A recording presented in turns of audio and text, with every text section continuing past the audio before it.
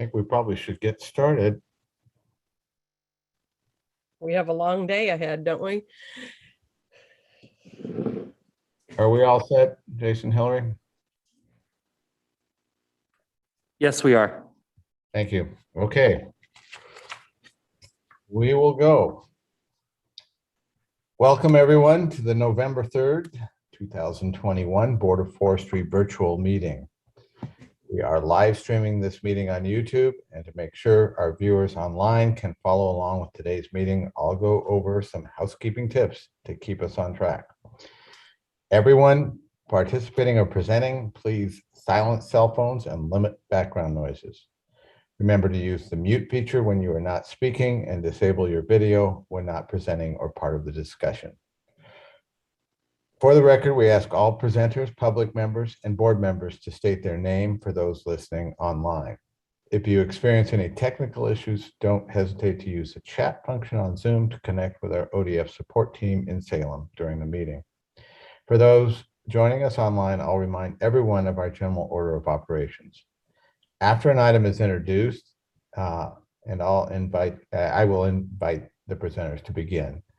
For board members, if you have clarifying questions, please use the raise hand function and I'll call on you. Presenters, we will do our best to ask questions one at a time. After a presentation, we will open up the floor for board discussion and additional questions.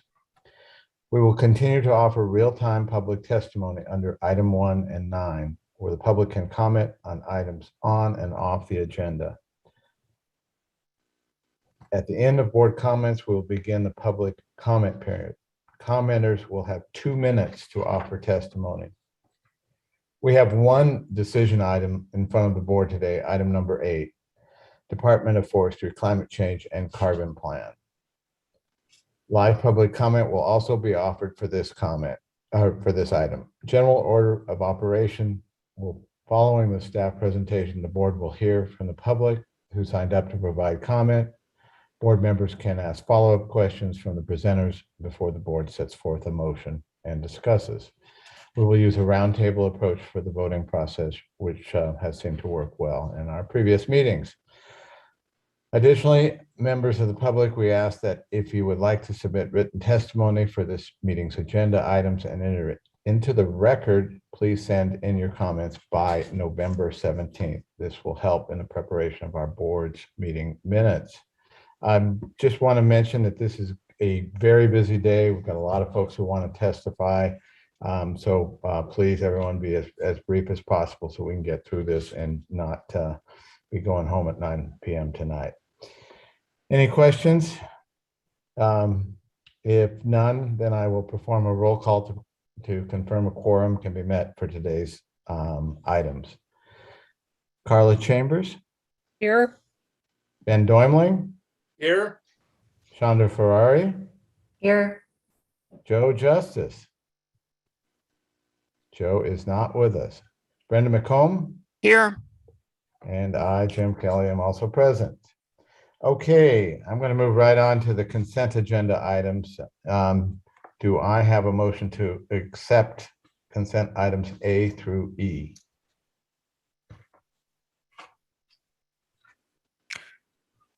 I would so move. I second. Carla Chambers has moved and Ben Doimling has seconded it. Okay, in that case, I will ask for a vote. Okay, Carla Chambers? Aye. Ben Doimling? Aye. Chandra Ferrari? Aye. Brenda McComb? Aye. And I am an aye myself as well. With consensus by the board, the motion carries. And now moving on to item 1, Acting State Forester, board member and public comments. Nancy, can you start us off today, please? Sure. Good morning, Chair Kelly, members of the board. I'm Nancy Hirsch. I'm the Acting State Forester. I've got a couple of topic areas I want to cover, given this is likely my last board meeting. The first one is about progress and accomplishments, and the last one is related to appreciations. These two topics are really interdependent for me. But first, I wanted to say I'm extremely pleased with the board's selection of Cal Mukamoto as the new state forester. Cal is the right person at the right time to provide leadership I believe the board is expecting and that I know the department needs. I was fortunate in my career to work with Cal while he served on the Board of Forestry. More recently, I've had Cal working with me, providing some additional oversight on the MGO recommendations that are being implemented, including some critical financial reporting and change management efforts. Cal brings a diverse professional background in forestry, and he has excellent relationships with many of our partners, stakeholders, and Oregon's federally recognized tribes. The department is excited about working with Cal and we stand behind him in moving forward. Congratulations, Jim, board members, and Cal. I'll look forward to helping however I can in the transition. Touching on some accomplishments, as I've been planning for the transition with Cal, I've had a lot of thought about the progress the department has made and our accomplishments over the last 5 months. And there's a number worth highlighting as well as celebrating. When I started in June, it was really crystal clear to me where we had alignment on issues and opportunities, which resulted in a number of top priorities, but also competing priorities over the past 5 months. My priorities have been employee health and wellness, regaining the trust of key external partners, continuing to implement the MGO recommendations, fire season 2021, and righting the ship while keeping up with core business and initiatives. They've not changed except for adding one with the implementation of Senate Bill 762. As I've said before, surrounding employee health and well-being, the bills that came out of the legislative session did bring with them much needed capacity that will begin to help mitigate the impact and demand on our most important asset, our employees. But it will take time to fully realize those benefits. We're fortunate that we have received these investments and they must be sustainable. Surrounding regaining trust, I've primarily focused on building and sustaining relationships with each of you as board members, the governor's office and her staff, the state treasurer and his staff, and key legislative leaders. All were significantly engaged, interested, and supportive. We were able to shift from multiple financial reporting efforts to a single monthly report that seems to be serving everyone well. This is an important step towards bringing confidence and trust into the agency's finances. We need this trust to be successful in developing a large fire funding fix, and I'm confident in where we are at today. Continuing to implement the MGO recommendations and complete that work on time, another priority. In June, the department presented the implementation management plan to the board. One recommendation included organizational changes that need to go into effect by January 1. We recently procured contracts with MGO and a change management consultant that are critical to achieving this, and it is in the implementation phase and on schedule. The oversight Cal has been providing to these efforts will be incredibly beneficial to the continuity around this critical work. Fire season 2021, there were simply heroic responses at every level, from initial attack to extended attack to large fire management, yet during another extremely challenging fire season. Just a special note there, we bring on almost 600 seasonals that take care of that initial attack. And we had amazing success surrounding Oregon in extended attack, though most of you probably only saw the challenges and the successes around large fire. The department sent out all 3 of its incident management teams within a week in July. That was unheard of prior to 2013. Logistically alone, this is a major accomplishment. The new fire environment driven by climate change is not yet well understood by many. Exponential fire growth is difficult to operate in. Right the ship while keeping up with core business and initiatives. We've continued to focus on the top priorities while striving to maintain core business. The climate change and carbon plan, as already mentioned, is in front of you today for a decision. The state forest habitat conservation plan continues with significant workload, now on a companion draft forest management plan, and now with the agreement on the private forest accord, Clarity will evolve quickly on what the rulemaking and operational workloads will be for the department and the board. The accord triggers yet another transformational period for the department. That shortly after the other transformational accomplishment, which for all of us was Senate Bill 762, which was added as a priority after the 2021 legislative session. There's a newly established Wildfire Programs Advisory Council. This new council is not a decision body, but instead was established to provide advice, assistance, perspective, and ideas, as well as recommendations to the State Wildfire Programs Director, which we all know our own Doug Graff recently was appointed there. The council will hold its first meeting on Friday. We will be in attendance to report on the significant progress made by the Board of Forestry in its rulemaking and ODF in its implementation. The Wildland Urban Interface Rule or definition rule was recently adopted by the board within the 100 days of legislation passing as required, which was a significant lift by the Rule Advisory Committee, board, and the department. There's a lot of work happening to establish criteria for awarding $20 million in mitigation that we received, and standing up the Small Woodland Grant Program, which was given $5 million. That's quite a mouthful. Folks have been busy around here, and I know all of you have too.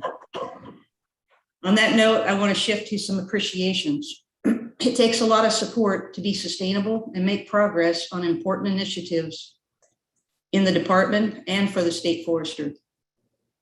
I'm sincerely grateful. Excuse me. I'm in complete gratitude to have had the opportunity to lend a hand here over the past few months. To be honest, it does feel a lot longer than 5 months. Consistent with my career to date, it's been about relationships, and those relationships fill me up. Jim, you and every board member have shown tremendous support during my time, and I want to thank you personally.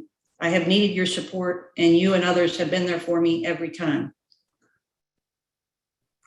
I'm sincerely grateful to the public, partners, and stakeholders that have shown a great deal of patience, support, grace, and understanding during my acting role. How you have treated me goes a long way in making this job doable. I'm hopeful you offer Cal the same in his transition. It makes a difference. For the department's executive team, you've shown tremendous courage and response. I know I've asked a lot, and you've responded with action and grace. Honestly, more grace than I have most of the time. Thank you for your support, leadership, and steady hands. You're in good hands with Cal going forward, and he is in good hands with you. I want to call out the ODF's Tricia Kershaw, the HR director, and Joy Krozik, the public affairs director, for their constant, critical, strategic, proactive problem solving and coordinated communication efforts. This has not been an easy period for anyone, and these two have been instrumental in our success on every challenge we've faced. Thank you, Tricia and Joy. You've made a difference. I also brought in additional capacity in a specific area during this time. Bill Hunt, an ODF retiree, as a senior advisor, served the executive team and board in specific strategic support and provided me with critical counsel. I cannot thank Bill enough for saying yes and for being here with me. Bill and I will have quite a debrief when I get done here, which we often do in a dugout. For the department's leadership team, thank you for your leadership across Oregon. Your work is where the rubber meets the road. It's what matters. Over the past 6 months, you've provided leadership during the second most expensive gross cost fire season of $129 million, and the most expensive net cost fire season, nearly $69 million. These costs result from real work, putting large fires out associated with thousands of acres burned in extreme fire behavior and fuel and health conditions. All of this while managing large fires with COVID protocols, maintaining core business functions across all programs, and ultimately carefully managing additional chaos and challenges through the implementation of the executive order. You thrived and you survived. And I know you will move the organization forward in a way to continue to deliver services expected. To all ODF employees, thank you really isn't enough. I regret that during this period, I was not able to connect with very many of you in person. For those I did, some seasoned and some very new, I observed to the person the dedication and commitment necessary to continue to deliver at every level. Thank you for those that provided me feedback throughout this time. Your voices do matter. Keep focused on the agency's mission and providing so many valuable services to Oregonians. Lastly, thank you to Governor Brown and her staff, Department of Administrative Services, our Chief Financial Officer, and other agency directors, both federal and state, some key legislative leaders, our legislative fiscal officer, the state treasurer and his staff, and the Department of Justice. Unfortunately, a lot of help from the Department of Justice during my time, but I've needed it and all of that every step of the way. Overall, I remain extremely proud to be a part of the department. I want to just say thank you for the opportunity to serve during this transitional period. Back to you, Jim. Okay. Okay, Nancy, we cannot thank you enough. So thank you on behalf of the board. Thank you on behalf of all Oregonians. You've taught me a lot, and it's been a joy to work together. So next up, big congratulations to Cal Mukamoto. I believe that all of ODF is excited to welcome Cal. And meanwhile, we can celebrate that Nancy will soon have a real life again. And we can also celebrate that she will be back around from time to time to help with projects. Cal, at this point, do you have any wisdom to share with us this morning?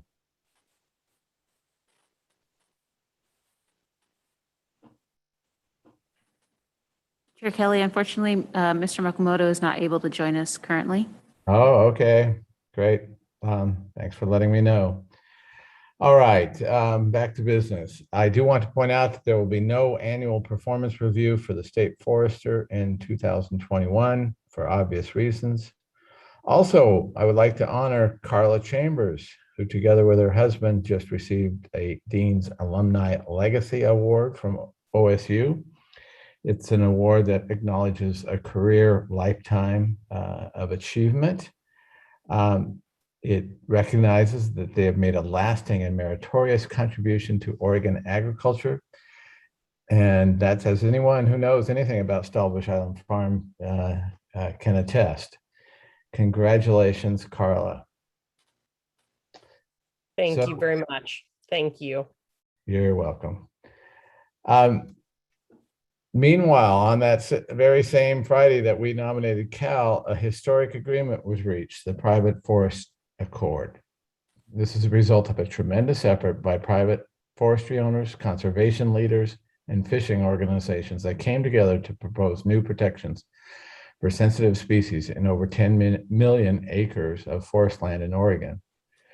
This is such a momentous achievement. I want to formally thank the many, many people and organizations who dedicated themselves to making this happen.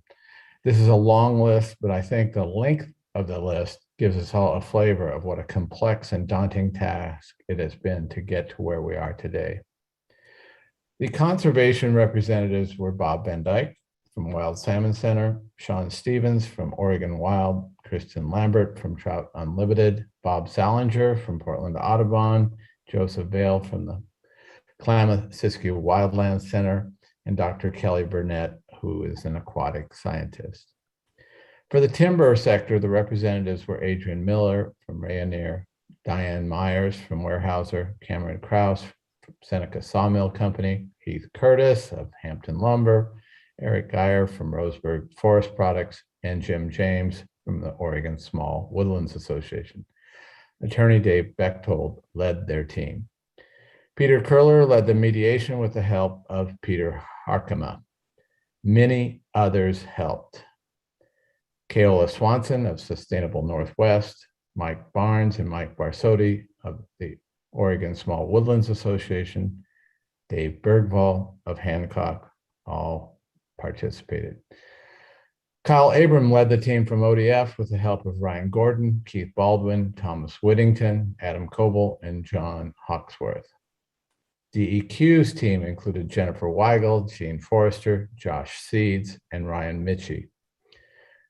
ODFW's team included Sean Clements, Kara Onlop-Dunn, Courtney Zambori, James Rozicki, excuse me if I'm blowing any of these pronunciations, John Gurman, Alan Ritchie, John Bowers, Craig Smith, Derek Brauman, and Thomas Stahl. From NOAA, we had Kim Kratz, Terry O'Rourke, Jeff Young, and Tim Beachy. And from the U.S. Fish and Wildlife, we had Paul Henson and Rich Flem. I understand a big shout out is also due to Courtney Linebaugh, the executive assistant to Jason Miner, who supported the teams all last week, including making copies of proposals drawn on napkins in the final hours. Apparently she got there early and she left late. So I apologize for anyone who has been left out. That leaves me with just two others that I'm told deserve a little credit: Jason Miner from the governor's office and the governor herself, Kate Brown. People on both sides tell me that the agreement would never have been reached without the governor's shuttle diplomacy, and I can imagine just a bit of arm twisting. This is a historic achievement that will truly be a positive and lasting legacy and will benefit Oregon for at least the next 50 years. Congratulations to all of you.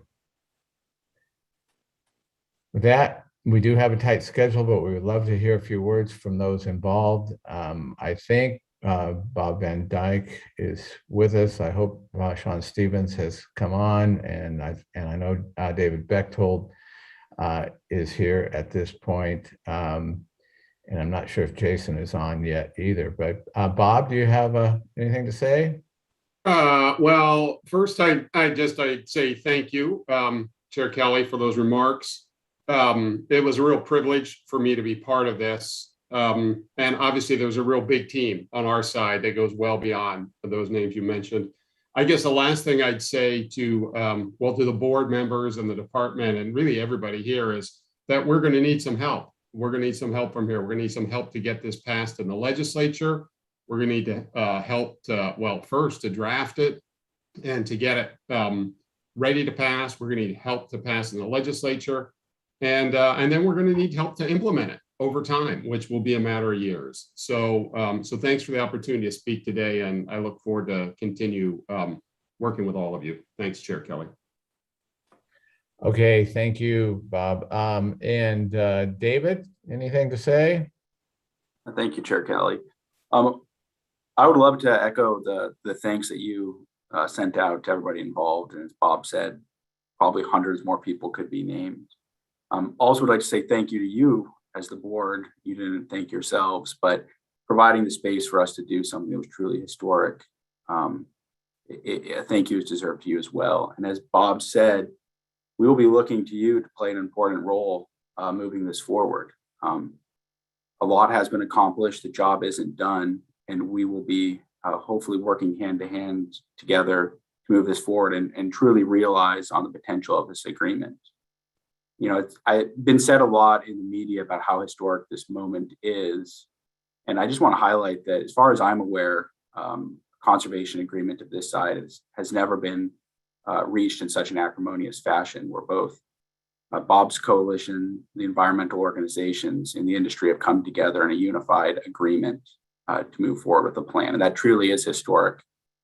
I'd be remiss not to highlight that it's going to cost industry a lot, and it is a big pill for us to swallow, but we're excited about the possibilities in the future and truly a historic game-changing event. So thank you to you, personal thank you to you again, Bob. I know we've spent a whole lot of time together over the past 2 years, and feels good to get to a finish line, but one finish line is another start line. So looking forward to working together.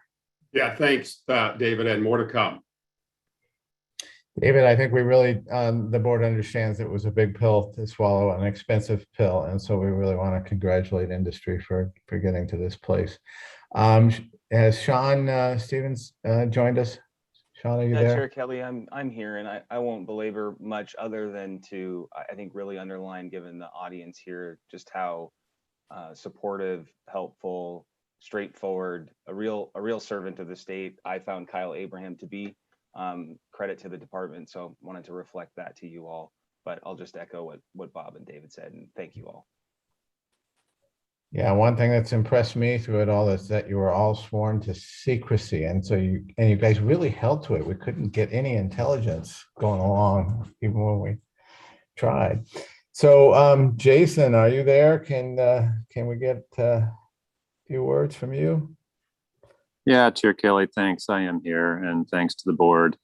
I echo everything that's been said. I do want to harken back and thank the individuals who came together in February of 2020 to sign the MOU that in many ways kicked off this process. And I think a special thank you goes out to the Oregon legislature.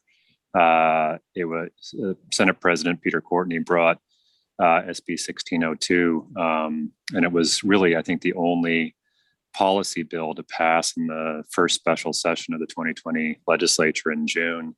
And that really set in place the authority of the governor's office to bring the facilitation capacity to fund the effort that launched this year of incredibly hard work, which culminated in a week of incredibly hard work that ended in the early morning hours of Saturday with success. So the legislature has played an important role here in launching this and charging these parties to get together, find a better way forward, and bring that back. And here we are, as everybody has acknowledged, there is a lot of work ahead, but I want to extend the governor's thanks to the legislature for making this moment possible.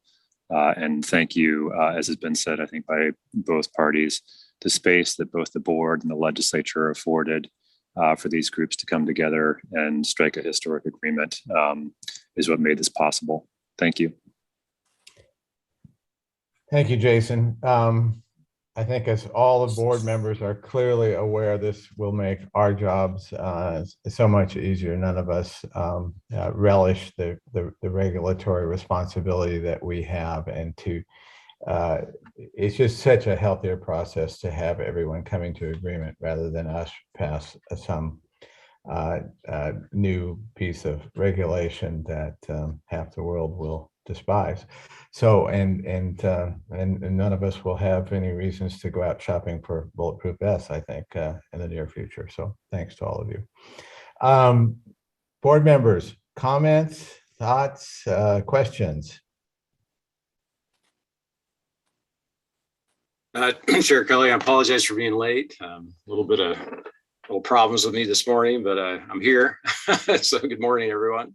I would just make a comment. I would thank everybody involved. This is being part of industry and seeing this happen. This historic process is just so encouraging about Oregon, and I'm so hopeful and optimistic about the future. It is, as David said, it is a big pill to swallow. This is big, but that regulatory certainty for us is very important too. So thank you for everybody involved. I really appreciate the hard work.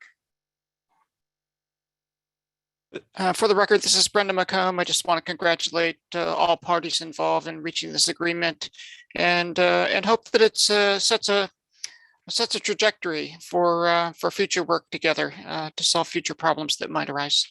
So thank you all. Any other comments this morning, board members?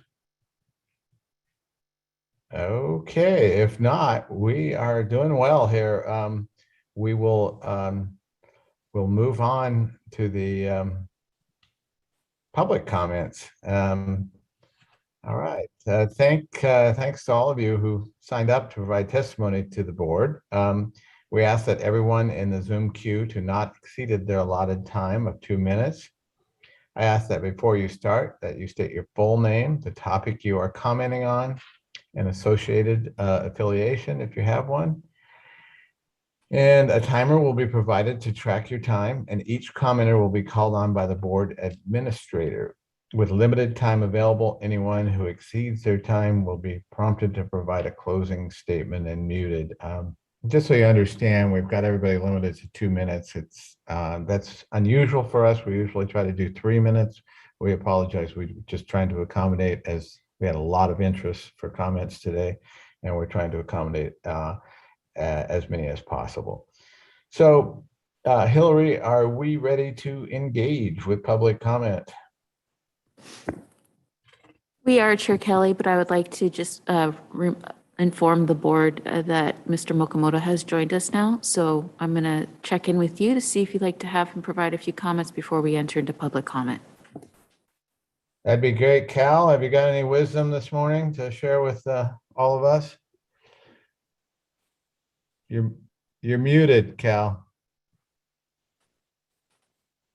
I apologize for being late, Chair Kelly. I just found out about the meeting about 5 minutes ago. So I had my calendar 9 o'clock, but I don't know what happened. Anyway, through technology, we were able to get on, and this is a very exciting week. I think right now we're looking at I'm jumping on probably about the 15th of the month, but still waiting for some paperwork from the state to actually know that I have a confirmed offer. So, but I'm looking forward. I've been talking to people. I met with the executive team on Monday morning. What a great bunch we have. And then with this private forest accord, it's a very exciting time to be here. So thank you very much, Chair Kelly. Okay, thank you, Cal. We really appreciate your being here. All right, then it's back to you, Hillary, for public comment. Thank you, Board Chair and members of the board. Today we have 7 in the queue who've signed up to provide public testimony today.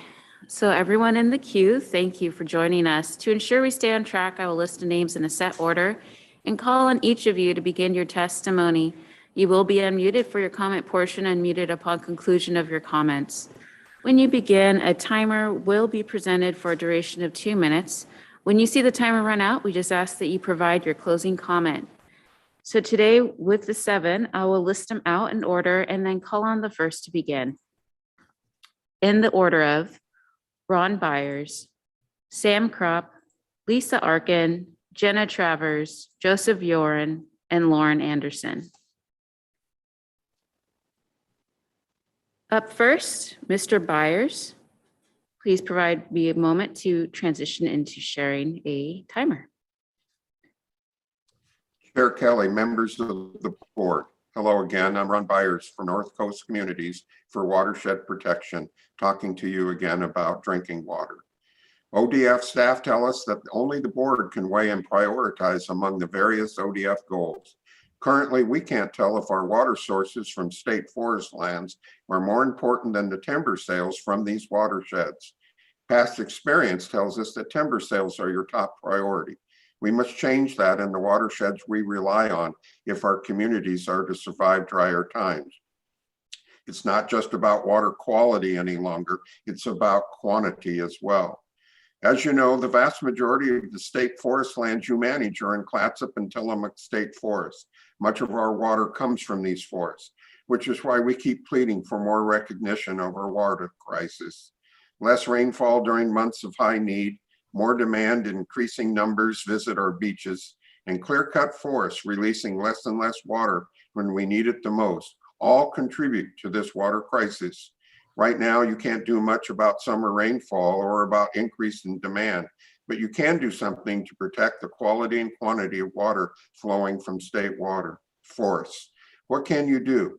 You can elevate water, and especially drinking water, to an overarching priority goal that applies to all ODF divisions, and you can redirect agency resources accordingly. This is the only way this goal can get into the necessary operating plans and become strategies with timeframes and measurable results.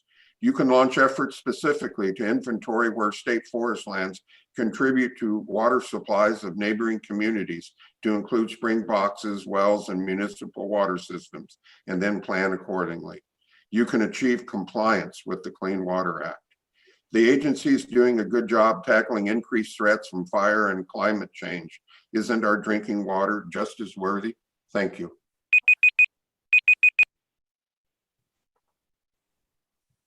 Up next, Sam Kropp. Hi there. Thank you for the opportunity to speak today and for your service, your important work on the board. My name is Samantha Kropp. For the record, I'm the coalition's coordinator with the Forest Waters Coalition, representing over 20 conservation organizations and water keepers. We have many reasons to be hopeful, I think, in light of the recent private forest accord agreement, and I want to offer extensive gratitude to all of those who put in so much labor and time to reach this historic point. My comments today, however, will be focusing on something that's not explicitly addressed in that agreement, which is drinking water. While over 80% of Oregonians get their drinking water from forested watersheds, our state's municipal drinking water supplies are still less protected than our fish-bearing streams, for instance. Ongoing clear-cut logging practices increase sedimentation and reduce summer stream flow in these drinking water supplies, and associated herbicide applications do further pollute them with harmful chemicals.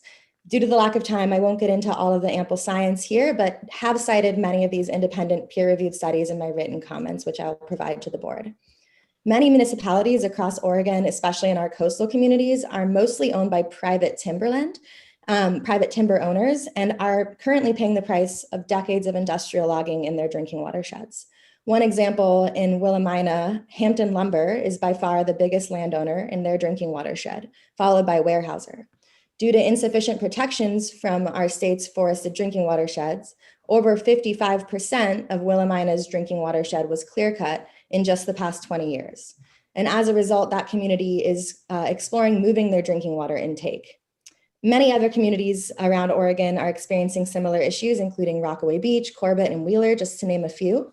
And sadly, despite the body of science-backed and place-based evidence, historically, the Oregon Department of Forestry has failed to acknowledge the connection between industrial logging and drinking water degradation. In fact, the agency has not sufficiently studied the relationship and has failed to even conduct analyses of a range of alternatives that could better protect our drinking watersheds. Thank you for the time. My ask today is to please move forward in a productive direction with this encouraging new leadership on the board and place a moratorium on aerial sprays in drinking watersheds while more analysis can be done of the impacts of industrial logging in those critical and priceless drinking watersheds. Thank you. Up next, Ms. Arkin.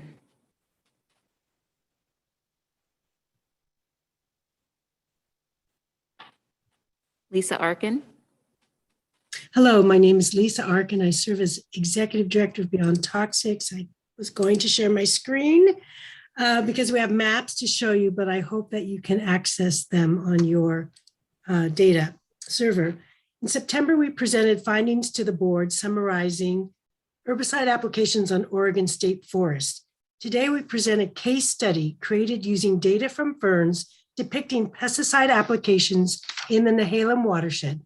Our purpose is to help the board, the staff, and the public visualize where pesticide sprays are taking place and their close proximity to important fish-bearing streams.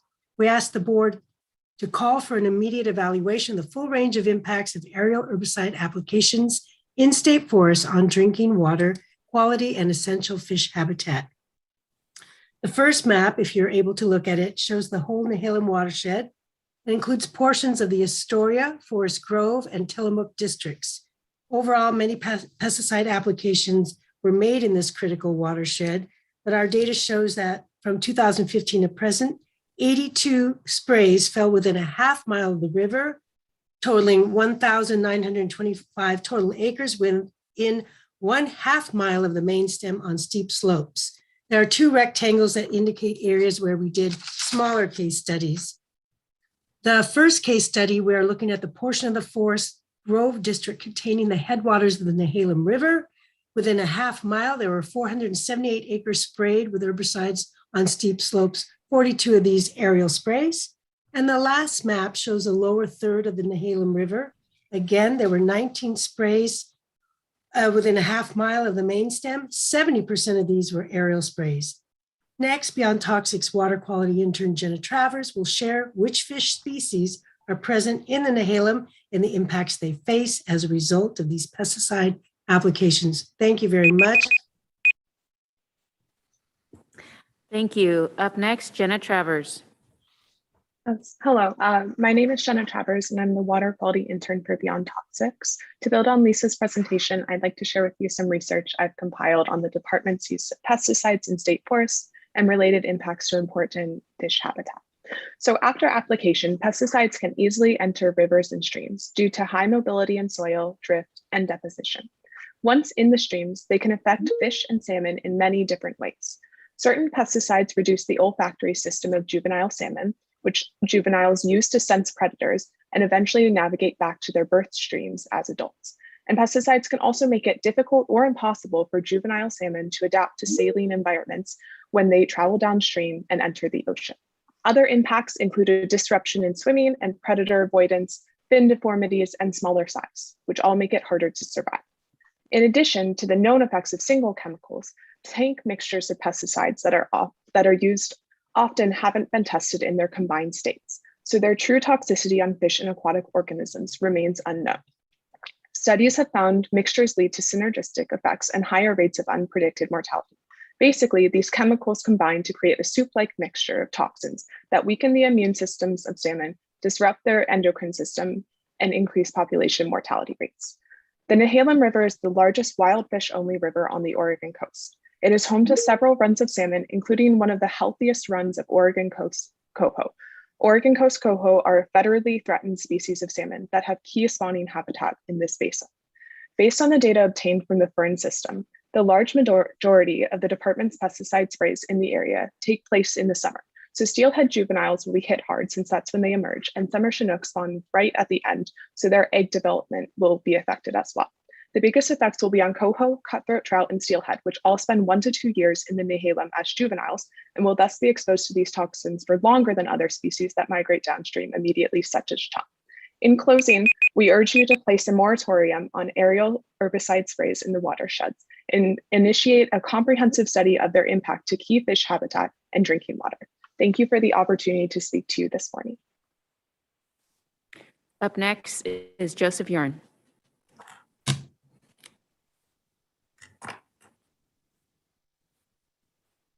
Chair Kelly, State Forester, and members of the board. My name is Joseph Yorn. I speak today on behalf of the Audubon Society of Lincoln City and Salem Audubon Society. Our members and leadership ask the board and State Forester to reject attempts to lock Oregon state forests into a definition of greatest permanent value that is grounded in the past, narrowly defined, and justified only through economic self-interest. Oregon Revised Statute defines GPV as healthy, productive, and sustainable forest ecosystems that over time and across the landscape provide a full range of social, economic, and environmental benefits to the people of Oregon. Oregon Administrative Rule directs the State Forester to manage for 6 specific benefits. We support forest management for all of these benefits. We're not opposed to the production of forest products, recognizing that they are essential to our current existence. But we take great exception to constant and consistent testimony from entities with vested financial interests that timber production must be the only benefit. The statute makes it very clear that timber production is not exclusive, but must be pursued within a broader management context. The rule is not tied to a definition formed decades in the past, but instead anticipates the needs to look to the future. No one can claim with any credibility that current conditions would argue for continuing to conduct business as usual. Thank you for your time and consideration.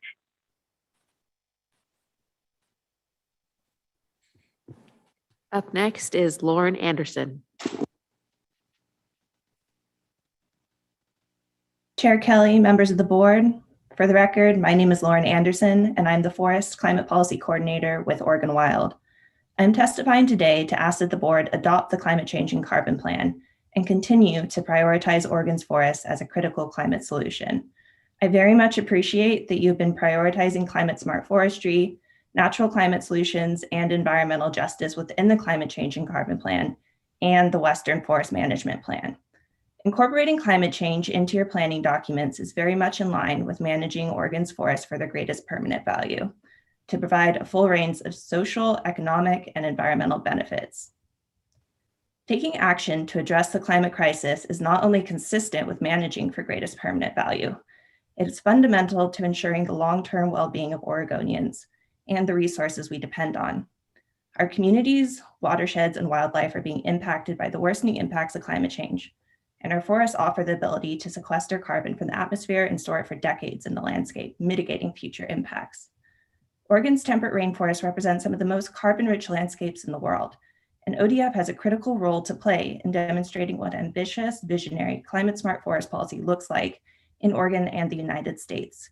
Thank you very much for the opportunity to speak today.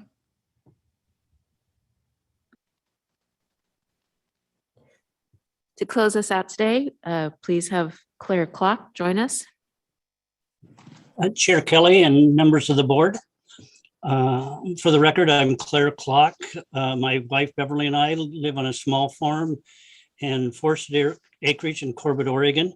I have, it's been a long time since I've addressed the Board of Forestry, and you have 4 new board members, so welcome to the new board members. We'll look forward to hearing from you in the future.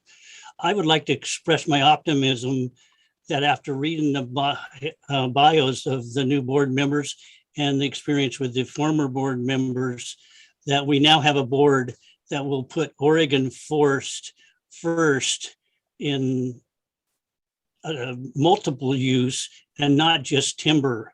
In the past, the board has subjugated ecosystem services, fisheries, wildlife, and recreation to a minimal role in the state forest. I see that changing. While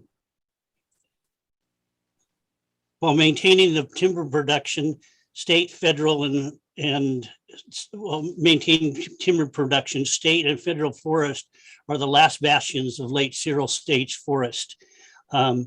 I look forward to having the state forest as a more integral part of the ecosystem rather than just forest production. I thank you for your hard work and look forward to hearing about the climate change today. The Forest Accord was a surprise and a very pleasant surprise. But as was mentioned, we have to get it through the legislature, and we'll be working in that sense. Thank you much, and appreciate the opportunity to talk. Bye-bye.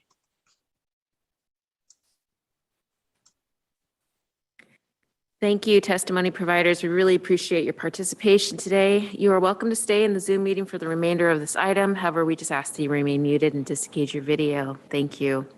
Chair Kelly and members of the board, this concludes our public testimony portion for item 1. Okay, thank you, Hillary. We're going to go to our next item. Mr. Barnard is going to lead us with his presenters. This is the Urban and Community Forestry Assistance Program and Oregon Community Trees. So Josh, do you want to take it away? Yes, thank you. Good morning, Chair Kelly, members of the board, State Forester Hirsch. My name is Josh Bernard, Interim Division Chief for the Private Forest Division. I would like to introduce the next presentation by the Oregon Department of Forestry's Urban and Community Assistance Program staff, Urban and Community Forestry Assistance Program updates. The presenters will be Kristen Ramstead, who has worked in the department's Urban and Forestry program for nearly 30 years. Over the last 4 years, she has been program manager. Katie Lompa has worked for the Urban Forestry program for over 23 years. And since 2018 has served as a statewide community assistance forester. Samantha Wolf will also be joining us today and is the current president of Oregon Community Trees, or OCT, which serves as the state's Urban and Community Forestry Advisory Council. Oregon Community Trees works collaboratively with the Urban Forestry Program. Samantha's tenure as OCT president started in January 2019. At this point, I'd like to mention that the Oregon's Urban and Community Forestry Program staff are the longest serving staff in a state urban forestry program in the US. Kristen and Katie's total combined years with Urban Forestry Program is 53 years. Today, we'll provide you an update on the work of the Urban Community Program over the last year, talk about the tree plotter inventory system, hear from Oregon Community Trees, and the transition of staff in the coming year. I'll now turn it over to Kristen Ramstead. Hey, let me get myself organized here. Can you see my screen yet? Yes, we can. Okay, great. Well, Good morning, Chair Kelly, members of the Board of Forestry, Acting State Forester Hirsch, soon to be State Forester Mukamoto. My name is Kristen Ramstad, and I manage the department's Urban and Community Forestry Assistance Program. Before I begin, I'd like to say a few words about the art in this photograph. This mural was painted by the artist Natalia Rock for a town in Poland that in 2013 was celebrating Polish folk legends. This Legend of Giants mural refers to the giants in Polish folklore who were feared by the local people because they destroyed the area's forests and trees and laid waste to nature in general. Eventually, according to the legends, the giants learned from human children to take care of the nature around them. Take what you will from this story. I thought it was a good place to start this presentation. For 30 years, oh shoot, let me just get to my other screen here. Sorry about that. For 30 years, the Urban and Community Forestry Assistance Program has been teaching cities how to take care of their trees within city limits and sometimes within urban growth boundaries.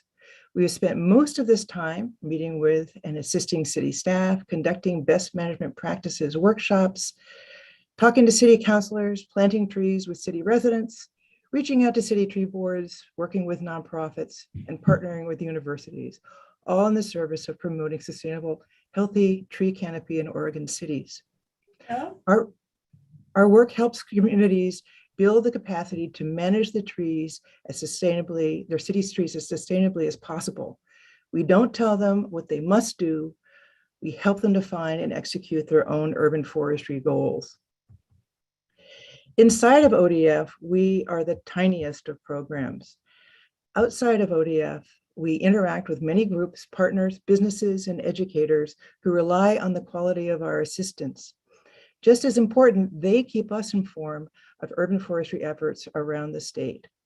When federal funding enabled states to start urban forestry programs in 1991, the ODF leaders at the time did so because of the opportunity to reach elected officials, city staff, urban residents, and other groups that were unfamiliar with the work of ODF.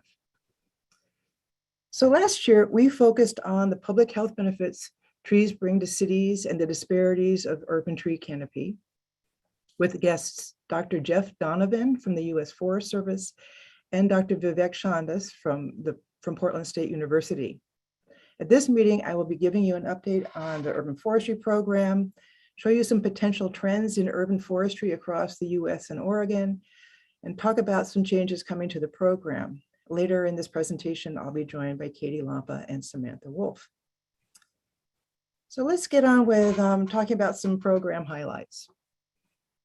In March, the governor proclaimed April is Arbor Month.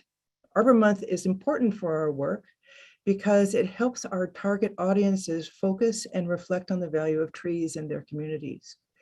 Previously, as you may know, Oregon had a designated Arbor Week, but that was rescinded in 2012. However, even when we had Oregon Arbor Week, there was no ongoing annual proclamation by the governor.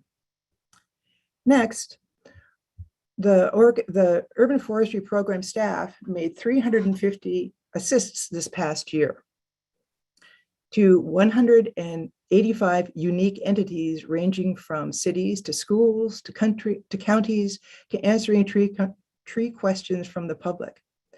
An assist is any time the urban forestry staff provides technical, educational, or when we have it, financial assistance to a community, school, nonprofit, or other entity. Not surprisingly, most of these assists over the past year have been virtual, as in Zoom meetings and webinars, or informational via email. Although these numbers are similar to past year's assists, we have not been able to connect in person very well with the audiences we serve. Urban forestry is a high connection field. The more we can meet with people on site or in person, the more effective our outreach is. Next, despite the pandemic, we celebrated our largest number of tree cities, 69. The number of Oregon's Tree City USAs is a key indicator for our efforts because it requires annual reporting and certification by the cities that are participating in the program. so we know they are maintaining and building their urban forestry programs. According to a recent study by the Arbor Day Foundation and the Forest Service, tree cities spend much more on staff salaries and tree care than non-tree cities. Also, because all tree cities have tree ordinances and other attributes of urban forestry programs, we know they are better prepared than non-tree cities for the population and climate pressures to come. Another important aspect of the Tree City USA program is that we ask our tree cities to self-report annually on the number of trees they plant, prune, and remove. To give you a sense of their efforts, last year altogether, Oregon's 69 tree cities reported that they planted more than 61,000 trees, pruned almost 55,000 trees, and removed around 12,000 trees. In other words, they established or took care of over 116,000 trees and removed approximately 1/10 of that number. I've included the same stats from 2019 and 2018 in the table. You can see it is not unusual for our tree cities to plant and care for far more trees than they remove. Additionally, in 2020, Oregon's Tree City USAs reported over 30,000 volunteer hours in the service of their community forests.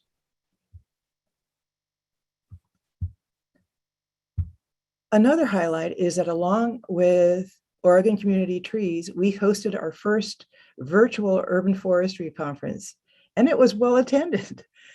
Our guest Samantha Wolf will be saying more about this.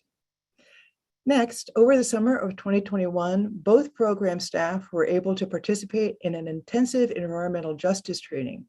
We met in small groups with participants from cities and nonprofit groups nationwide, completed homework, and learned a lot.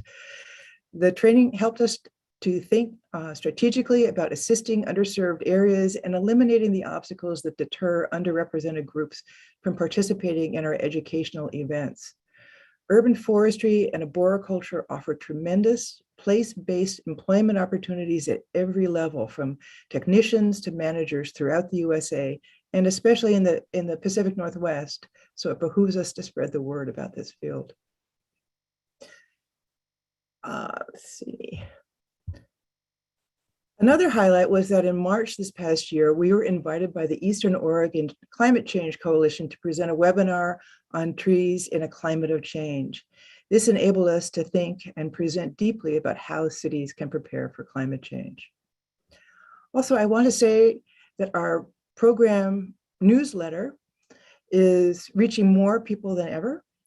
Our webpage is regularly updated, and many messages about urban forestry have been posted on ODF's social media, thanks to the efforts of the public affairs staff, Julie Waters and Jim Gersbach. Our newsletter and social media posts have been an important component in keeping people aware of the work that we have been doing during the pandemic. I also want to appreciate ODF's GIS experts, Carl Swanson and Michael Lathrop, who created and annually update the map of Oregon's Tree City USAs and who have helped us with our story maps, which are also important items and links on our webpage. Finally, we have doubled the number of communities engaged with our tree plotter inventory project. We now have approximately 14 cities that have expressed an interest in using tree plotter inventory or are willing to share their existing inventory data to help the statewide urban tree database. It's not a lot, but interest is increasing. Tree plotter inventory, or TPI, is an important tool for our program, as Katie Lampa will explain in the next few slides. Katie, are you ready? Can you change the slide, Kristen? Yes, I can. I can see. Good morning. My name is Katie Lampa, and I'm the ODF. Excuse me. Oh, sorry. Hang on. Okay. I'm the ODF, Urban and Community Forestry Assistant Programs Community Assistance Forester. In the next few minutes, I will share with you a few of the ways Oregon Tree Plotter Inventory, or Oregon TPI, can and is being used by ODF and by cities in Oregon. The software is free to cities, web-based, and data can be collected out in the field offline from a smartphone or tablet. It allows cities to collect as few or as much data points as they need. They can select to enter only a tree's location, species, size, and condition, or can include larger numbers of data points, including site characteristics, photos, and observations regarding tree damage. This information, used alone or in conjunction with canopy and demographic analysis data, can help cities manage and plan for improving their community forests. It gives them a clear sense of age and species diversity and distribution, species site compatibility, land use issues, and much more. So first, let's look at the ODF Oregon TPI landing page. On the right is a list of cities that are at different stages of interest using Oregon TPI. You'll also see a few ODF projects are listed here. Currently, not all on this list have trees in the system. For example, 2 of Oregon's larger cities are working on resolving internal issues. And once they do, Eugene's and Portland's hundreds of thousands of trees will be part of the data. On the left, you can see the monetary value of the environmental benefits the current inventory trees provide. Let's now zoom in to learn more about one city's eco-benefits being received from trees they've inventoried using Oregon TPI. Next slide. It's important for a city to know the benefits they receive from its trees. Becoming more aware empowers communities to improve human health, property values, and quality of life through informed urban forestry management plan actions. The city of Albany recently inventoried more than 8,000 trees. And you can see a partial list of these trees on the right. To the left, you see these trees are providing nearly $811,000 in annual environmental benefits. To determine annual monetary values of stormwater prevention, property, energy savings, air quality, and carbon benefits, Oregon TPI needs data points on tree species, its diameter, and the land use category of the tree's location. The software can analyze the eco-benefits of the entire urban forest, as well as separate areas and aspects of an urban forest. iTree research is used to reach a dollar amount, and iTree is a peer-reviewed software suite from the USDA Forest Service that provides analysis and benefit assessment tools for urban and rural forestry. Next, let's look at another tool. Next slide. Oregon TPI has a feature called Tree Tours. With this tool, a city or the ODF UCF program can target and specify trees in the system for special focus. What you see on this slide are the components of a tour of Oregon's peace trees that is being created by us. We're entering photos, location, tree species to create a virtual tour that can be used to help promote the use of Oregon TPI. A city may create a tree tour showing existing trees that are growing around town that are listed on their approved tree list to encourage the planting of those tree species. City staff might create a tree tour of specific trees of concern to show the tree board or city council when discussing what actions will be taken on the trees. Or a city could offer a student, maybe perhaps an Eagle Scout, a project to create a tree walk of the city's significant trees for the community to enjoy. Next slide, please. A tree inventory is the foundation or prerequisite in planning for and making sound urban forestry management decisions. And the ODF UCF program is hopeful for Oregon TPI will become more widely used across the state. When that time comes, it has the potential to assist cities and the state to improve storm response and emergency preparedness for climate extremes and insect invasions. With Oregon TPI, trees can be monitored over time, assisting with determining what tree species are more resilient than others in specific situations, or potential costs of an invasive insect infestation can be analyzed. Another way the software can be used is to become aware of potential tree planting sites, including sites in underserved neighborhoods and communities. In turn, neighborhoods, organizations, and agencies can then work together to communicate the benefit of trees, find funding, and plant trees in these sites to grow tree canopy where it's desperately needed. My last example of how Oregon TPI can assist us all is through graphically reporting inventory findings to decision makers and the community. Communicating the environmental benefits of trees could potentially inform carbon and climate policy.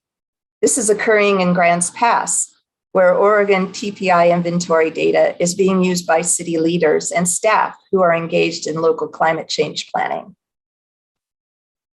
The limitations of our on-site outreach to cities over the past 18 months initially took some of the wind out of the Oregon TPI project sails, if you will. But interest is increasing, as Kristen had mentioned. As more cities conduct tree inventories and use the data to improve their urban forestry planning, we're confident that they will see progress in meeting their community forest visions and goals. We believe in Oregon TPI and its potential to optimize how the ODF UCF program can support communities of all sizes, both rural and urban, in achieving sustainable urban forest management. Thank you. Thank you, Katie. And Sam, are you with us? I am ready. Do you have my slides ready? I do. Are you ready? I am ready. Thank you, Kristen and Katie, and thank you, ODF Board Forestry. I am Samantha Wolf. I am the president of Oregon Community Trees, which is a 501c3 nonprofit, and I live in Oregon City. So OCT is entirely run by volunteers, and our mission is to promote healthy urban and community forests through leadership, education, awareness, and advocacy. We have an active 20-member board of directors that represent cities, businesses, agencies, institutions, education, and community organizations from all over the state. OCT serves as an urban and community forestry advisory board to ODF UCF program. And in 1990, the Farm Bill enabled the formation of the UCF programs across the nation, and the advisory council was a requirement. So we are required to designate an advisory council comprised of urban forestry stakeholders to serve and advise the program. Next slide, please. So OCT has three main roles in urban forestry for Oregon. First is education. In collaboration with the UCF program staff, we train, educate the next generation of urban forestry leaders. We provide unique cross-discipline educational opportunities for city staff from the state by hosting tours, nationally recognized conference once a year, and we also host workshops. When we were in person, we would host workshops. So hosted by OCT, ODF, and the USDA Forest Service, we have provided an annual conference on urban and community forestry topics. And this has occurred annually for 30 years in person until recently. So we were successfully able to host a virtual conference that was well attended and this year's theme was Water-Wise Community Forests and Strategies for the Future. Very popular and interesting topic to all of our attendees. Conference sponsorships cover the cost of conference costs, as well as any speaker fees for the presenters, and it also helps to support the annual operations and activities of OCT's annual work. So we also use the income from our conference to provide a matching funds to a grant that comes from OCT's, from UCF's program to provide out-of-state conference attendance. So we provide registration and per diem and travel costs for our members to travel out of state and attend other conferences for improving their educational opportunities.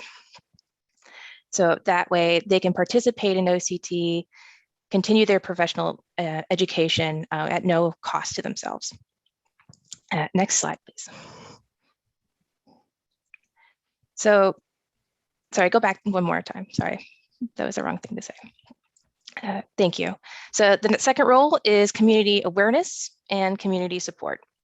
So OCT actively supports the UCF program at ODF and Oregon's 69 Tree Cities USAs by championing community-based tree planting activities, boosting Arbor Day engagements. We provide grants for Tree City USAs to boost their engagement opportunities and increase community awareness and engagement with tree planting, planting of other understory plants, and educational opportunities for their youth. Over the past 6 to 7 years, OCT has awarded nearly $20,000 to dozens of communities across the state. And additionally, directors from OCT help with these Arbor Day events. So we go and we assist, we provide recognition from the OCT as well. And we are also a program of an awards program where we are able to receive recognition and nominations from the communities to recognize the leaders and exceptional advocates within their communities that promote and advocate for urban forestry where they live. And the third role is advocacy and leadership.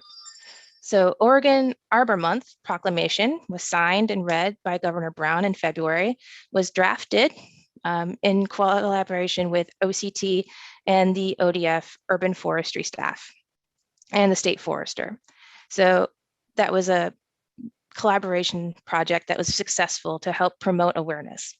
OCT provides board members ongoing leadership training. So in addition to educational opportunities, we also provide them leadership opportunities within the board to chair committees, to organize events, to plan education workshops and the like, which is a way to help grow their experience and skills in urban forestry. OCT is a member of the Alliance for Community Trees, which is a coalition of organizations across the country. And this past summer, several OCT directors and ODF forestry staff participated in an ACT hosted environmental justice training. And so we will strategize with this input of information to improve ODF and OCT's practices that can be more support to underserved and marginalized communities within Oregon. And the last example of OCT collaboration is the Green Legacy in Hiroshima Peace Tree Project. Multiple OCT directors worked with the One Sunny Day initiative to germinate and distribute peace trees produced from trees that survived the Hiroshima bombing in Japan. And so when those trees were germinated and grown, we were ready to plant. OCT worked closely with the ODF urban forestry staff to find these trees permanent planting sites in cities throughout Oregon. And these trees serve as symbols of peace and resilience, which are two things we could certainly use more of these days.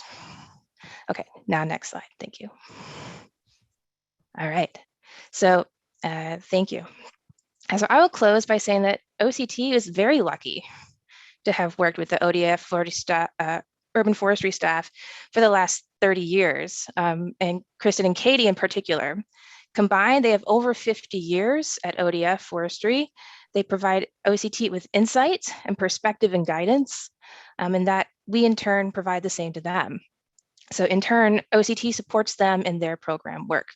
We also provide many hands to help them do the work. Kristen and Katie are highly respected in Oregon and across the nation. They are highly skilled and urban forestry professionals. They are exceptional public servants. OCT has been fortunate to have such engaged, knowledgeable, and supportive public servants that boost community forestry and also help grow and engage and teach OCT how to be better promoting the same. So our aligned goals help each other.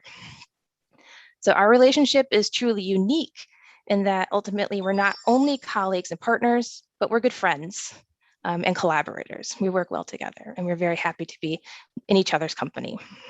So we are very interested to work with ODF in their successor. So as Kristen and Katie are anticipate their retirement soon, OCT is very interested in the successors in ODF program who exhibit similar engagement and support OCT and community forestry going forward.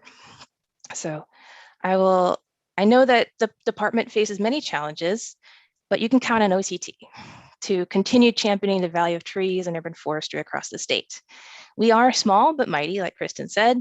You can see a legacy on a shady street, in community green spaces, and I'm sure even in your own hometown. So thank you for allowing me to join you today. Well, thank you, Sam. Thank you, Katie. Okay. So let's look at some of the annual program data that we compile for the Forest Service and some of the trends we are seeing. But first, this deserves a little explanation.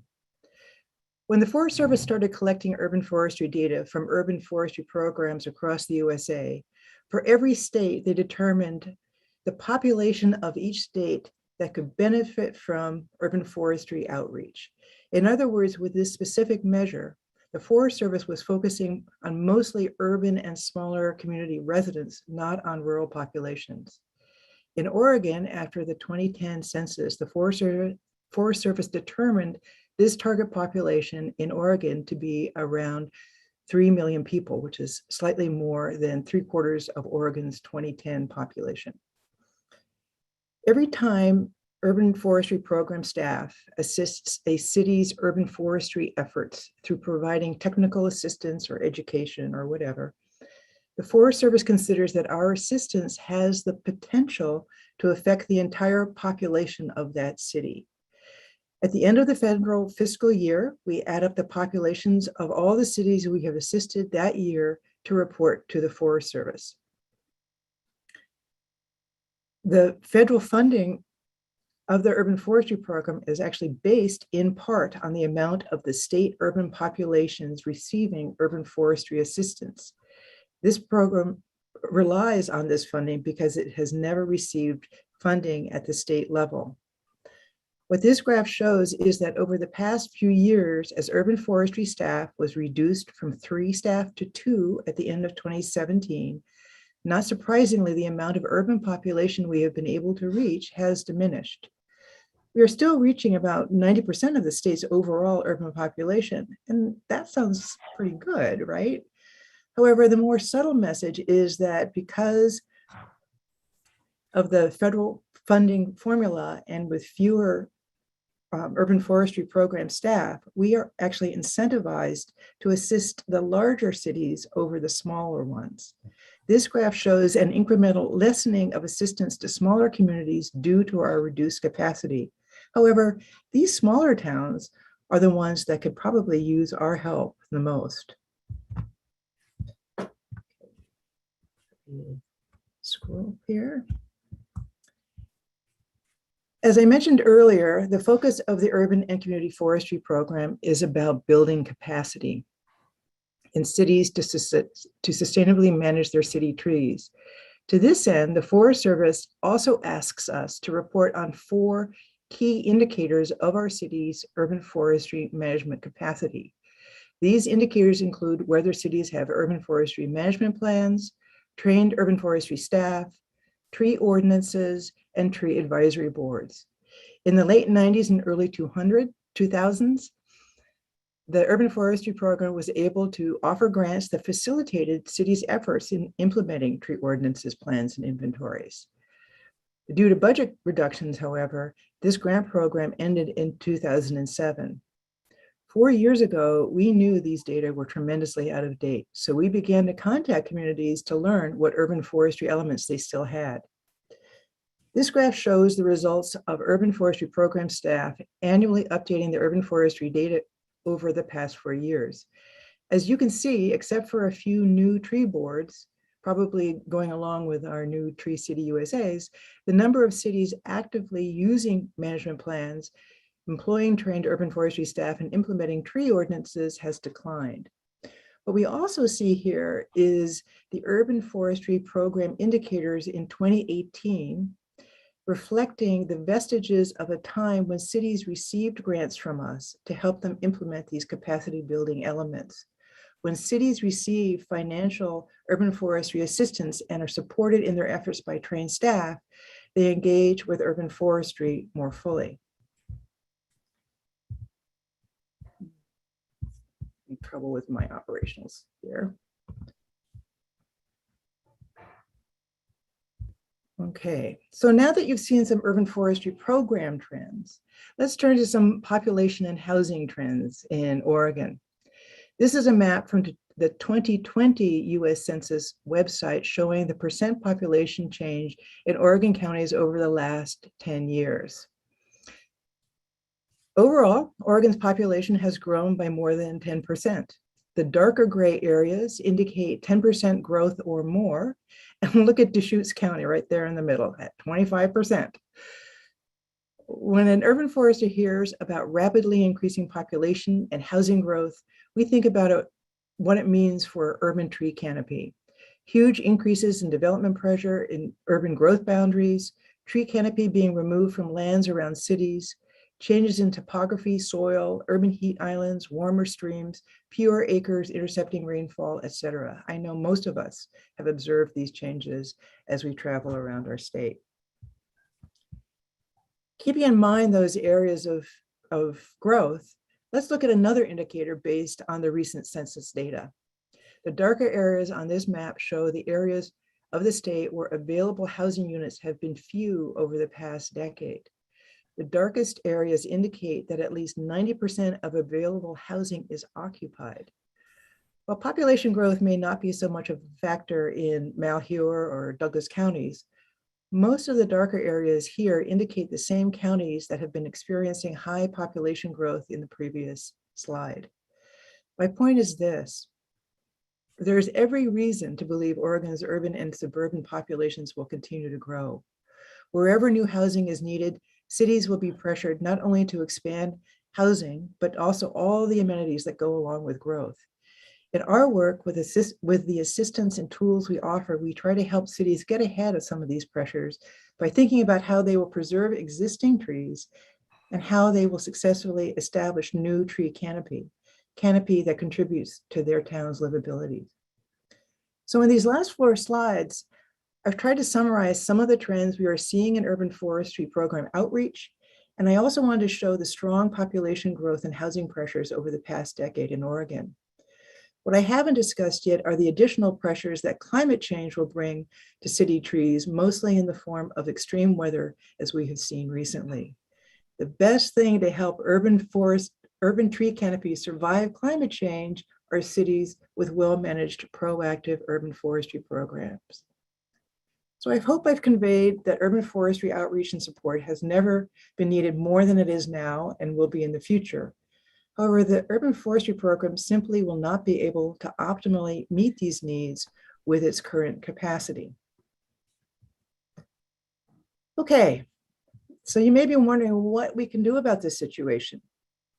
How can ODF support increased efforts to help Oregon's trees meet the challenges of growth? How can cities prepare for climate change, address historic inequity issues, and maybe even sequester a little carbon in the process? Well, I wonder about that too.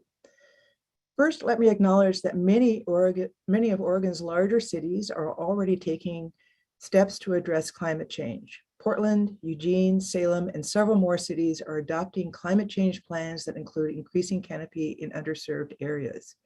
And as Katie noted earlier, the city of Grants Pass is using its tree inventory data to help shape climate change policy there.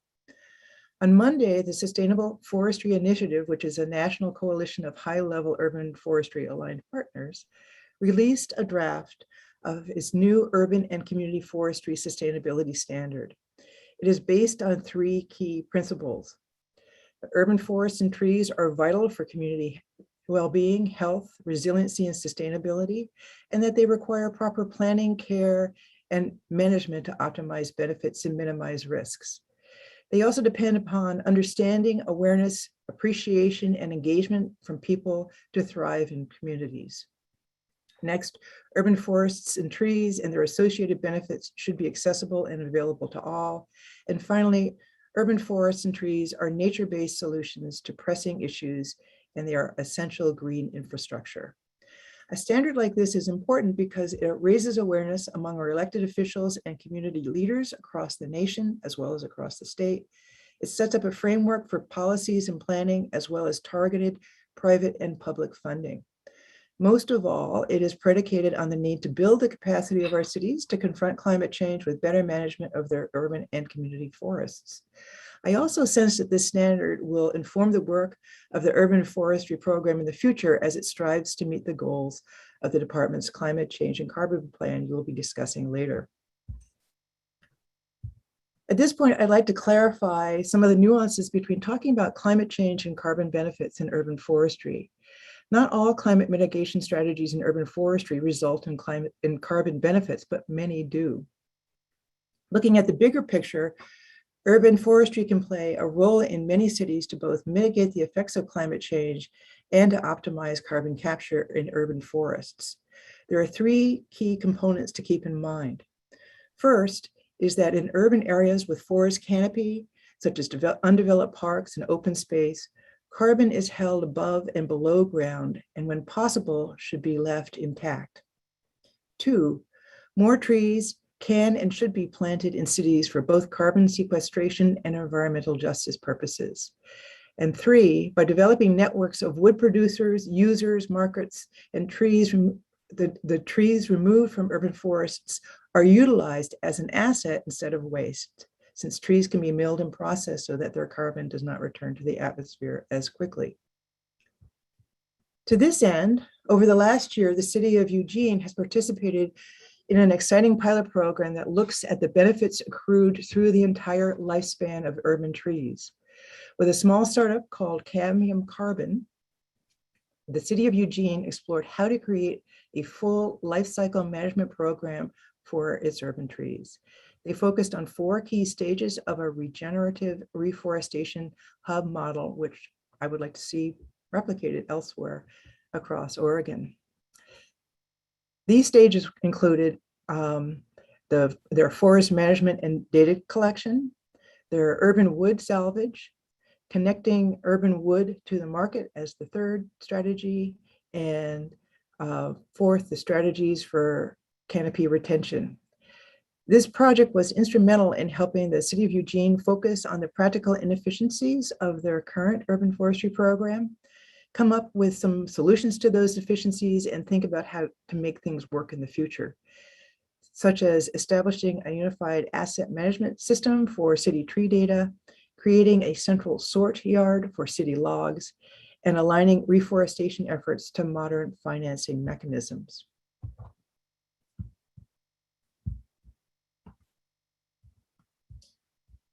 When talking about increasing tree canopy in underserved areas, the first reaction is to plant trees. Without proper planning, focus, and care, however, many tree planting efforts notoriously underperform in cities. Although planting trees is important, especially in historically marginalized areas, far more information and far more outreach and education are needed to increase city engagement and urban forestry capacity in most Oregon cities. Also, I should add here, community tree planting efforts must be led by the community residents themselves, and is part of a good city urban forest, and part of a good city urban forestry program entails facilitating community tree planting efforts. All this said, it is tempting to think that just because some Oregon cities are making urban forestry climate change plans, that the same can be said for Oregon's smaller cities and towns. If funding were to become available for urban forestry, such as through another climate change program option package or POP, grants or other sources, it should first focus on acquiring good statewide tree canopy data and using it to influence local and state decision makers. Along with our tree plotter inventory software, there are several free as well as proprietary software that can assess urban tree canopy and pair it with demographic data as these images show here. These resources should and could be made available to all Oregon cities to optimize tree retention and planting in the underserved areas of their cities. Just as important is the mentorship, education, and guidance needed for Oregon cities to fully prepare for the changes that are coming to their urban forests, both through development pressures as well as through climate change. This is where the work of the department's urban forestry program staff and the efforts of Oregon Community Trees come in. Funding that would increase ODF's urban forestry program staff would result in more effective outreach to cities. It would help cities create a vision and then reach a vision on how to retain, grow, and recycle their urban trees. The focus of this technical assistance and capacity building could specifically be designed for optimizing carbon capture in cities, helping cities identify and avoid development in areas where the carbon value is highest, assisting cities with planting and retaining trees, maybe through a grant program, and helping cities develop the capacity to make urban wood removal into a community asset. So this is the state of the urban and community forestry program at the end of 2021 and what we think the future holds. Now it is almost time to hand it all over to a new urban forestry team. Katie and I will both be retiring in the first half of 2022. We've loved this work. We've enjoyed working for ODF, but we now both feel it's time for a change. Although the new urban forestry staff will be inheriting nearly 70 tree cities, a supportive and hardworking state urban forestry council, bump up in Forest Service funding, and decades of goodwill. In some ways, the program will be like its early years. Soon, the new urban forestry team will begin to visit cities, meet with groups, and make new connections. Much of the city staff that Katie and I have known over the last couple of decades have or are planning to retire just as we are. So there's a whole new generation of public works, planning, and park staff and city councilors that have yet to learn about what the ODF Urban Forestry Program offers. To help with the transition after I retire, I plan to stick around for a couple of months working part-time. I know there will be some unfinished projects to attend to. And I also know that the new urban forestry team will be well supported by Oregon Community Trees, and the new urban forestry staff will be excited to work with this changing and evolving agency. And they will be up to taking on Oregon's urban forestry thrills and challenges in the years ahead. So thank you very much for your attention. Do you have any questions for Katie, Sam, or me? Okay, thank you, Kristen, Katie. I'm sure ODF is going to miss you guys. And now I've got TPI to add to my acronyms that I have to try to get into my noggin. And with that, we're just a little bit behind schedules, but if board members have any questions, now is the time. It looks like Brenda, got your hand up. Yes, thank you, Jim. Brenda McComb for the record. First of all, thanks for all the hard work that you've done to address urban forests and all the amenities that go along with them. You've done a great job, especially with such a small staff. It seems to me that given the education focus and all of the work that could be done, I'm wondering if there has been a collaboration with the faculty and staff at Oregon State University's Graduate Certificate in Urban Forestry? Indeed, there has, Dr. McComb.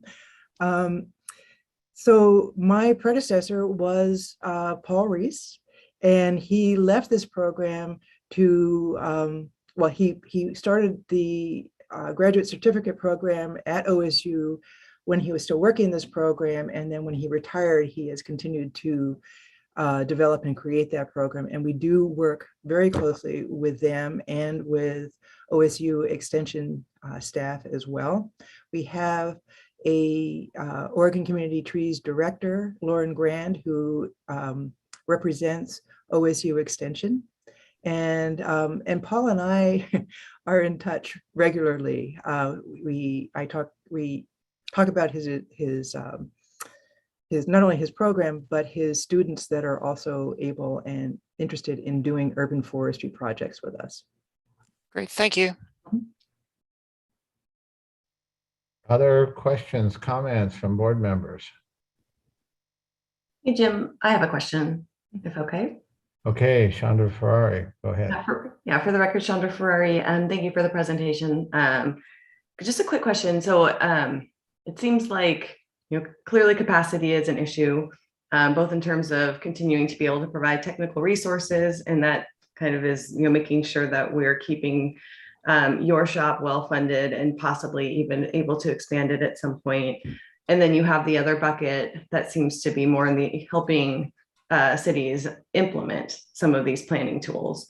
And there was a funding source at some point that I didn't catch that seemed to help them along, and then that got ceased. And I'm just curious where that funding source was previously and where you see the best options for a funding source for those actions moving forward.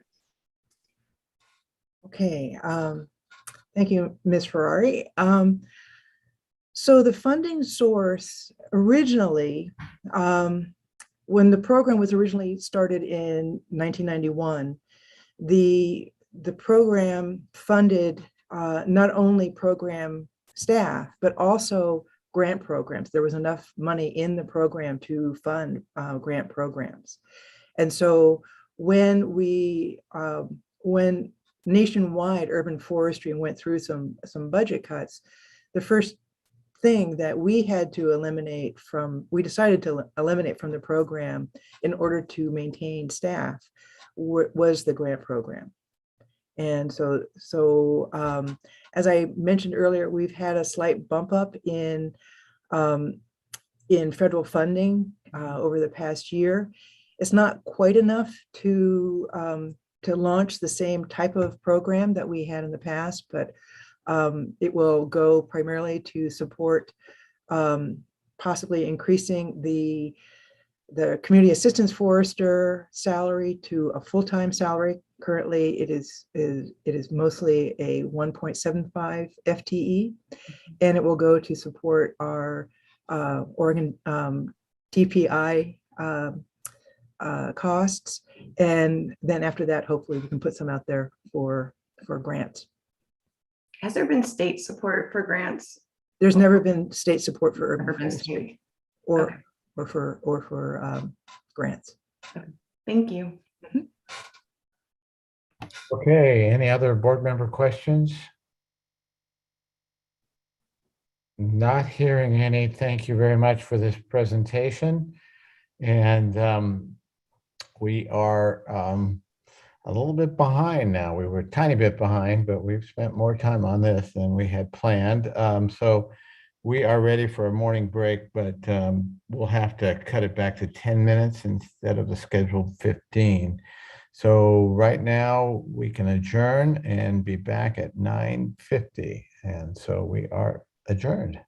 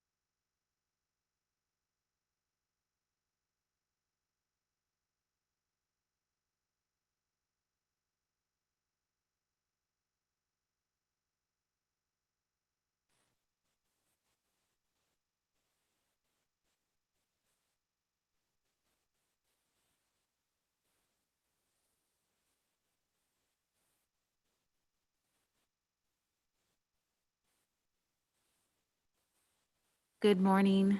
Just doing a quick video and mic check with those who just entered into the virtual meeting room. This is Hillary, Board Administrator for the Board of Forestry. If we could have item 3 and item 4 presenters all show us your video and do a quick mic check.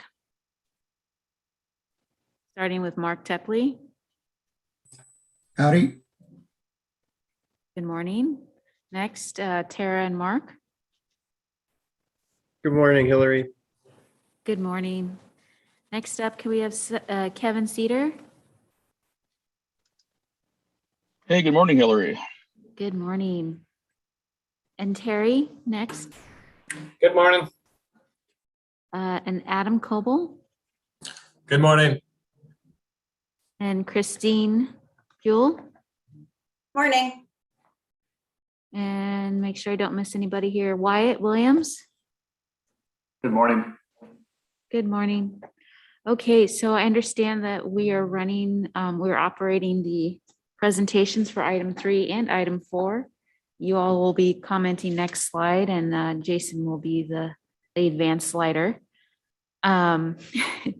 So just want to make sure that we pull those up so you all can see that just with the quickness. I understand there is a video accompanying item 4's presentation, so we might need to do a test run now.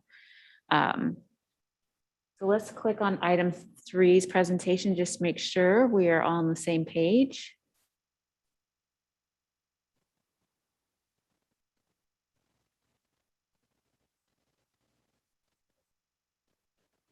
No worries. Bear with us, we're just checking here.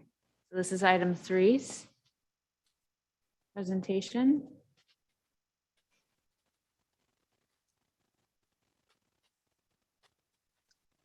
And that's item 4's presentation. Are you all seeing this? No, Hillary, I'm not seeing anything on either one. Sorry, Jason, can you start with item 3 again? Did you guys see item 3? That's item 4. That's item 4. Which we need to check, but. Christine or Adam, can you let us know what slide has the video? Yeah, if you scroll up, the one with the planes on it, there's a click next, and then it should go to an orange screen once you click next.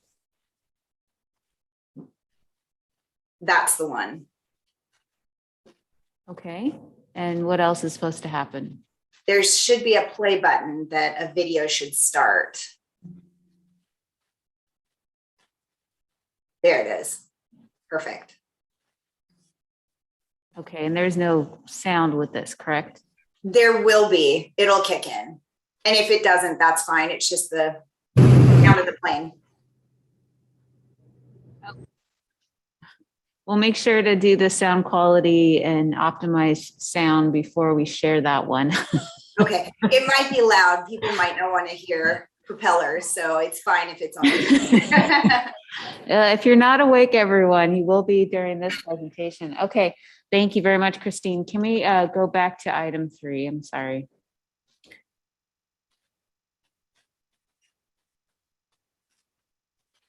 And can you all see item 3, or are we not sharing? Not sharing. Okay, one moment. We're still consuming caffeine as well on our end.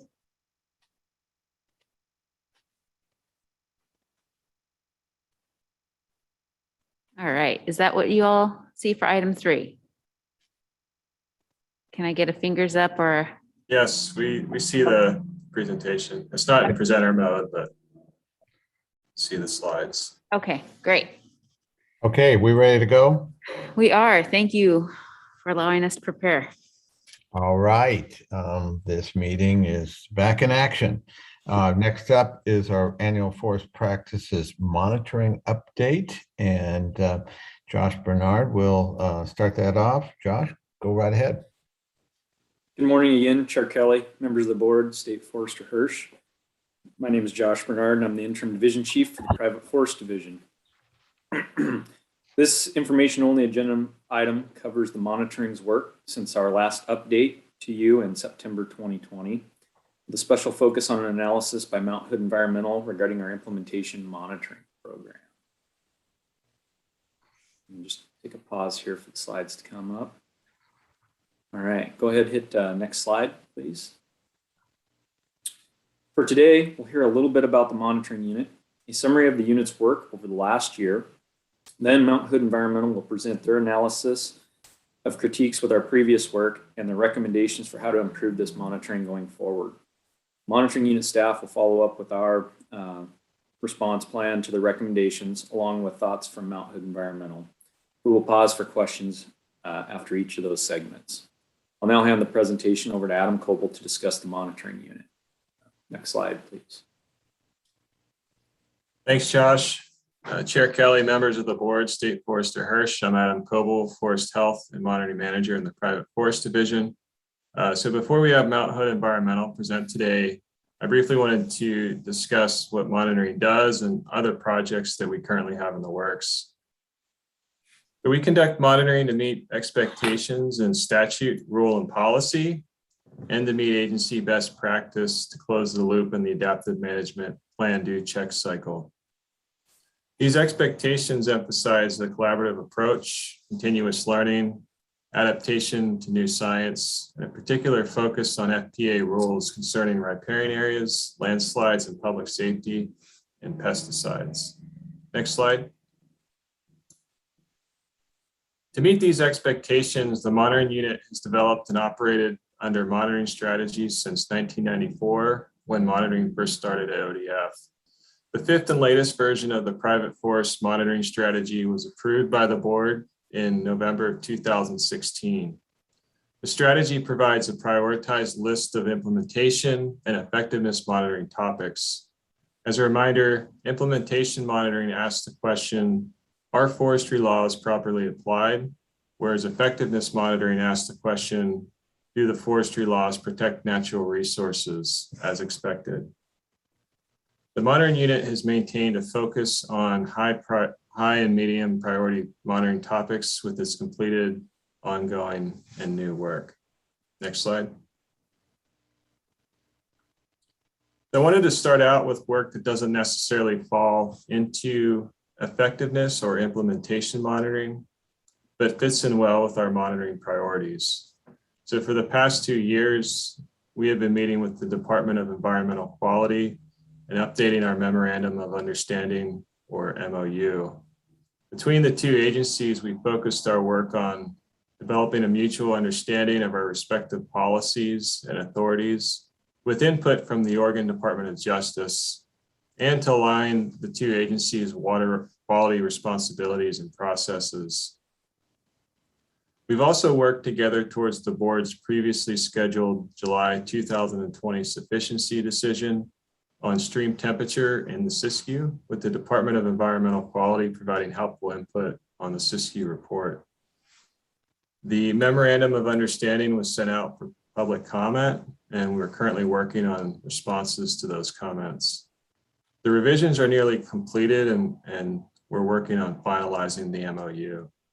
On November 17th, there will be a joint Board of Forestry Environmental Quality Commission meeting to present the MOU for water quality protections.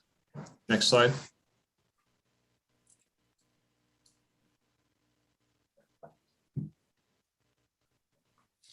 With our effectiveness monitoring, the main project is the Western Oregon Streamside Protections Review, and there are 3 main components to this project. First, we have completed the field study and data analysis portion, which is included in ODF Technical Report number 21. This report focuses on a detailed analysis of the ripstream vegetation data for sites on private land. Some data metrics include stand characteristics of riparian forests, understory vegetation, downwood, and large wood and streams. The second component is a literature review that covers topics such as desired future conditions of riparian forests and large wood. Regarding our literature review, relevant studies in riparian forests typically include data collection at one point in time. So there's our limitations to the inferences about riparian stand development. So that's where the third component comes in, the modeling analysis. That'll be helpful. It will allow us to project and understand changes in riparian stand conditions over time. Next slide. For our implementation monitoring, we're working on a reforestation pilot study that will evaluate landowner compliance with reforestation rules on timeliness of planting, stocking levels, and suitability of species. We have incorporated recommendations into the pilot study from Mount Hood Environmental. And we currently have an external review team. We've presented the pilot study and provided a protocol on that study. We are starting and have started field data collection, and just want to acknowledge John Hawksworth and Paul Clements and their work in setting up that study and collecting field data. With respect to our last implementation study, we received feedback on our previous work and some concerns about the implementation study. So Mount Hood, we contracted out Mount Hood Environmental that evaluated that feedback. They developed solutions to address specific critiques and also provided a recommendation for moving forward with current and future implementation studies. So before I hand it over to Mount Hood Environmental, I thought I'd do a few introductions. So joining us today, we have Tara Blackman, Senior Biologist at Mount Hood Environmental, Mark Rose, a statistician at Mount Hood Environmental, Mark Tepley, Senior Forestry Scientist at Mark Tepley Consulting, and Kevin Cedar, Quantitative Silviculturist at Woodland Creek Consulting. So Tara and Mark will be presenting today for Mount Hood Environmental. And so now I'll hand it over to Tara. Thanks, Adam. Good morning, Chair Kelly, State Forester Hirsch, and members of the board. My name is Tara Blackman. I'm a biologist at Mount Hood Environmental, and I'm here today with several colleagues, Kevin Cedar, Mark Tepley, and Mark Rose, to discuss the Forest Practices Act implementation study. I'm going to start today by going over the background and purpose of compliance monitoring and why we're here today. And then I'm going to pass the baton to Mark Rose, who will walk through our assessment of the implementation study and then talk about our recommendations for future monitoring. Next slide, please. Forestry laws in Oregon are administered through the Forest Practices Act, which sets the specific rules for forest practices. Compliance monitoring is designed to provide information about compliance with Oregon's forestry laws. So why do we monitor? Well, there are many more timber harvests occurring than can be intensively monitored by state stewardship foresters. So instead, the Department of Forestry monitors a reasonable number of harvest operations to provide generalizable data. And this method of subsampling harvest operations is a standard statistical tool, and it allows you to make inferences about the unsurveyed harvest operations.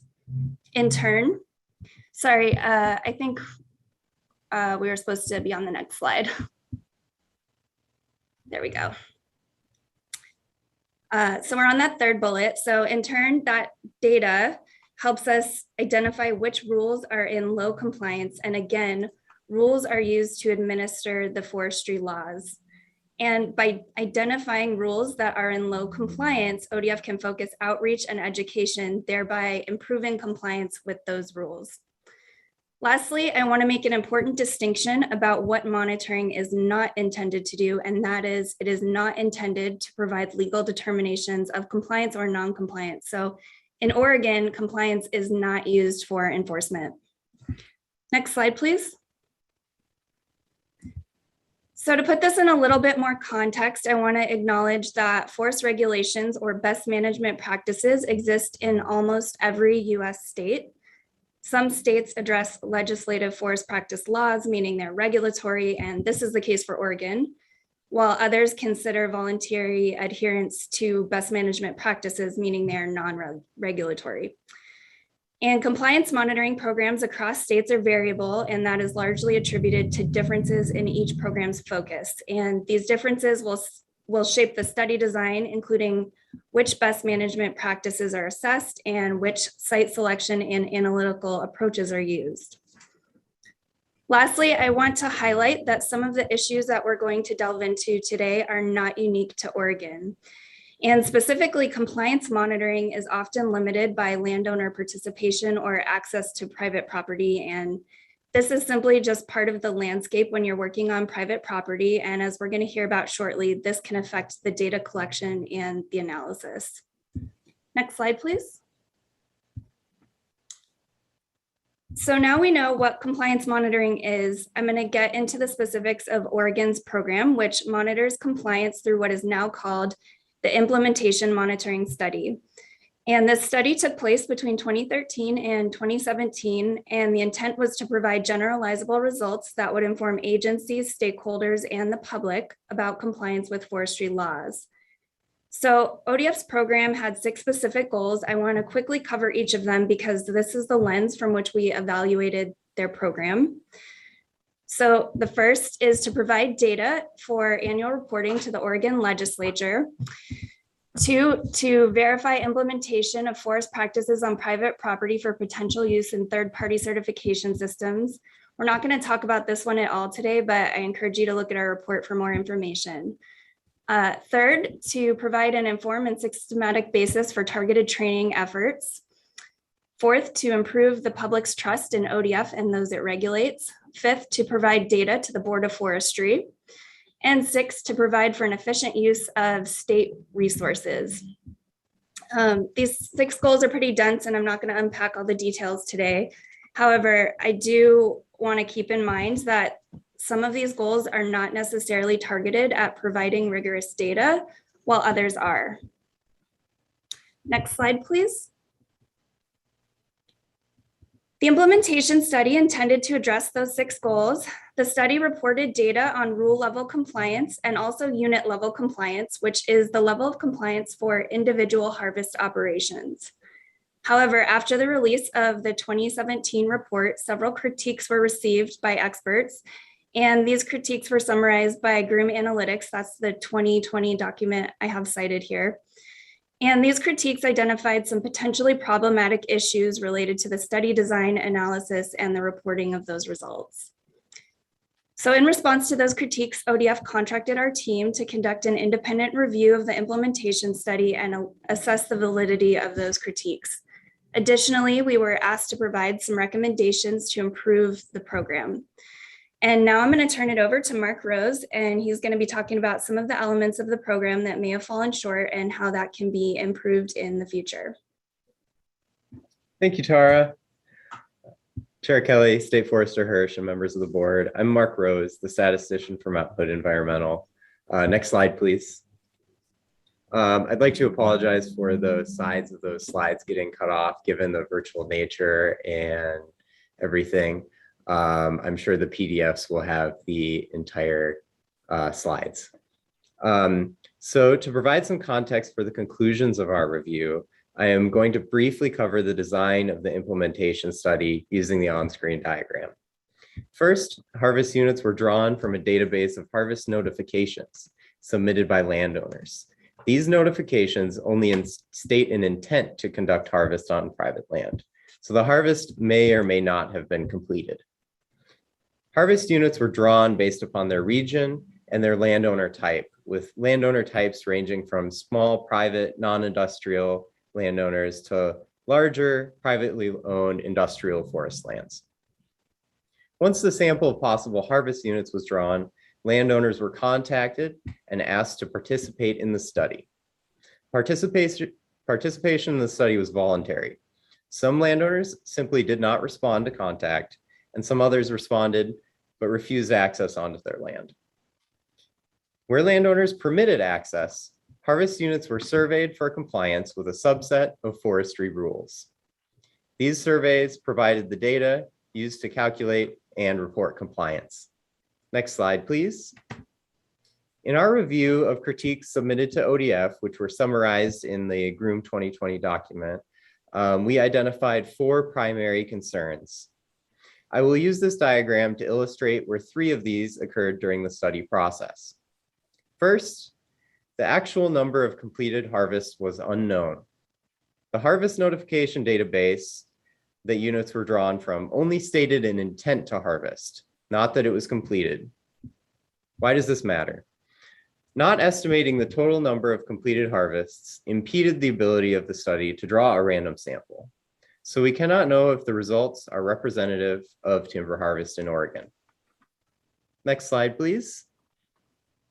The second primary concern was non-response, which occurred at 2 different points during the sample selection process. First, ODF attempted to contact landowners. Some landowners did not respond. Second, after the initial contact, landowners were asked to provide land access for surveying. Some landowners refused. Why does this matter? So if there was any difference in compliance with forestry rules between the harvests that were surveyed and those that of either of those 2 types of non-respondents, then the results would be biased. Therefore, non-response introduced potential bias into the results.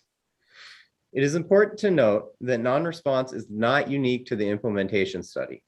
It can occur in any study with voluntary participation, especially in surveys or medical studies, which can have much higher rates of non-response than were observed here. Next slide, please. Third, we have autocorrelation and collinearity. These relate to the field survey methods that were used in harvest units and how these data were summarized. Autocorrelation occurs when 2 measures of the same thing are related with one another. For example, let's say I'm standing in a neighborhood in front of a $2 million house. Now, do we expect that the value of the house next door is more likely to be closer to $400,000 or $2 million? $2 million, right? The value of the 2 houses next to each other are related. They're not independent from one another. Collinearity is similar. Using the same house example, do we expect that the owner of a $2 million house drives a nice car or an old beater? Probably a nice car, right? That's collinearity, where 2 different things, such as house and car value, are related. These issues were not addressed in the study design of the implementation study and introduce the potential for bias.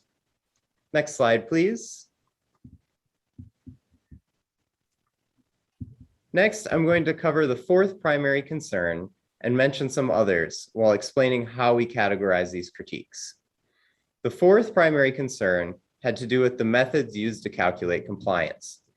In short, we found that the methods used for compliance calculation were inappropriate for the reported results that included multiple forestry rules or that were across multiple regions or landowner types. We found that these 4 concerns formed scientifically defensible arguments that impacted the results. In addition, there were 2 critiques that formed scientifically defensible arguments, but their impact on results was unknown. These related to the QA/QC, so quality control process for survey data, as well as not reporting the potential error in results. Finally, there were a few critiques that were the result of miscommunication or omissions in the reports, which had no impact or were irrelevant. In general, these critiques were related to how results were reported, or they disagreed with the intent of the study. Next slide, please. So despite these issues limiting the statistical reliability of the implementation study, it is important to consider the study in context of its intent to fulfill those 6 agency goals. While some of these goals may require statistically reliable results, others do not. So we evaluated the utility of the implementation study to meet these goals using a table of criteria to meet the goals at a basic and high level, which was provided by ODF. We found that 3 goals were met at a basic degree despite the limited scope of inference and bias. So that's goal number 1, providing data to the legislature. Goal number 3, forming a systematic basis for training and education. And 5, providing data to the Board of Forestry. It is important to note that we don't know if potential bias influence decision-making and that anecdotal findings, such as photo documentation, has been useful for training purposes. Next slide, please. As part of our review, we evaluated the utility of re-examining existing implementation study data. And we found that amending results through an analysis of the 2013 through 2017 data is not recommended because it could not expand the scope of inference. Even after conducting another analysis, the data would still not be generalizable across all harvests in Oregon. It could not determine if bias influenced the results, and it could not produce reliable confidence intervals. The true amount of error and corresponding confidence in those results could not be quantified. However, existing data can inform future monitoring by accounting for landowner non-response and harvest completion during that sample draw process and estimating the population with prior harvest completion rates. This would increase the efficiency of a future implementation study. Next slide, please. As part of our review, we developed recommendations for a future implementation study. All recommendations were designed to fit within and improve upon the existing study plan infrastructure, including the current research budget. Recommendations were constructed with the assumption that landowner participation is voluntary. That means that non-response will still occur and needs to be addressed during the study design and analysis. Also, harvest completion will continue to be unknown during the sample selection process. The foci of our recommendations were to 1, address those agency goals, 2, account for non-response, 3, reduce the potential for error and bias, and 4, increase program efficiency. Next slide, please.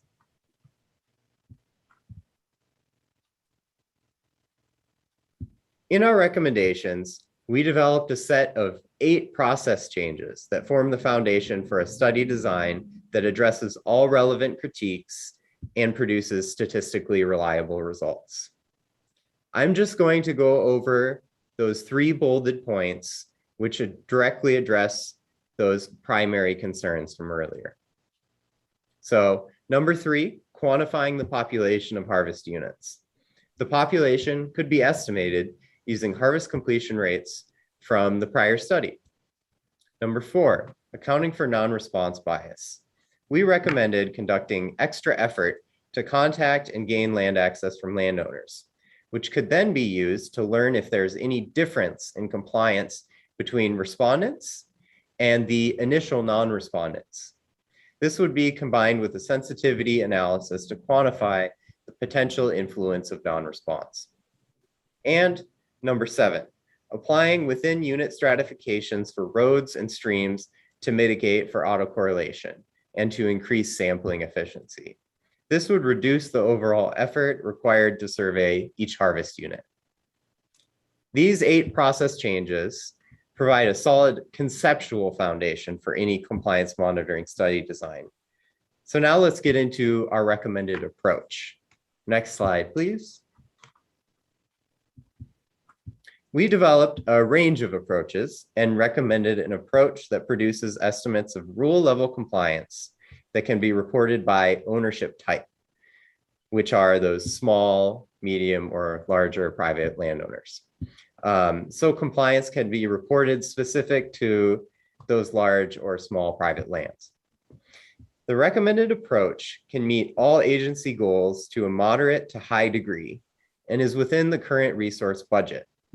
The approach is flexible. It can accommodate changes to the focus of the study, for example, in terms of which forestry rules are being examined. It also leverages prior implementation study to gain additional efficiency. Next slide, please. Oh, those arrows dropped out. So let's zoom it back out to the purpose of our review. The implementation study set out to fulfill ODF agency goals. which would provide insight to better protect, manage, and promote stewardship of Oregon's forests. Critiques of this study were submitted by members of the Board of Forestry and others, which were summarized in that GROOM 2020 document. This motivated our review, which found that issues limited the utility of results and also provided recommendations to address these critiques, better fulfill agency goals, and produce statistically rigorous results. This concludes our portion of the review. Chair Kelly, State Forester Hirsch, and members of the board, we will pause for any questions you may have. Afterwards, I'm going to pass the baton to Terry Frew at ODF, who will cover the response plan that they developed. Thank you.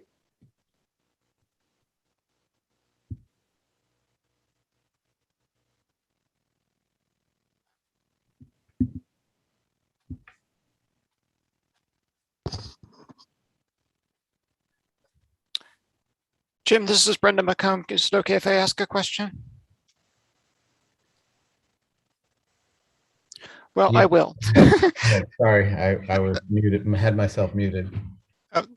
Brenda McComb for the record. First of all, thank you for the presentation. This was excellent. My question is not so much to the presenter as it is to the board and the acting state forester. Given that reports were given to the state legislature in the past regarding compliance rates that we now know were not statistically reliable, should there be a follow-up with the legislature regarding those reports?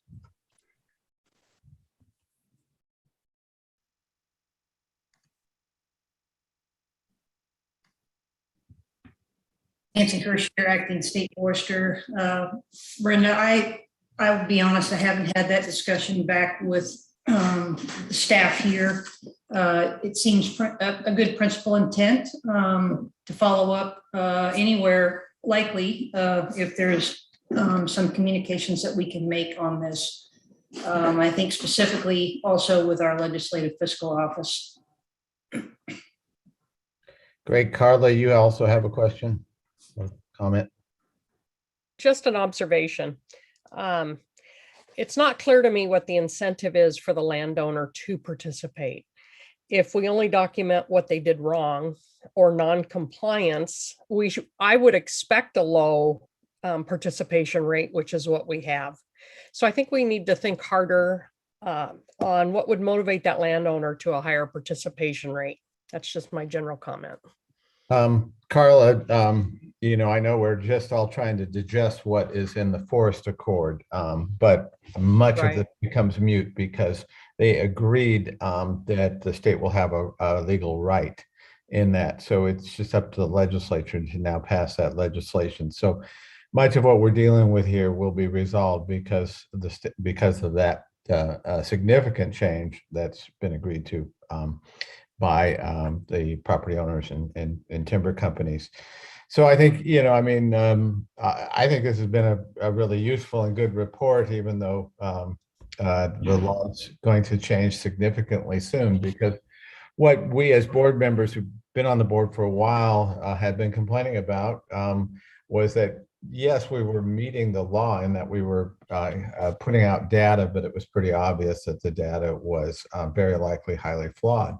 So anyhow, we're going to it'll be interesting here next to hear from the ODF folks, but this whole landscape is changing very significantly in the near future. Fair enough.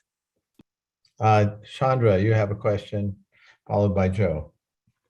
Yeah, Chandra Farai for the record. I just wanted to chime in that I had also asked the question that Brenda presented to staff in terms of whether or not the previous results that were communicated in various forums need to have some sort of cover letter or caveat or something now that has a little bit explanation. And we had a little bit of dialogue about that. So I expect that the staff would be able to opine on that or would hope they would in the next section.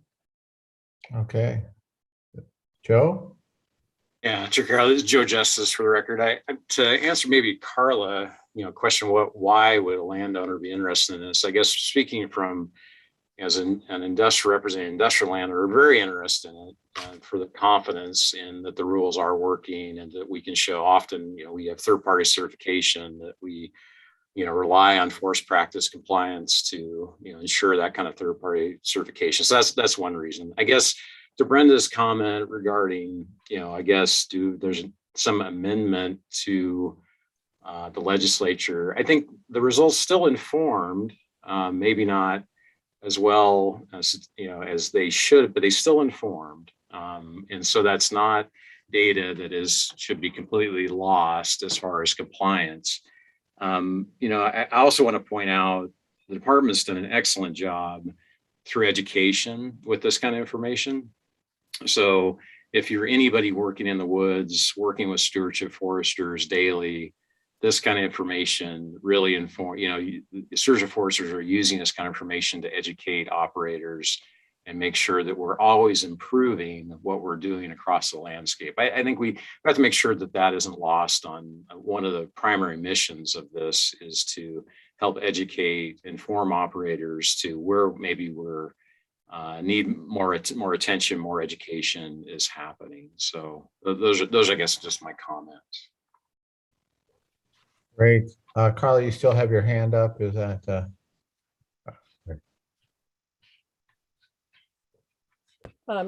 So I appreciate that, Joe. Thank you. I didn't see in this report where by size, if we're out of compliance. And is the compliance rate with larger owners, because I really appreciate what you're saying there, Joe, but is the larger compliance attributed to larger entities? Do we have a higher non-compliance rate with smaller operators? And if that's in there, I apologize, but I didn't see it. I mean, Carla, I think you have a higher participation rate with industrial landowners. I think that's true. And I think it's more challenging, I think, correct if I'm wrong. I think with the smaller non-industrial landowners have a lower participation rate. And so I think the question becomes, which is a fair question, have we biased the results? When you begin to present that all together, that's absolutely fair.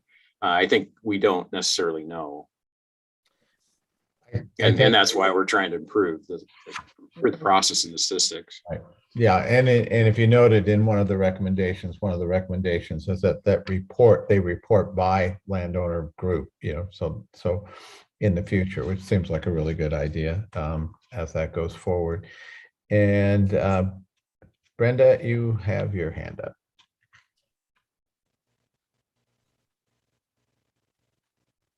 Okay. Yep, got it. Brenda McComb, for the record, just to be clear, we don't know what the compliance rates are from previously collected data, but the work that's been done here should provide us with much more reliable estimates with confidence intervals around them for the future.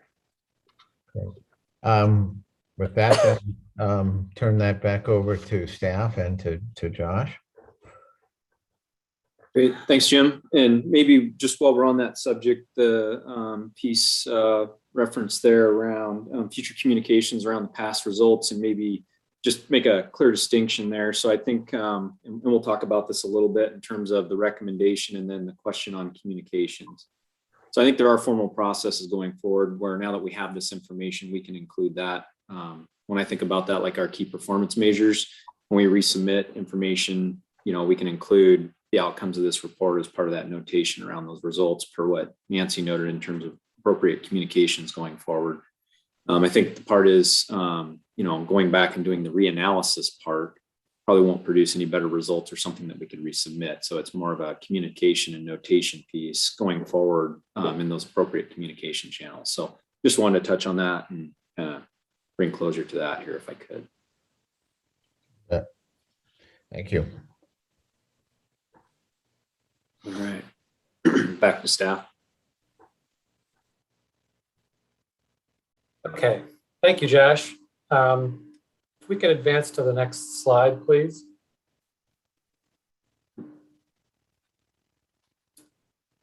Thanks, Tara, Mark, and Kevin for your fine presentation. Chair Kelly, State Forester Hirsch, members of the board, I'm Terry Free, monitoring coordinator with the monitoring unit. We appreciate the good analyses and set of recommendations from the folks at Mount Hood Environmental. They examined their work and we will be implementing all 8 of their recommendations, following closely the option they laid out in their presentation, which is option number 2 in their report. We incorporated their recommendations in the previously mentioned reforestation pilot study and are excited to test them out. Going forward, for all full projects, we will have third-party review of our methods to ensure that they are both high quality and implementing the recommendations from Mount Hood Environmental. Next slide, please. Here we outline ODF's implementation of the recommendations. For explicitly defining all sampling elements, fortunately, most of these are pretty easily described, as was done in the Mount Hood Environmental Report, except for target population, which is described below. Sampling will be performed based on number of notified units rather than acreage included in the notifications. We define research questions that address agency goals and are amenable to statistical analyses. Regarding quantifying the target population, for which we don't have exact numbers a priori, we will use their 2 suggestions. The first of which evaluates results from 2013 through 2017 regarding, for example, the number of units that notified for harvest that actually did harvest, broken out by landowner type, and then reevaluate after each year's effort to keep improving this quantification. Secondly, where possible, we will use readily available remote sensing to assess site suitability. For example, these data are good for determining whether or not a clear cut occurred, but appear to be insufficient for determining if a thinning cut occurred. And for this last element, for accounting for bias from each of non-response or refusal of access, we will systematically apply extra effort to get landowner permission. Additionally, for some rules, such as road widths, we will explore using remotely sensed data and comparing with ground truthed data for sites that we have permission to access, while keeping an eye on the cost, because these data can be expensive. And then using the results of these 2 efforts, we will model to see if there are differences in compliance between those who granted access, those who initially did not grant us access at first, but later did, and those who did not respond or outright refused access. And finally, depending on the outcomes of these first 3 efforts, we'll conduct a sensitivity analysis, place some bounds on the impact of non-response and refusal. Note that currently landowner access to collect data remains voluntary. So we're curious to see, test out Mount Hood Environmental solutions. And as Chair Kelly mentioned, this question appears to be resolved, or at least quite well addressed in the Private Forest Accord. Next slide, please. All personnel who collect field data will undergo rigorous training on field methods. ODF will also strengthen our QA/QC, quality assurance, and quality control protocols for these field methods, and obtain third-party review of both the training and the QA/QC methods.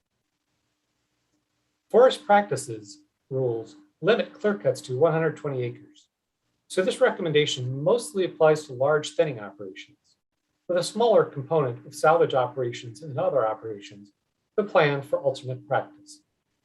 We'll include this solution where feasible, the solution of subsampling on larger harvests. However, the reforestation pilot study we're currently doing focuses on clear cuts, which is under that 120 acre limit. So this particular recommendation is not germane for the pilot study. Number 7, we will apply stratification within a unit and subsample for linear features. For example, we will place road segments in bins by slope and presence or absence of stream crossing, then subsample each of these bins, monitor their respective compliance, but assess compliance for the entire bin and not by each sample point. And then finally, we will use the 2013 through 2017 data to inform future sample size, particularly when we develop projects that examine rules assessed with those data. We will do a power analysis to better understand the statistical power of a range of sample sizes that will improve assessment of compliance. We will assess necessary sample size using binomial approaches. And now we'll turn it over to Mount Hood Environmental to wrap up the presentation. Next slide, please. Thank you, Terry. Chair Kelly, State Forester Hirsch, and members of the board. This is Mark Rose from Mount Hood Environmental, returning to provide one last statement. Mount Hood Environmental reviewed ODF's response plan and found that it incorporates all of our recommendation. If followed, it can produce an implementation study that addresses all relevant critiques and provides statistically rigorous results with a known level of reliability. This means we can know exactly how confident we are in the reported levels of compliance with forestry rules. This concludes our presentation. Thank you for your time, and we are available to answer any questions. Brenda, you have your hand up? Yes, thank you, Jim. Brenda McComb for the record. A question for Terry. So what you've proposed looks great. I thank you for that. The stratification piece, though, still leaves me a little bit unclear. The consultants indicated that stratification should be done to ensure that you're minimizing any instances of autocorrelation. So will you be assessing how the stratification is addressing that autocorrelation before you begin sampling? I would say definitely in general. For this particular reforestation pilot, it's not a germane question because we're assessing whether or not the entire harvest unit followed the particular reforestation rules. So for example, we have many subsamples within a unit to answer the question whether or not the entire unit was reforested per the standards. Got it. But going forward, for things like roads or streams, we will be following the recommendations from Mount Hood Environmental. Great, thank you. So so for the reforestation monitoring, the harvest unit is the independent sample, and the points you put in will be subsamples of that unit. Thank you. Exactly. Yep, thank you. Other comments, questions from board members? I'm hearing none, and we're a little ahead of schedule.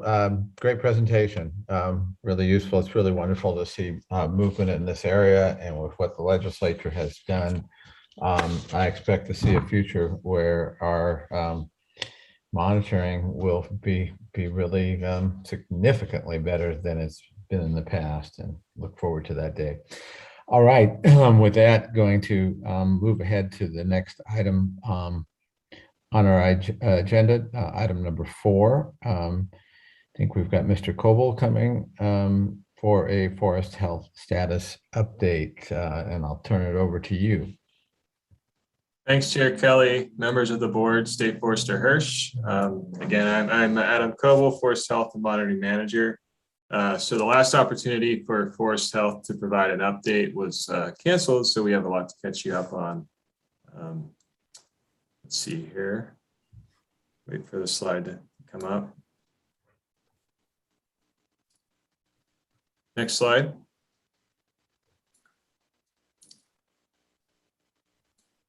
So today our entomologist, Christine Buell, and invasive species specialist, Wyatt Williams, will present an update on major forest health topics that the unit is engaged with and changes to the program. Other members of the program include our new pathologist, Gabriella Ridikova, and Danny Norlander, who was previously in our forest health aerial survey position, is currently in a developmental position with partnership and planning. We also want to acknowledge the other past and current members of the Forest Health Unit who assisted with putting this information together. So with that, I'll hand it over to Christine, and you can advance the next slide. Good morning, Chair Kelly and State Forester Hirsch, and welcome to the new members of the board. First, I'd like to start off with what our unit does. So our unit covers management, guidance, and questions, anything that comes our way from both public and private landowners statewide. In addition, we also assist all divisions of ODF, that's state forests, private forests, and protection.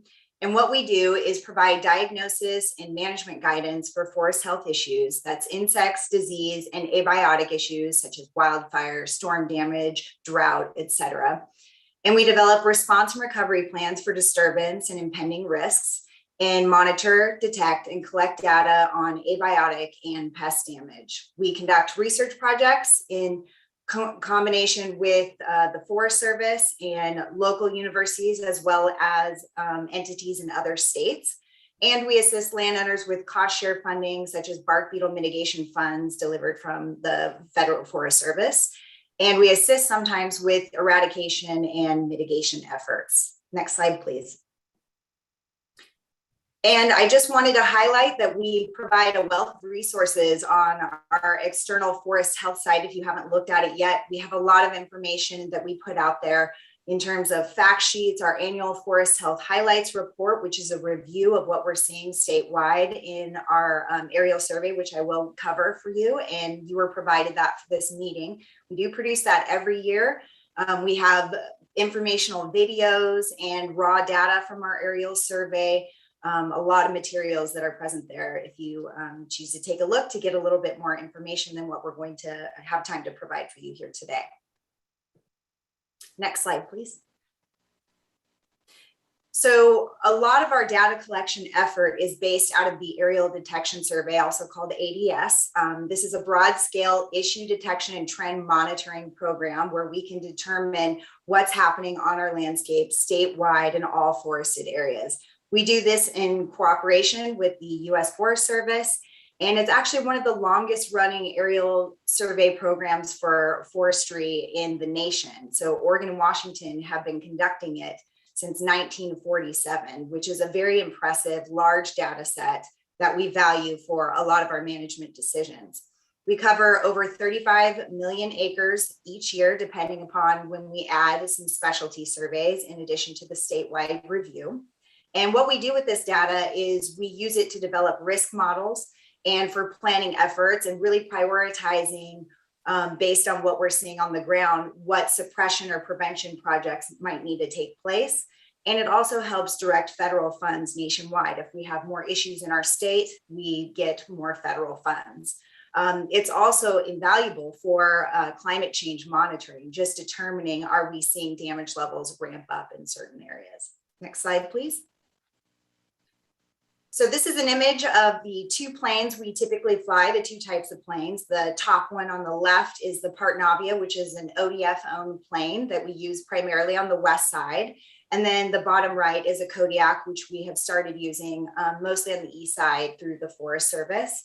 What happens in the aerial survey process is that an observer will be present on either side of the plane. So we can look out both sides, 1 to 2 miles, depending upon which survey we are conducting. And we're mapping damage on a tablet with imagery. So we're mapping where the damage is taking place and what we think might be causing it. And so in the next slide, I'm going to show you a video of the process. It's a very short video, so you can get a feel for what it's like to conduct aerial survey. And go ahead and play that, please.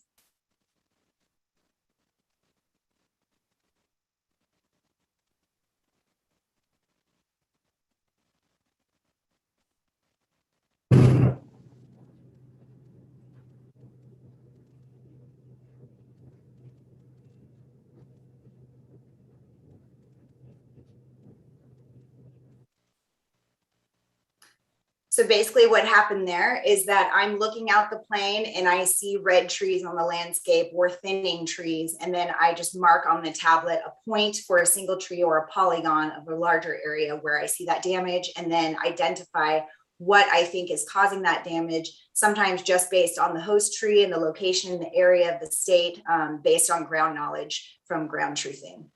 Next slide, please.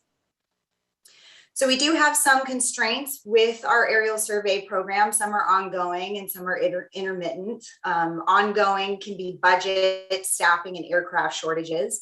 And recently our ODF plane lost its carding for our Forest Service staff. And so we can only utilize our ODF employees in the ODF plane on the west side. So that's a large chunk of survey area that we have to conduct on our own.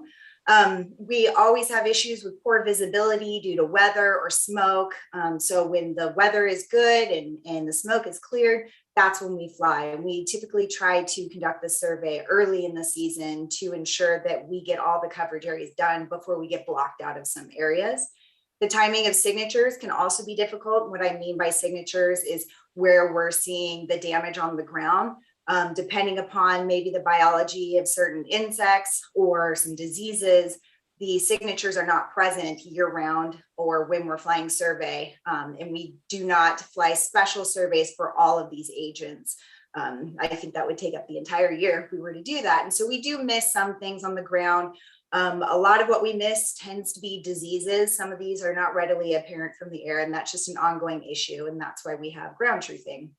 Additionally, we also had a FLIR camera installed by Protection in the ODF plane. So that takes up the fourth seat that we could utilize for training more ODF staff. So that's been a difficulty, but we can utilize the Forest Service plane for training.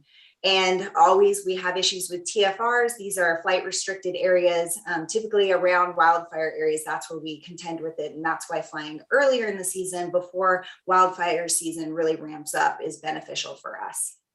Next slide, please. So this is just a status update of what we saw in 2020 that we weren't able to show you, and how we conducted the 2020 survey, and then what we did in 2021. So in 2020, we did not fly our typical aerial survey. We conducted it in a different method called scan and sketch, which I will review in next slides. Basically, it was due to COVID concerns. We are in close proximity to each other in a small plane.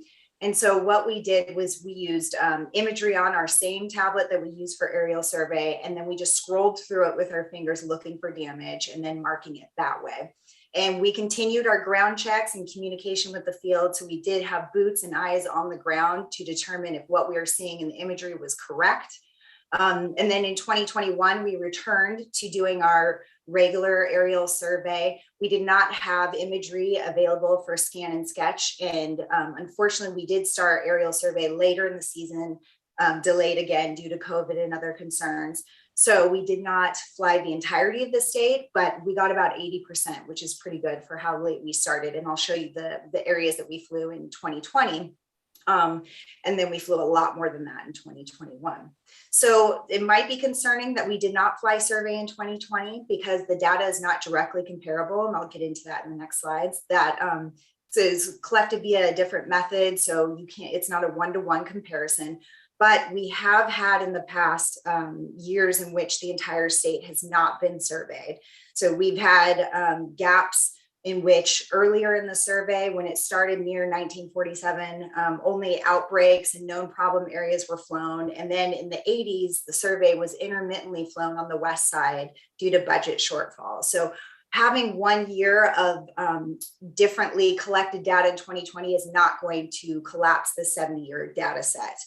Additionally, we did not survey the entirety for 2020 of the entirety of the state, but we're not likely to miss outbreaks because we still have unit offices through the Forest Service and ODF, as well as OSU Extension throughout the state. So we have eyes and boots on the ground. Landowners contact us often with things they're seeing, and then we go out and ground check. So we always have eyes on the ground. So we're not likely to miss anything big.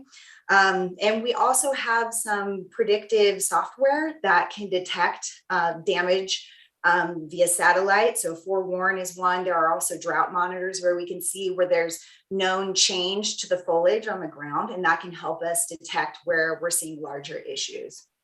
Next slide, please.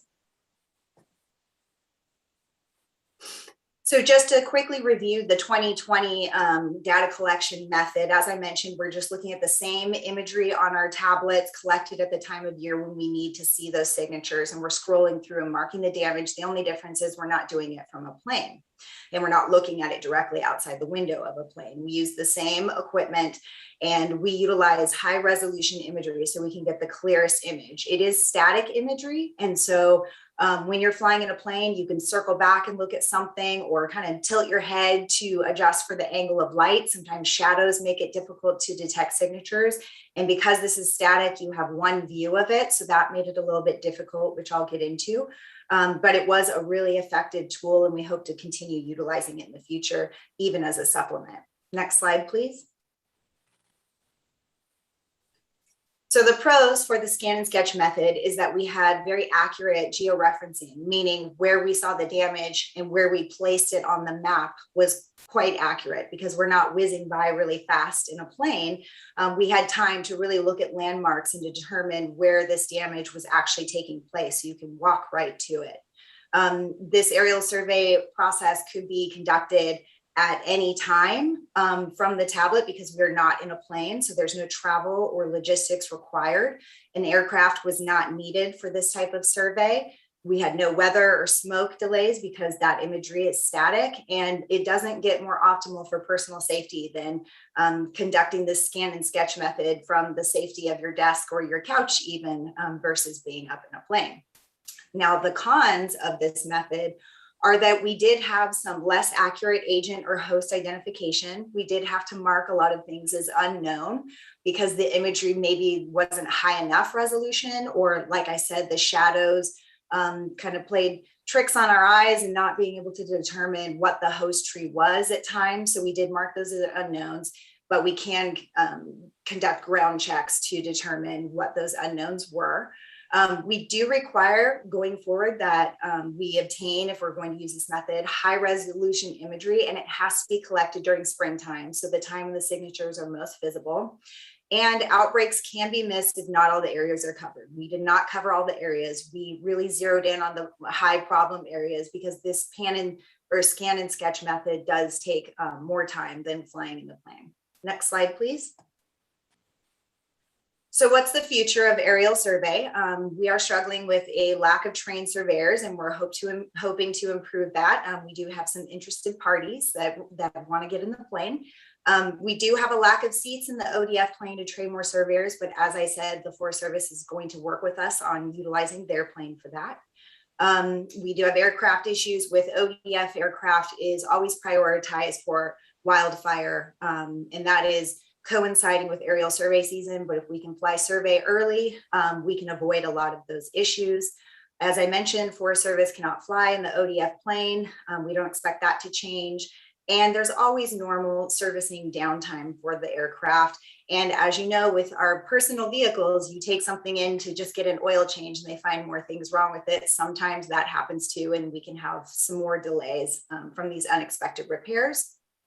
We do hope to incorporate the scan and sketch method that I mentioned and or the change detection software as supplements, and maybe further down in the future as replacements for aerial survey data collection method. But we are waiting for the technology to improve, which it is doing at a rapid pace. Next slide, please. So now I'm going to show you is what we saw, and you were provided the forest health highlights for 2020. We are developing the 2021 highlights at this time.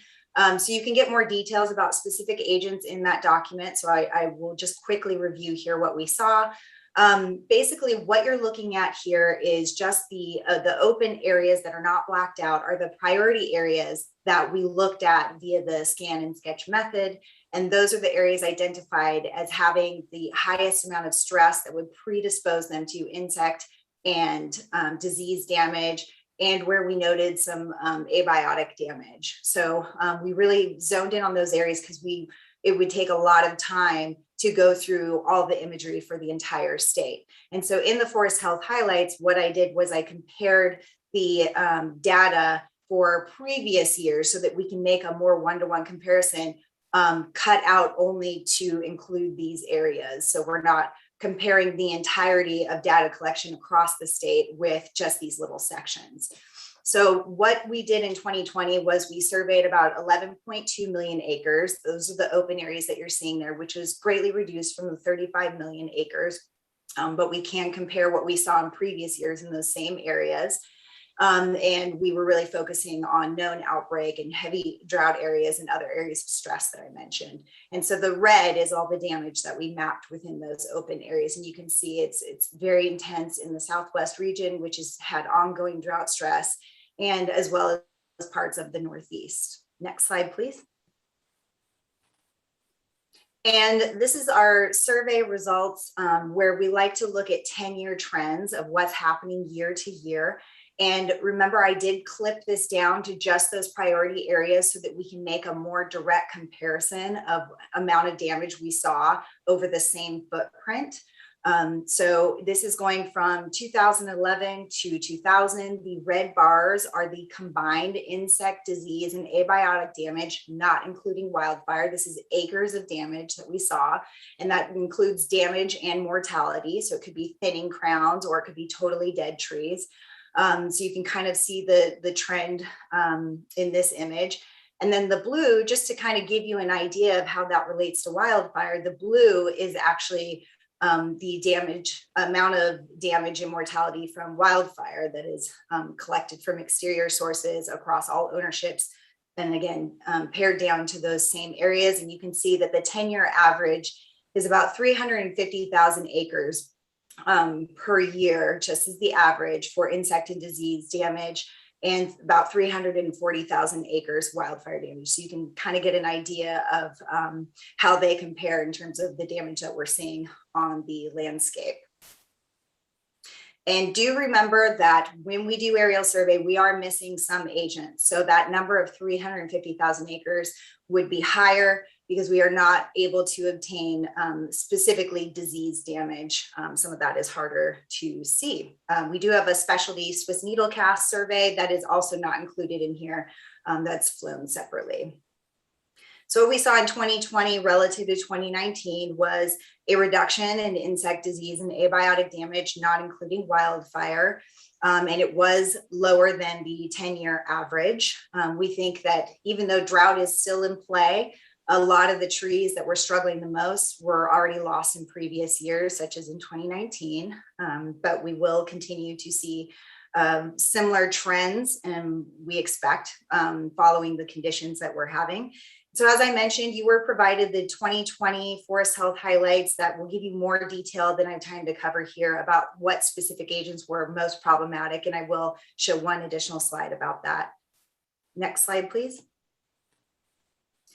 And I just do want to note that relating to wildfire, our unit, in addition to holding wildfire positions, we also assist with wildfire prevention, recovery, and salvage. And one of the things we've produced is, in combination with the Forest Service, a post-fire tree mortality marking guide. So basically all this is determining when you're doing salvage, what trees had a certain amount of damage that would predispose them from dying directly from fire, even though they look like they're alive at the moment. And then what's the probability that they will be infested by insects taking advantage of those really stressed trees, because it's not only finishing them off.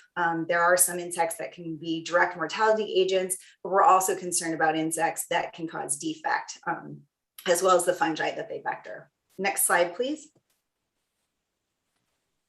So a lot of what you're going to see in our forest health information is that there is a predisposition to stress, to insects and disease that take advantage, being opportunistic of our tree, having large acreages of trees that have ongoing stress, such as the ongoing hot droughts.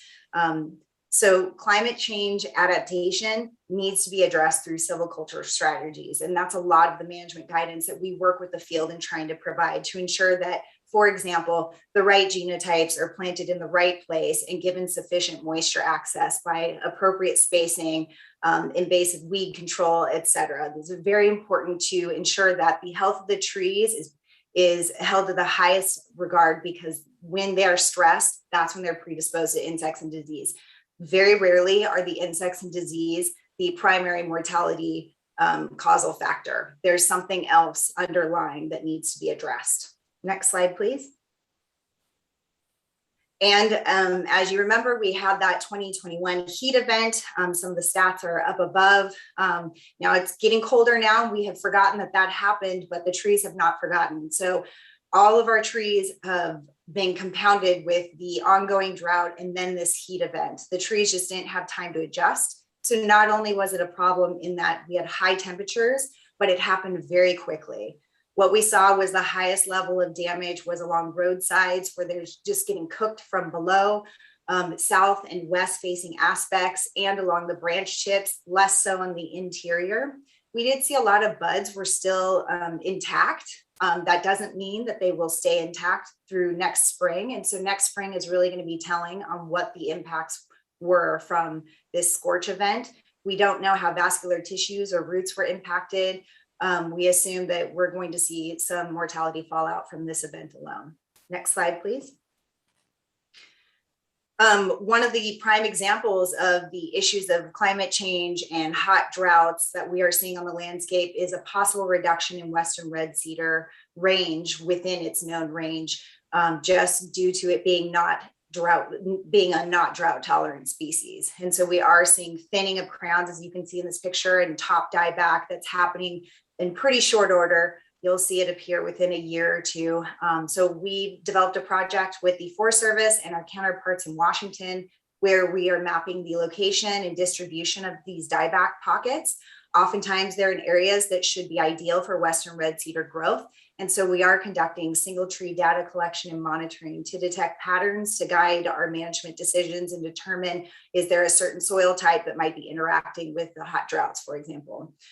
We are also working with researchers from multiple universities who are collecting more in-depth measurements based on the plots that we've established. And we've had a great community response. We put out calls for people to let us know where they're seeing this damage on the landscape. It is hard to detect an aerial survey. And so we got a lot of responses, and that's how we found most of our sites. But this could be a sign of a range reduction for western red cedar, that it may not be able to persist in areas that we're used to seeing it.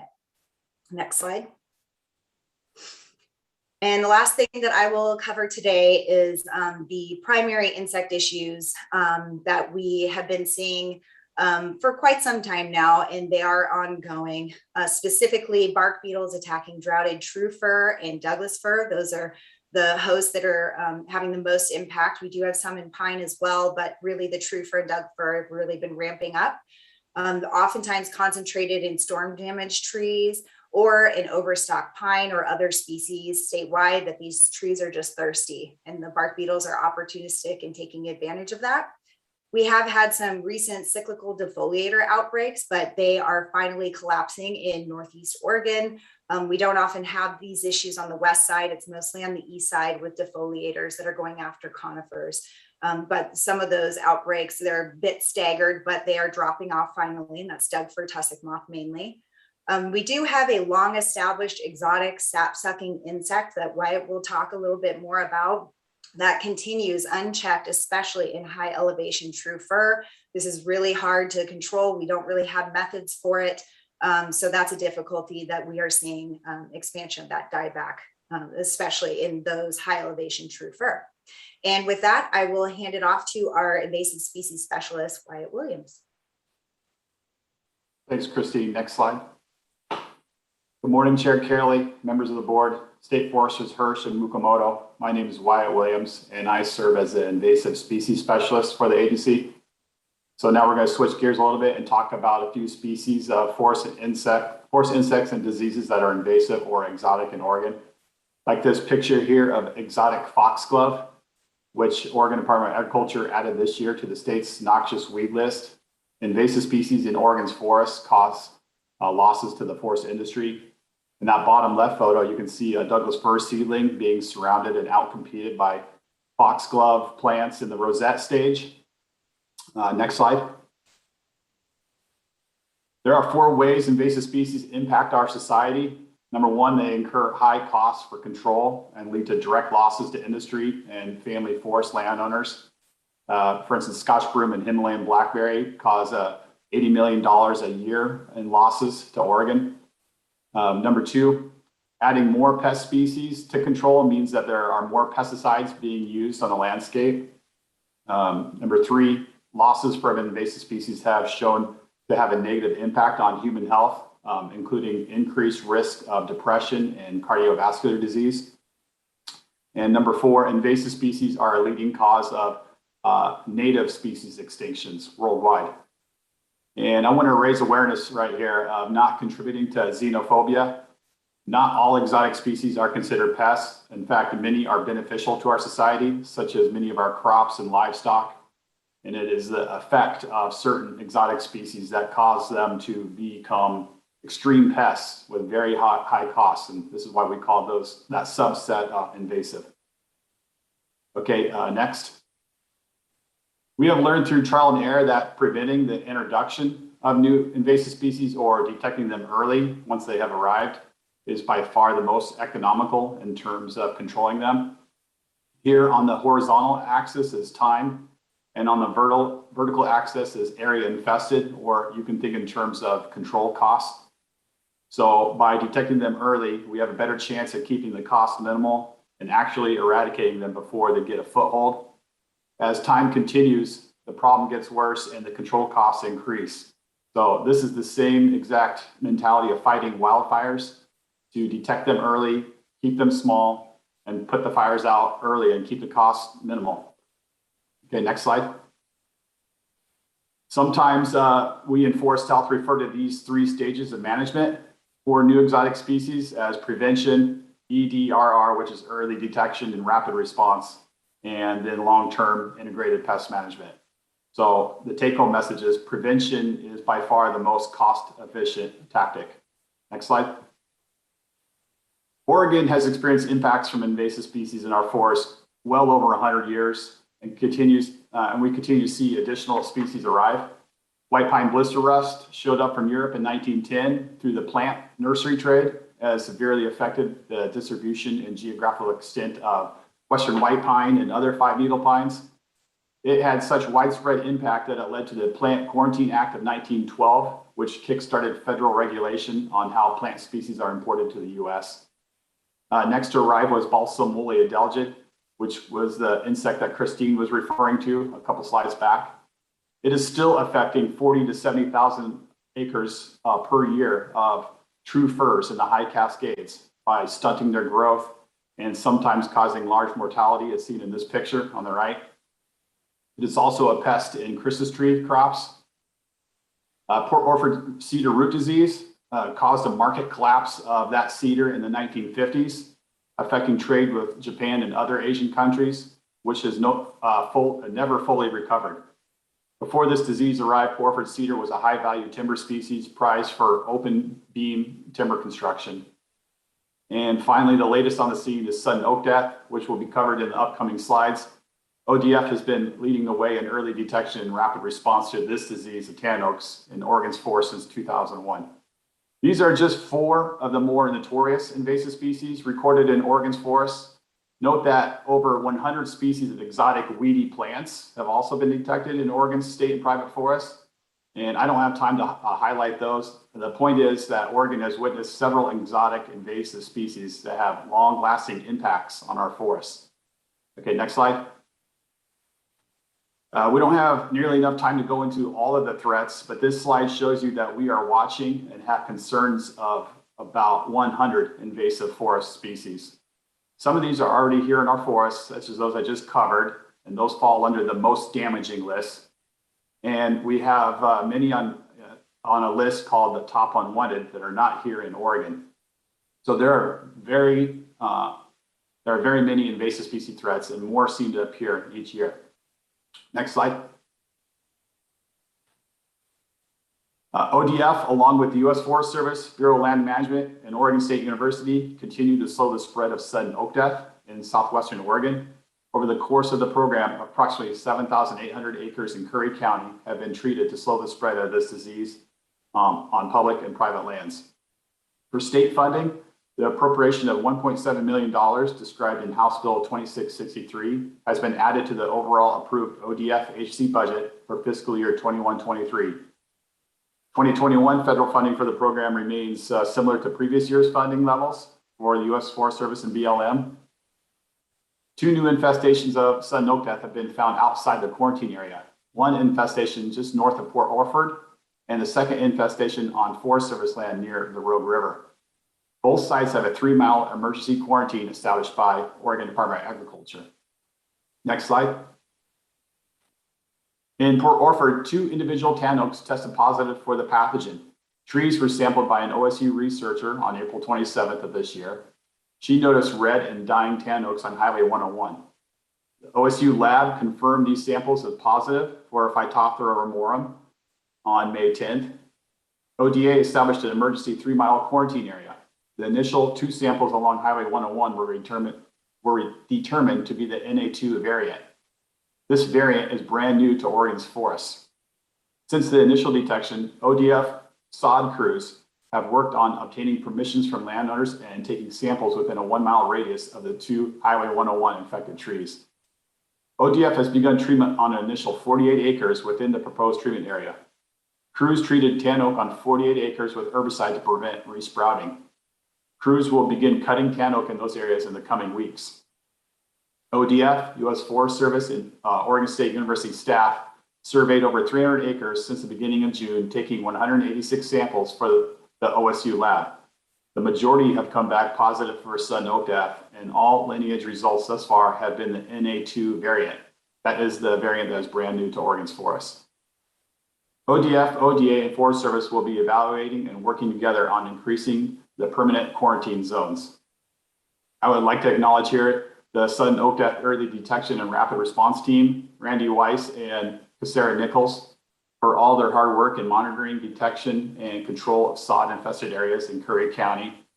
And our pathologist, Gabby, is the lead for sudden oak death for ODF. Okay, next. Gypsy moth seems to be a perennial exotic species threat to Oregon's forests. There are 2 main types, the European gypsy moth, which has been established on the East Coast for over 150 years and is slowly spreading west about 4 miles per year. And then there is the Asian gypsy moth, which is not established in the US, but is regularly detected near shipping ports in Oregon and elsewhere. For both the European and Asian varieties, the way the species is transported and arrives in Oregon is by egg masses. These egg masses are laid by females, which can be seen in this photo. The eggs are then transported via cargo and household goods like patio furniture and trailers to Oregon, where they hatch, develop into caterpillars. The caterpillars feed on hardwoods mostly, but can also defoliate pines and other conifers. Since the late 1970s, Oregon Department of Agriculture has been the lead agency for monitoring for gypsy moth, and they have partnered with us and the Forest Service to place tens of thousands of traps annually in Oregon. These pheromone traps are very powerful in attracting and catching male gypsy moths. So when we have an incipient population in Oregon's forests. Advance, please. Next slide. Yeah. It is important. Oh, can you go back one? It is important to note here that because of these powerful detection tools and strong interagency cooperation, that Oregon has been 100% successful in finding gypsy moth and eradicating it over 10 times since the 1970s. In some of these historical eradication projects, ODF's incident management teams have provided support. Okay, next slide.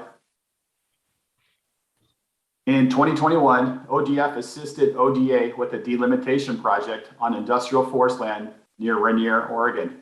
At the center of the grid, there was a positive gypsy moth trap in the summer of 2020.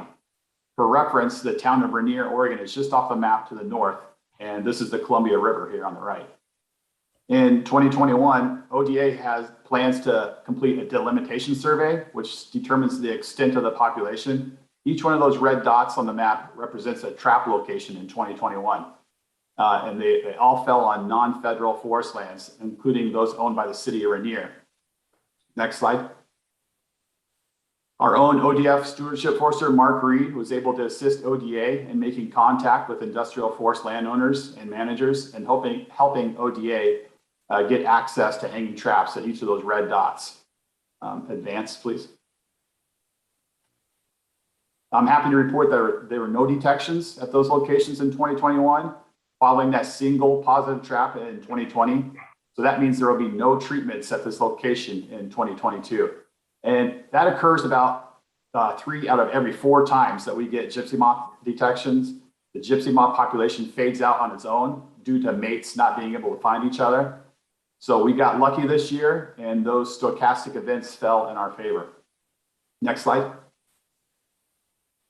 Emerald ash borer is a high-profile invasive species that has not been detected in Oregon, but we believe it will arrive soon at some point. This insect was first found in Detroit in 2002. It has spread to over 30 states, expanding west as far as Colorado. Over 100 million ash trees have been killed by emerald ash borer, and it ranks as the #1 most expensive forest pest in the US history. All 16 species of ash native to North America are at risk, including Oregon's single native ash species and several landscape ash. Next slide.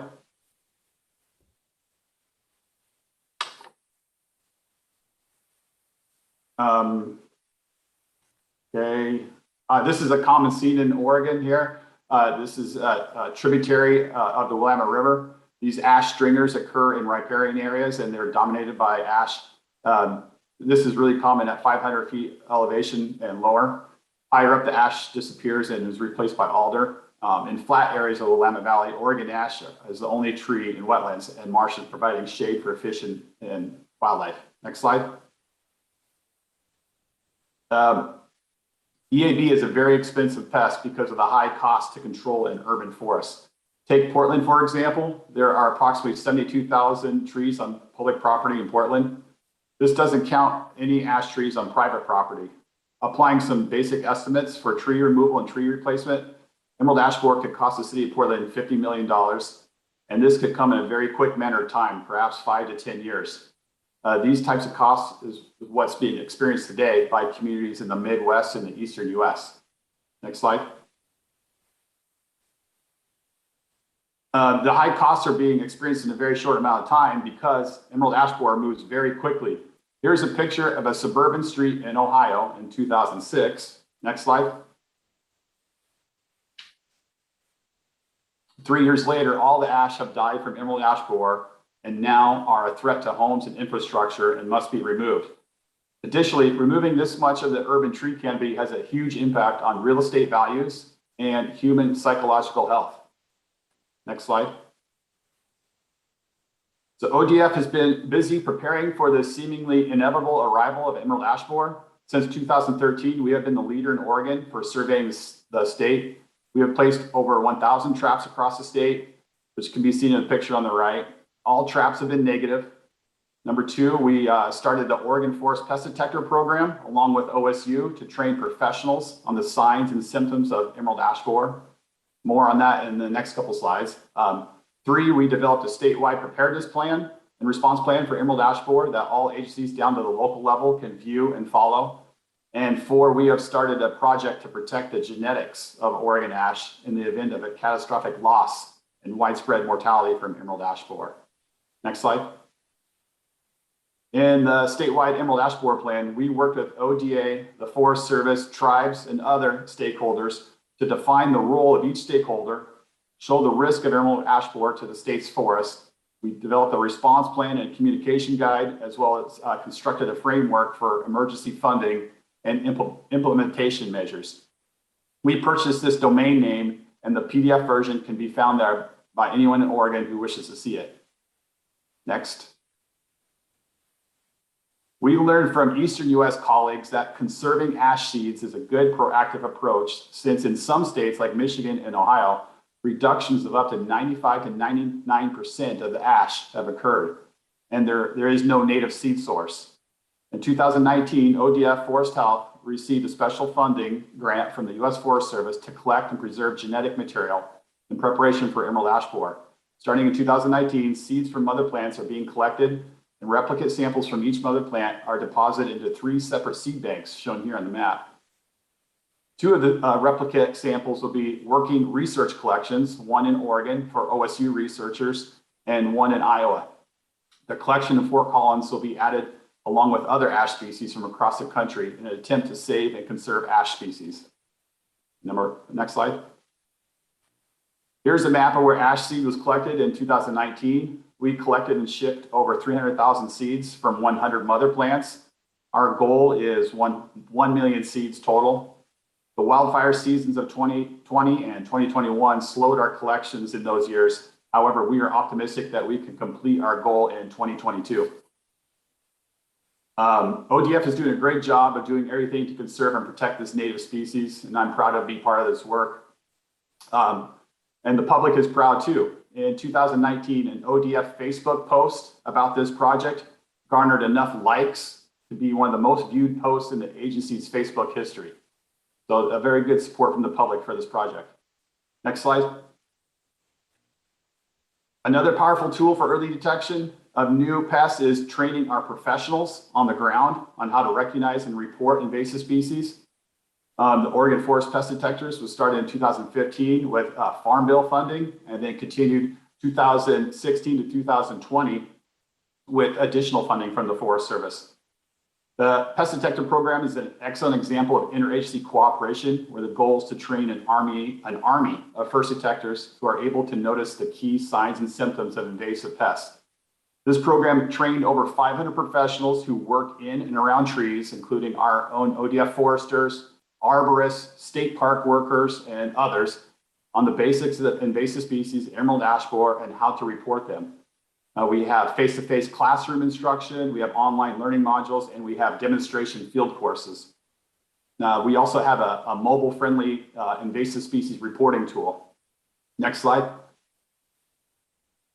In 2019, two independent reports from graduates of the program resulted in finding a new exotic beetle in native twinberry here in this picture. This exotic insect is related to, and it looks like, emerald ash borer. So we were able to train our natural resource professionals to find the needle in the haystack. And this is proof of concept that the Oregon Forest Pest Detector Program works. And it is possible to crowdsource early detection and rapid response among our natural resource army of first detectors. Hopefully this new exotic insect in twinberry doesn't become an issue. If it does, we have recorded ground zero for this potential pest. And I want to note here that the federal grant for this program has expired as of 2020. And so we are no longer able to continue to actively conduct these trainings. However, all the training materials can be viewed free of charge through OSU Extension. Advance, please. So to recap on emerald ash borer, the country's most expensive invasive forest pest, there have been no detections in Oregon to date. ODF is a leader in protecting Oregon ash from the threat of emerald ash borer. And finally, the state is prepared for emerald ash borer with a coordinated plan among agencies. Next slide. In short, Oregon's Forest Health Unit at ODF takes our mission seriously. There's a lot to lose in Oregon. Our forests and timberlands are vital to our culture and our economy. Oregonians rely heavily upon our forests for our livelihoods, our health, and our well-being. Our forests are embedded deep in our culture. The ODF Forest Health Unit is doing whatever it takes to protect Oregon's forests from pests and diseases. And next slide. Thank you for your attention.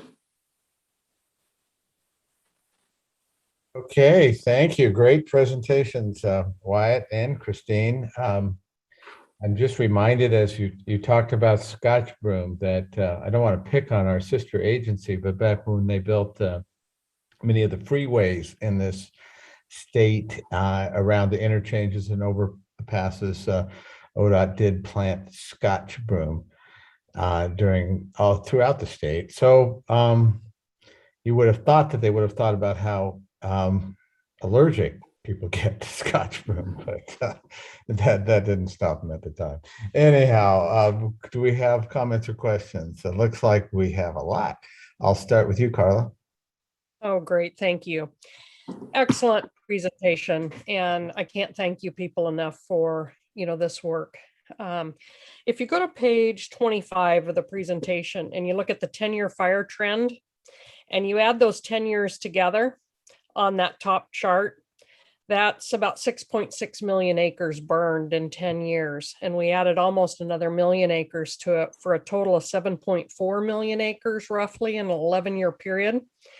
Paul Hesberg, our U.S. Forest Service scientist, said to expect 3 to 4 times this amount of fire over the next 30 years in the West and in Oregon, which really, in light of your disease, drought, insect stress on what we're seeing on these trees, do any of you doubt that his prediction is right?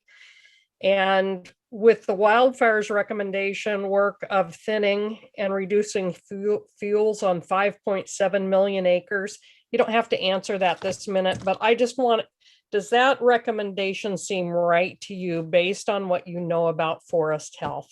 And so I don't expect an answer today, but I would sure like your reaction to those numbers. Thank you. I'd like to go ahead and reply to at least some of that. So the 3 to 4 times, that's something that, you know, I don't have enough data to be able to predict and put numbers to it, but obviously we will see an increase. We have been seeing an increase in coordination with these ongoing hot droughts and increasing wildfire. But one of the things that we do really need to be concerned with is that competition for moisture, that moisture stress. And so I fully stand behind the thinning and the fuels reduction, because that fuels reduction is reducing any stress of fire on those trees that is unnatural. If it's natural to the fire cycle, that's one thing, but where fire has been suppressed and fuels have been allowed to build year after year, there does need to be some sort of fuels reduction to protect those trees from wildfire and then subsequently from insect outbreaks developing in those areas. And then the thinning is always important. That's one of kind of our bread and butter forest health management guidance techniques, is to make sure trees have enough space for enough moisture and nutrient access. And in addition to thinning, that's also suppression of exotics, such as exotic weeds, grasses that are coming in and kind of stealing more moisture from those trees. Thank you for that. And just quickly, Jim, you know, at 7.4 million acres in 11 years, we only have 29 million acres of forest land and 62 million total acres in the state of Oregon. So the percentage, you know, the significance here of what we're burning is just overwhelming before we get to the 3 and 4x multiplier. Thank you.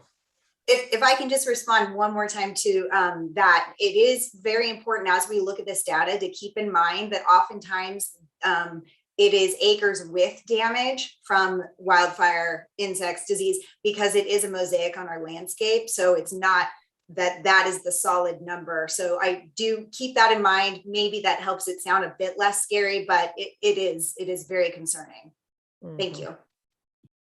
Okay, thank you. Joe Justice. Thanks, Jim. Thanks, Christine. I mean, this is really important information as a landowner to understand what's happening across the landscape as we manage timberlands. When we report on forest damage, these mortality maps, you don't break this down by ownership type. Is that true? Anywhere, you know, ownership, who owns the property and how it's being affected by mortality? We have in previous reports. That's something that we're always considering. We'll break it down very generally: federal lands, tribal lands, small private, large industrial. That's something that we always have the ability to do. Yeah, I mean, that is important. I think it is important to understand. I mean, we're seeing most of this, correct if I'm wrong, we're seeing most of this impact. I can speak for Northeastern Oregon on federal properties is where we're seeing that. So, and so that is directly related to private landowners, not only those infestations, you know, crossing the boundaries, they don't know the boundaries, or impacted by fire.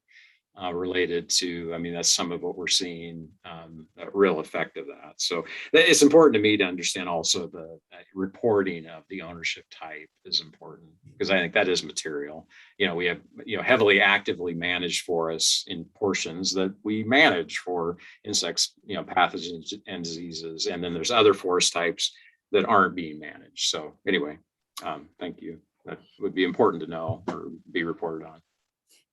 And it is also important on the west side where we have a patchwork of ownerships, because yes, these insects and diseases don't often know boundaries, and management styles can vary and can be very effective, but there is some spillover effect. So it's definitely very important to know what's bordering what. Okay, thanks, Joe. Important point. Brenda. Brenda McComb for the record. Thank you, Jim. Great presentation. Thank you for this. You're doing some excellent work. One thing that occurred to me, well, two questions. One thing that occurred to me was that acres affected either by insects, disease, or fire does not equal trees dead from insects, disease, or fire, and that mixed severity fires and varying intensities of insects and diseases can have significant impacts on trees or less significant impacts on trees. And so I'm wondering if your data can allow a better understanding of the patterns of severity for all of these things across the landscape to really represent that mixed severity impact across the landscape. So I don't want to step all over Wyatt with answering.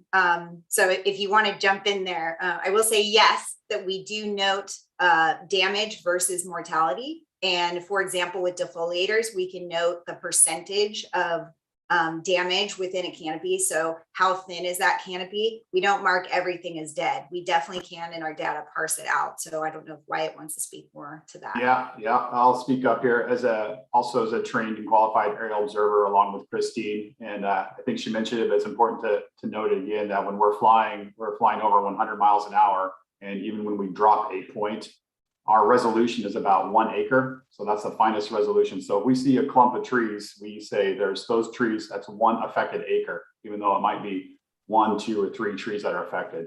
So they might have mortality. That's why it's important to, and Christine did note this, is acres with mortality. So exactly what you mentioned, Brenda, just that we need to stress that just because we're reporting these acres, it's acres with some sort of mortality. Sometimes that mortality is very high within that acre. And sometimes the finest resolution you get those 1 acre. Yeah, thank you both. One other quick follow-up. Are your data fed into the National Insect and Disease Risk and Hazard Mapping for the Forest Service? They are, yeah. Great, thank you. Okay, looks like Ben up next. Thank you, both Christine and Wyatt for this presentation. It was fascinating and incredibly important work that you're doing. So I'll just echo what everyone else has said. Brenda sort of took part of my question. I feel like this is really important work and really important information. And I wondered if you could both speak a little bit to where this information is being shared. I know you have a phenomenal website. You're sharing it with the board. I'm assuming this comes up in reports that are shared in the department, but beyond to other agencies in the state, can you tell them more about how this information is disseminated? Because I feel like that's incredibly important. Do you want to take that, Wyatt? No. Okay. Well, go ahead. Okay. Yes. So the insect risk and disease map that Brenda mentioned is, this is the bread and butter of that. So it is seen nationwide. We also have multiple technical working groups for specific topics and forest health generally, in which we share this information with other states. We are always in communication, especially with the Western states, on what they're seeing versus what we're seeing. Anywhere we can share this, because it is such a huge data collection effort. And in the Pacific Northwest and Region 6, we are very proud of it because it is so long-term. So we share it wherever we can. It's a lot of the data that you see, or I would hazard to say almost all of the forest health data for Oregon is based from those aerial surveys and then supplementing ground reports. Great, thank you. Great. Chandra. Hi, Chandra Ferrari for the record. Thank you, Christine and Wyatt. That was a fantastic presentation. Ben and Brenda kind of took elements of my question too, but I'm curious when you showed the guidance or the figure that you used for salvage logging and where that comes into play, like who's getting that figure, and then some of the information about the likelihood that the trees that are still standing will actually be subject to infestation in the future. Was that captured on that figure? And at what scale are you using? It sounds like our information is clearly not going to be tree specific, but is it at that acre level resolution in terms of susceptibility? Yeah, so I just showed you a little snapshot of what that document entails. So I first want to say that the Forest Service did a spectacular job of putting together a larger report that's 60 pages. I didn't think our clients would want to read a 60-pager. I thought that 1 or 2 pages when they're busy was sufficient. So I really whittled it down, and what I showed you was even less. But we do have post-tree specific tables that the amount of crown scorch or bole char on a dug fir of a particular size is going to vary from, for example, a small pine. So it is very specific, and it was all developed on multiple years of research in Oregon and Washington. So we actually looked at what amounts of damage and then followed those trees to see how many died from the fire damage directly, how many became infested by bark beetles and wood borers. So it's all from local current information. And they did a great job of putting that together. But there are more finer scale details that you can do individual tree marking. It gets as specific as checking cambium to see how it was cooked by using some different tools to actually kind of dig in, or it could be very generalized, looking at the percentage of live crown scorch. And every time we utilize this, and basically right now, along Highway 22, I was there recently working with loggers that are trying to determine which trees they should take versus leave. We are very aware that they do not have time to do single tree marking. So what we typically suggest is they break out the stands by what the average damage is, look at a couple trees to make a quick assessment, and that's the decision that they make in that particular stand in terms of what trees stay and what trees go. So it can be very general. There are some general rules of thumb. For example, a large diameter Douglas fir that has 70% and above live crown scorch is likely going to die from fire directly. But we also hazard it to say that these are just probabilities that are estimates. And so it's not 100%. And there's some other things to keep in the back of your mind when determining if that 70% is going to be accurate in terms of what was the pre-fire stand condition, how droughted was it before, because that's really going to play into how well it responds to fire damage, how well it responds to bark beetle infestation. So there are a few things that we say, here are some general rules of thumb for folks that have large acreages that they're salvaging, but then also what are some other details in the background that might influence pushing it into, will this tree live versus die? Great, thank you. Would you mind providing some links? It sounds like there's the larger scale report of kind of what's happened in the past and what we can take from that, and then kind of the more implementation guidance of some of the criteria you would suggest folks utilize. Sure. So the link should be on our external site. I'll make sure that the Forest Service one is linked there as well. But yes, I can provide those to Hillary to send on to you. Thank you. Okay, any other board member questions or comments? Again, a great presentation. We thank you all, and we are going to move on to the next item in that case on our agenda, which is item number 5. That's the state forest metrics. We're just a few minutes behind schedule, not bad.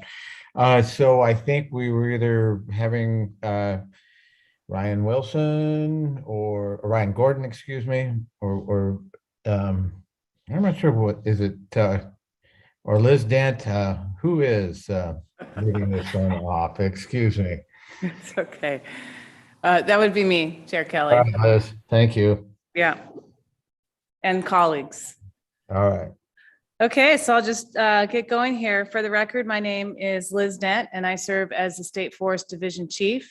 Joining me today on this agenda item is Tyson Weprick, our monitoring coordinator and specialist, as well as support from Todd Herron as a subject matter expert. And Todd is our acting resource support unit manager.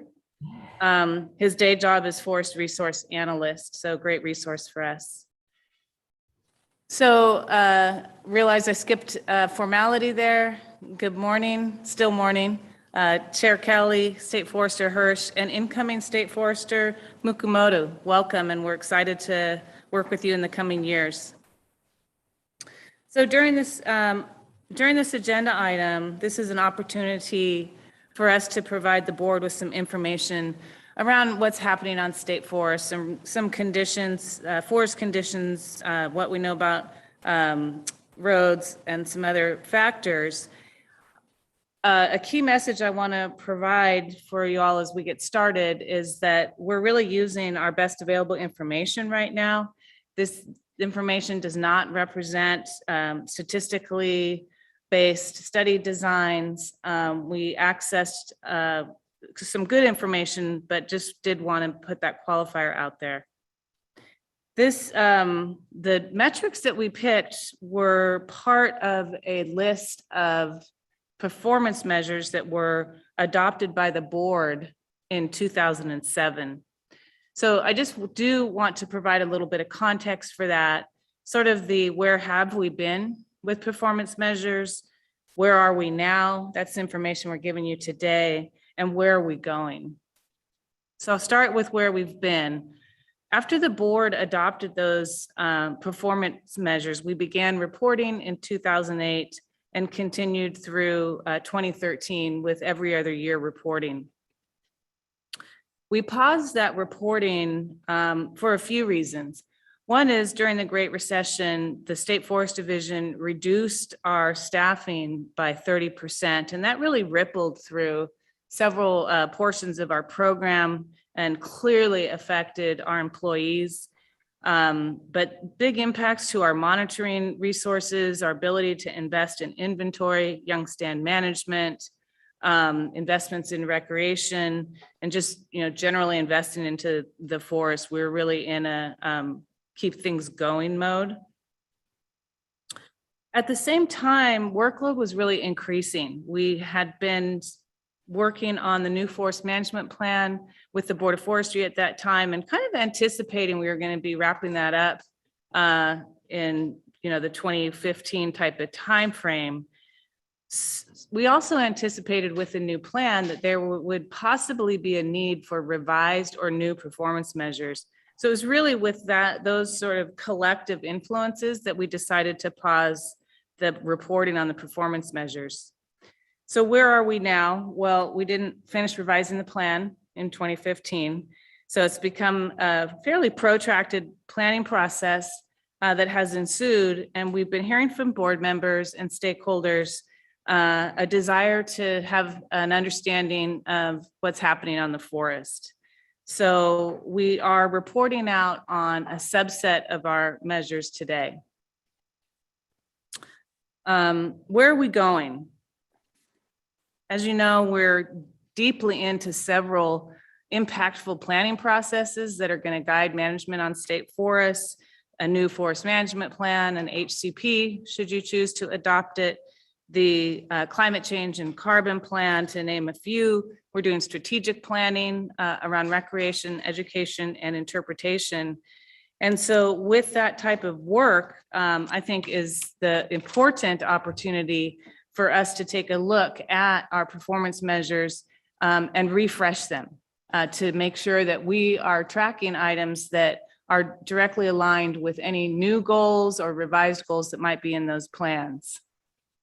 So today is an informational agenda item, but certainly welcome feedback and hope to hear discussion within the board around establishing performance measures for our new policies and what that might look like. We'll be hosting the actual conversation for that in March. So it's kind of just dipping your toe in the water, if you will.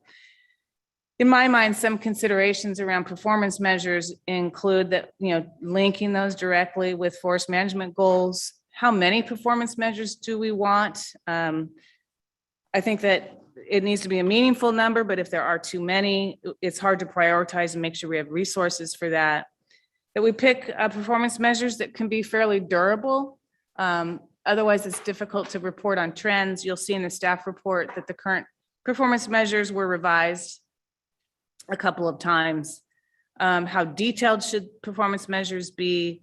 and picking performance measures that lend themselves to setting targets. So just some things to think about. We obviously are not walking through all that today, but I think it's a good precursor for the conversation. So today we're reporting on 6 of those 9 currently established performance measures. Again, various data sources.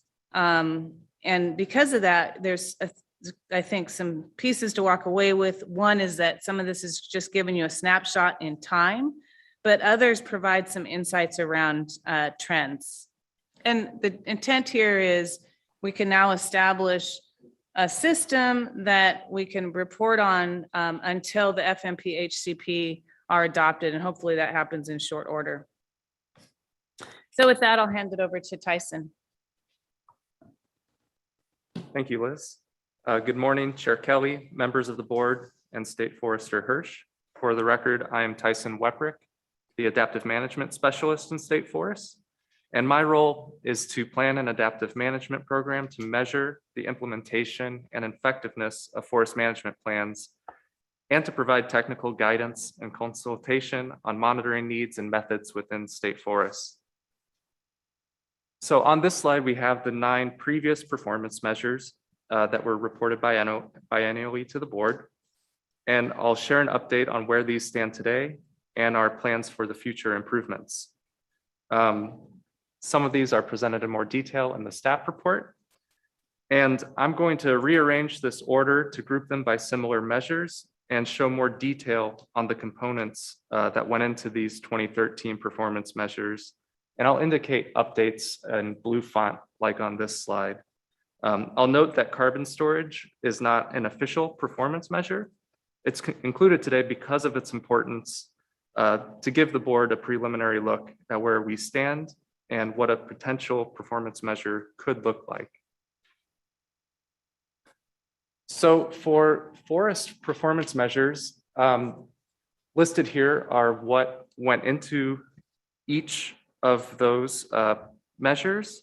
And I won't be going into detail on forest health because we just saw a great presentation by the team in private forests. And our measures rely extensively on that work that they described. Trends and damage noted by aerial surveys and the area with Swiss needle cast or bark beetle damage were included in the previous state forest performance measure reports. However, with these examples, state forest mitigates the damage of pathogens of trees through management, but we do not necessarily react to annual fluctuations that are expected and out of our control in ecological systems.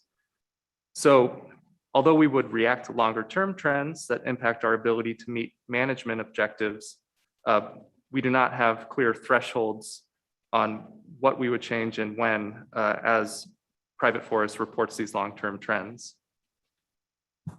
The second performance measure on this slide was labeled the quantity of habitat in the report. And we note that this is primarily measured with forest structure biometrics, not necessarily habitat of specific species. And today I'll give an update on stand structure type, but in the previous report, legacies were also measured. And that was based on a one-time monitoring study in the 2000s that found that in general, our legacies, our leaf trees and snags and down wood were meeting forest management plan objectives. However, snags were the one most likely to be lagging, and that was attributed to ODF managed lands history as a second growth forest without some of those older dead trees. So for habitat stand structure type, a key goal in our forest management plan is to contribute to habitat for sustainable populations of native fish and wildlife.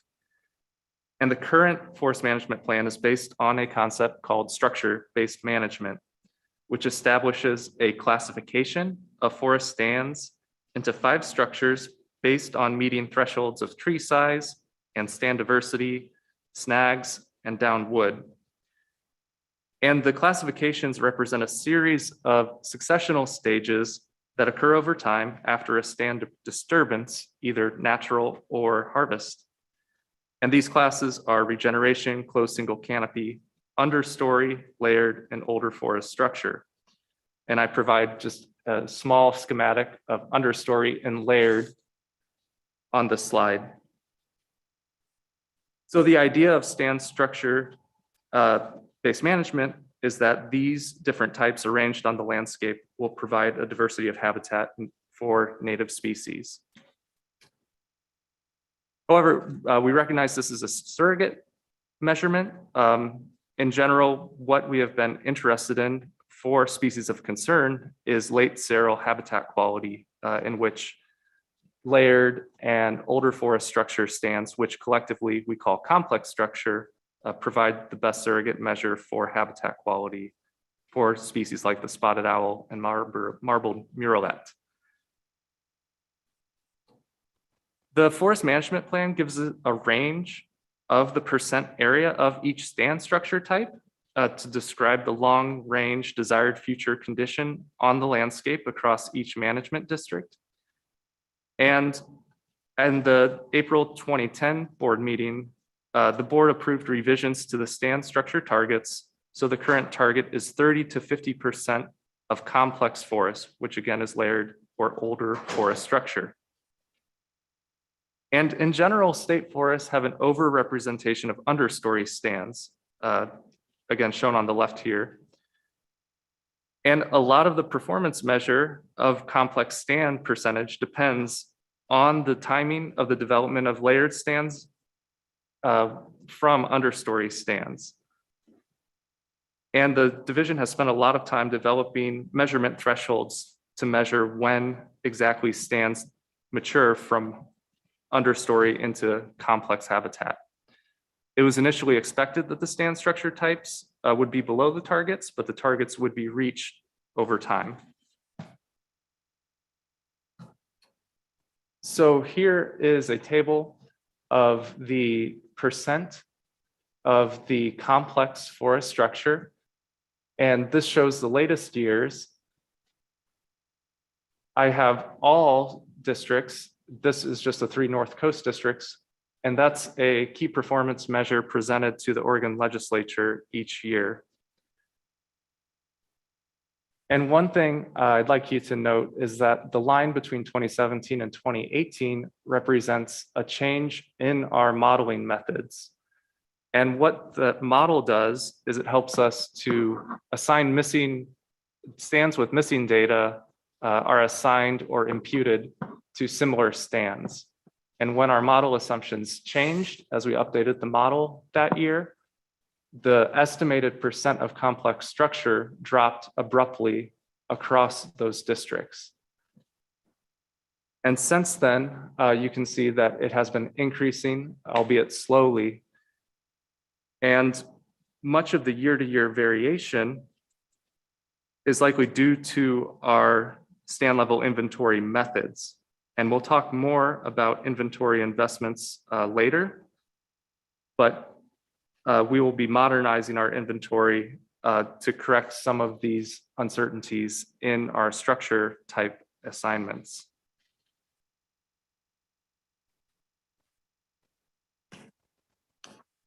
And here we have that same table data presented graphically, if that helps the visual learners.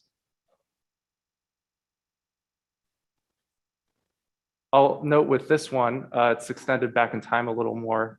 From 2010 to 2012, we only had estimates for the entire North Coast together, and new inventory wasn't collected at that time. So that explains the static bars in those early years.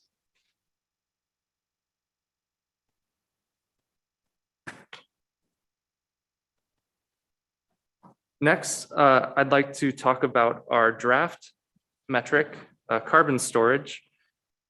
The climate change and carbon plan that you will be voting on later gives details of a lot of the previous and ongoing carbon monitoring efforts statewide. So this is not rehashing those So those monitoring efforts like the carbon inventory and the harvested wood products inventory were performed at a state level. They were based on FIA monitoring plots, which do not give us the granularity we need for telling ODF how our carbon varies across districts. So what they end up doing is summarizing by ownership and lumping ODF managed lands together with other non-federal public lands. So today's work, we're trying to use published results of estimates of carbon storage based on remote sensing to see how carbon aligns with state forest boundaries to give more granular estimates for carbon storage on state forests. And so for this work, we used an independent data set from the Lemma Group based at Oregon State University with employees of Oregon State and the Forest Service and the Pacific Northwest Research Station. And they have a long track record of carbon estimation and forest biometrics estimations. And this figure is a brief overview of their modeling method. They use FIA monitoring plots as their ground truthing, and they pair that with Landsat remote sensing data. And the satellite data helps indicate when exactly stands have a natural or a harvest disturbance, and they track that through time. They also pair that with ecological factors like climate, geology, topography, and they use all of those FIA plots to come up with a gradient space, or which plots are similar to each other. And then on the landscape, for every area without ground measurements, they predict based on the nearest neighbor in that space of FIA ground plots. So they make a prediction for every 30 by 30 meter pixel, and they've done this for carbon accounting across the Western United States. So we used that modeling product and paired it with some of our harvest data from each state forest district. And from the harvest data, we used the methods developed in a recently commissioned report, the Oregon Harvested Wood Products Carbon Inventory Report. And we were able to use their analysis to estimate the carbon stored in harvested wood products over time, accounting for the emissions and discardment of products in use. So I want to give a few caveats. Live trees and harvested wood products are just two aspects of forest carbon that we're presenting because we control these most directly through our management. They are not the whole picture. Live trees is about 1/3 of the carbon present on a stand. Soil provides about half the carbon storage. And legacies like dead trees and down wood can make up about 7% of total carbon storage.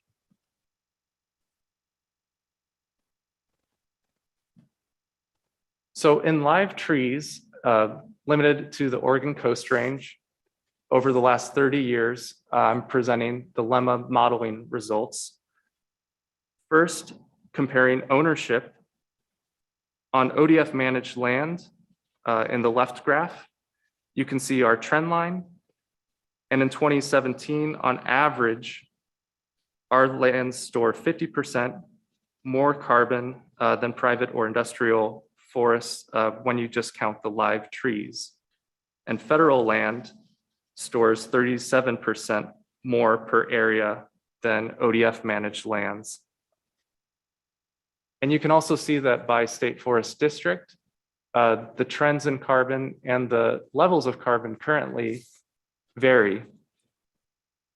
And carbon storage and the carbon storage potential can vary by district based on site productivity, tree species, stand age, and management history.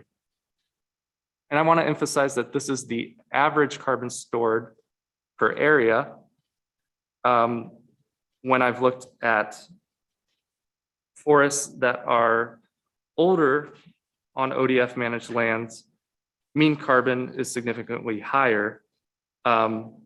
So in forest over 100 years old, the carbon storage in live trees can be approximately 150 to 215 metric tons per hectare as a point of comparison. And this is also, again, I'm emphasizing this is carbon per unit area. When you look at the total carbon stocks by ownership in this region of Oregon, ODF has 9% of the land, ODF managed lands is 9% of the land base, and total carbon on ODF managed lands is about 10%. So we are proportional with our ownership.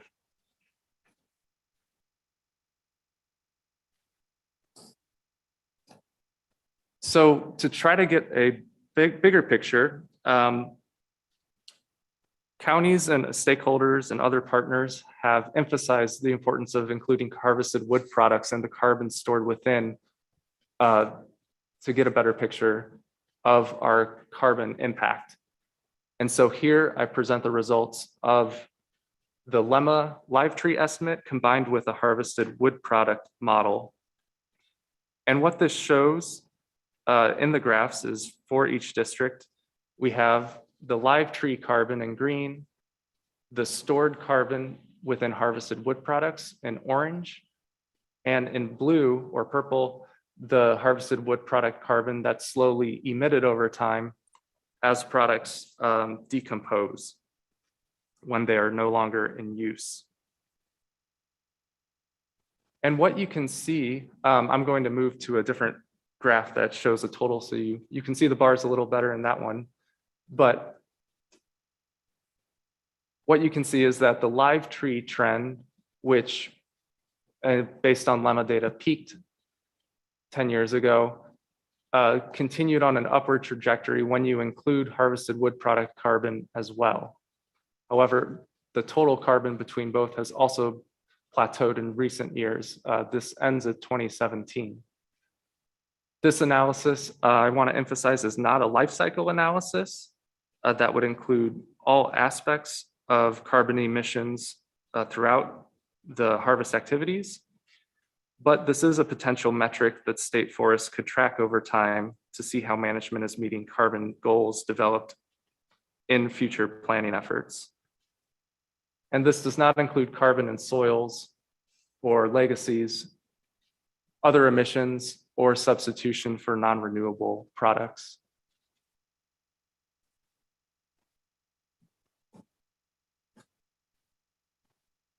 So our stand-based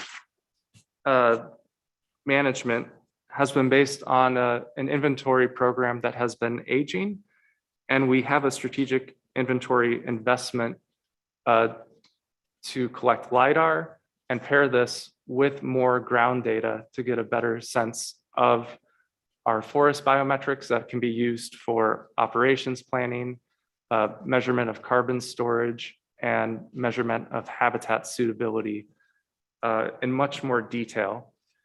So in 2020, we contracted LiDAR flights in the areas shown on the map.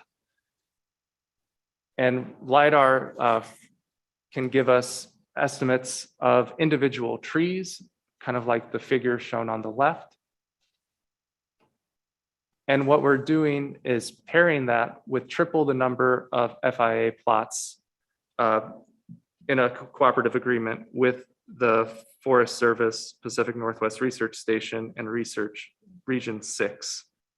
So tripling the number of FIA plots will allow us to measure more directly the forest biometrics. It'll improve the carbon products modeled by groups like lemma because they are also based on FIA plots. And it'll allow us to modernize our inventory.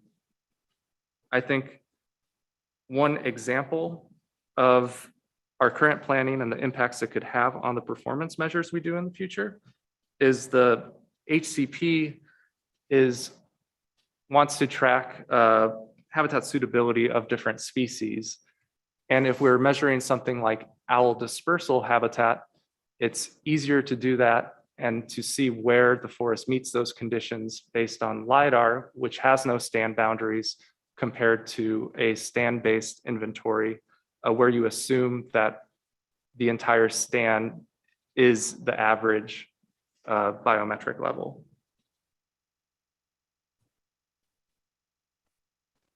Moving on to water performance measures. So in 2013, water quality was measured using two metrics: hydrologically connected roads and fish passage barriers. And when those were set in 2007, targets were set to be met in 10 years in 2017. And the targets were less than 15% of roads with hydrological connectivity and less than 2% of road crossings where streams have barriers to fish passages. And previous reports were based on road and watershed surveys conducted in the 2000s. And at that time, they documented that on average, 15% of roads were connected to streams, which was close to the target. And approximately 4.7% of stream crossings did not provide adequate fish passage, which did not meet the 2% goal. Since then, we do not have a reevaluation to compare with this target because we have not repeated watershed surveys. However, each district takes an approach to managing its road system, which may involve monitoring of hydrologic connectivity. What we do have is an example of the restoration activity we have performed over time. So these are restoration projects, which we send to the Oregon Watershed Enhancement Board. And from these annual data, you can see trends where State Forest had a larger program pre-recession. There was a lot of energy and effort after the Oregon Plan for Salmon and Watersheds came out. And there was a huge effort on ODF to improve stream habitat quality for salmonids. So the decline in restoration projects may not only be attributed to spending levels, but also the benefits of restoration projects, such as miles of access restored for fish, may accumulate more slowly now than they did at the beginning of the effort when we tackled projects that would have the biggest impact. So over the last 10 years of reporting, state forests have averaged about 24 restoration projects, 10 miles treated, and about 300 trees donated annually to improve habitat within streams. Going forward with water performance measures, I've talked a lot with our aquatics and riparian specialists about what we could be doing. And I think in general, there is a desire to move towards effectiveness monitoring rather than simply compliance or implementation monitoring.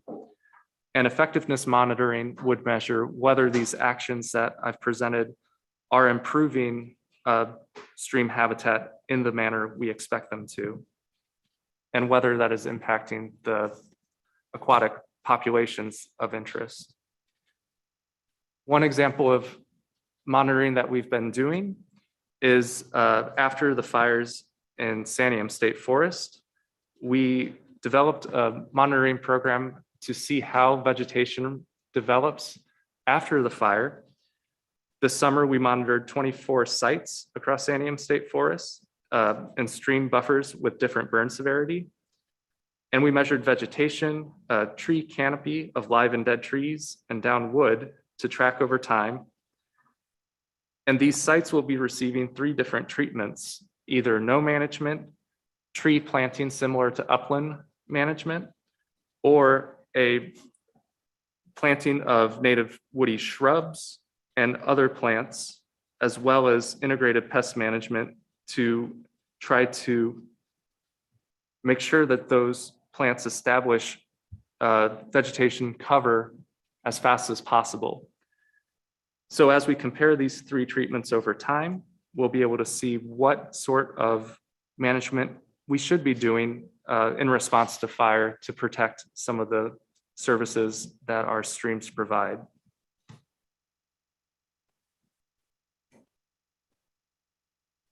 And finally, with water, there are many policy impacts that could change the performance measures we're looking at.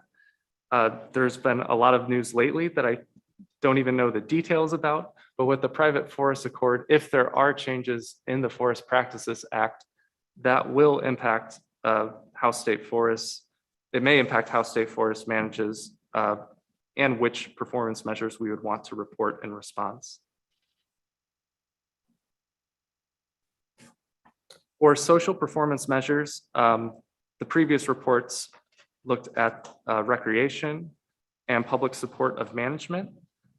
I'll be updating recreation and adding education and interpretation as well. Recreation is primarily funded by timber revenue. About 98% of ODF state forests is funded by timber revenue, so recreation is no different. The investment in recreation varies by different, and although it's difficult to track trail users, I'm presenting camping visitors and camping revenue because that's where people stay still long enough that it's easier to count them. So for camping, recently we averaged 41,000 visitors for last 5 years. In the staff report, I give miles of new trail construction, which is something we report annually.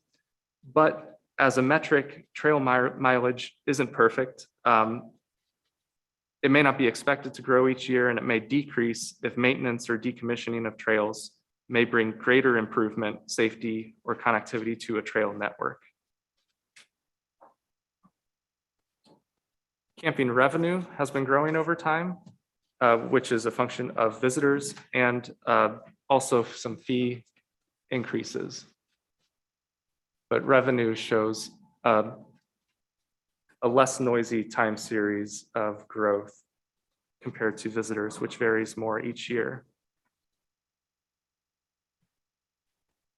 At the Tillamook Forest Center, this is something that was not reported on in previous performance measures reports.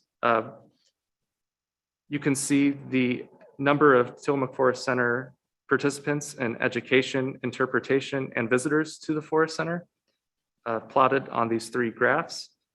And in general, the audience was growing pre-pandemic, which I left off the last 2 years of numbers because of that. Education and interpretation are different disciplines. So education is curricula-based with intended outcomes, like what a school group would come to the Tillamook Forest Center to do. And interpretation is a communication process that forges emotional and intellectual connections between the audience and the meaning of the forest. And those programs come in a variety of types and reach a greater diversity of participation. And both of these programs were moved online in the last 2 years as the Tillamook Forest Center was closed. And for recreation and education and interpretation, much of the future performance measures will depend on the strategic planning that they're going through currently. It may involve something like visitor use data and surveys through academic partnerships to monitor visitor use levels and satisfaction. These are the economic performance measures that were included in the 2013 report. And the time I spend on these does not reflect the emphasis that State Forest places on the economic and social benefits. These performance measures are the easiest to track and the most frequently reported performance measures. So I'll go through these pretty quickly. Much of these are in annual reports. I'm not reporting on net return of asset value, which was in the 2013 report. So how well revenues support forest management as a measure of financial sustainability. And so here we show the costs and revenue associated with our management, as well as projected future revenues and costs. And overall, the share of revenues has exceeded its management costs that is a positive net operating income, and that positive balance is maintained in the Forest Development Operating Fund. And revenues are projected to exceed costs for the next 3 fiscal years. The Forest Development Fund provides stability to the division during timber market fluctuations, and the division maintains a balance of 6 to 12 months of operating expenses in that fund.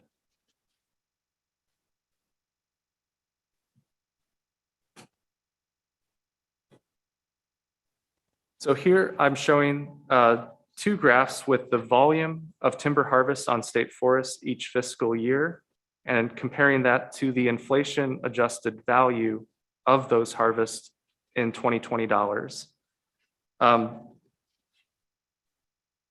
So our planned volume sold very consistently meets targets set in the implementation plans, but the annual volume can fluctuate from the planned or sold volume.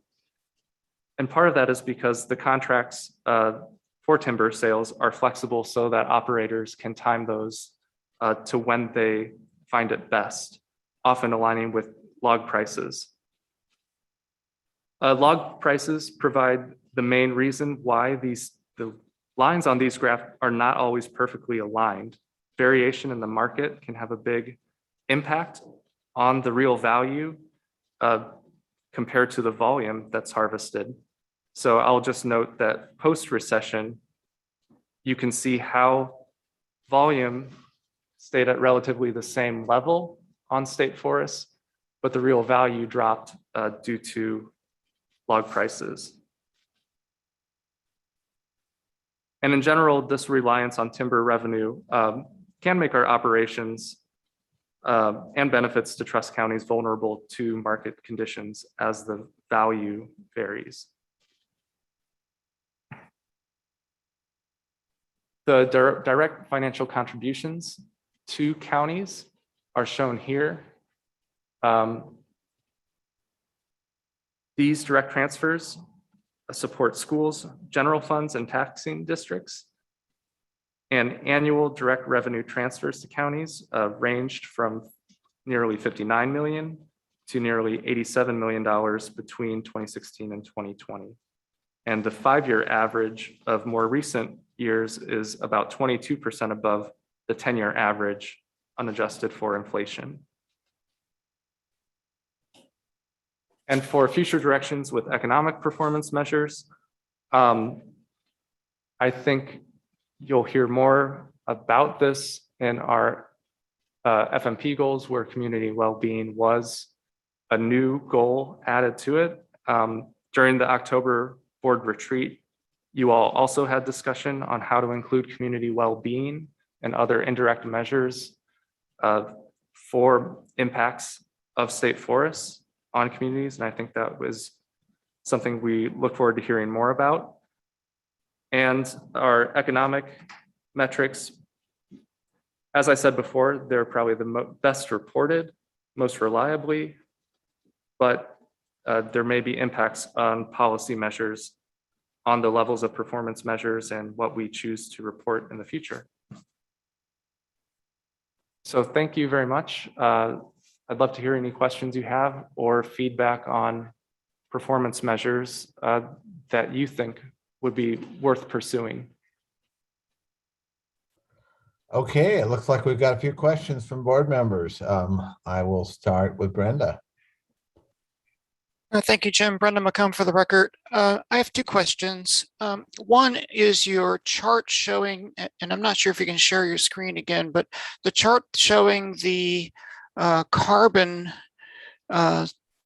in standing live trees over time on state lands. And if I'm interpreting it correctly, on average over all districts, the carbon in live trees on state lands declined in the last few years. And particularly in a couple of the districts. Next, go up one previous to this.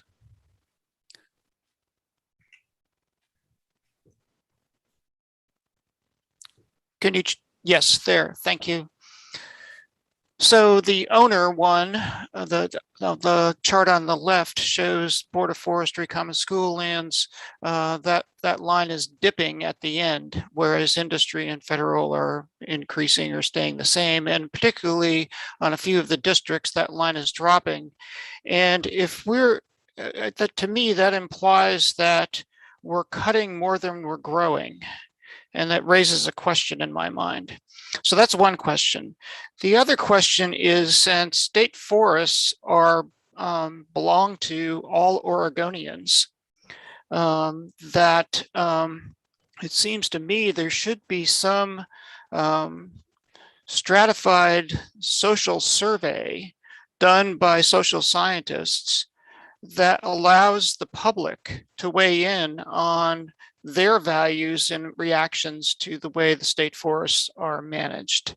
And I'm not seeing that. I guess what I'm seeing is more local impacts in terms of recreation and return to counties, but I'm not seeing the surveys for all Oregonians. So those are my two questions. Thank you, Brenda. For the record, Liz Dent. I'll take a stab and then I'll hand it off to Tyson and or Todd on the carbon question. But in terms of first, the statistically social surveys for the public to weigh in on benefits for state forests, I couldn't agree more. And you're right, that's not in the set of performance measures at this point, but it seems like a really good idea as we refresh performance measures to conduct that type of survey. And there's certainly plenty of experts that we could contract with to get that work done. On the first question, so does that answer that question, Brenda, or is there a follow-up there? Thank you, Liz. Yes, thank you. Okay.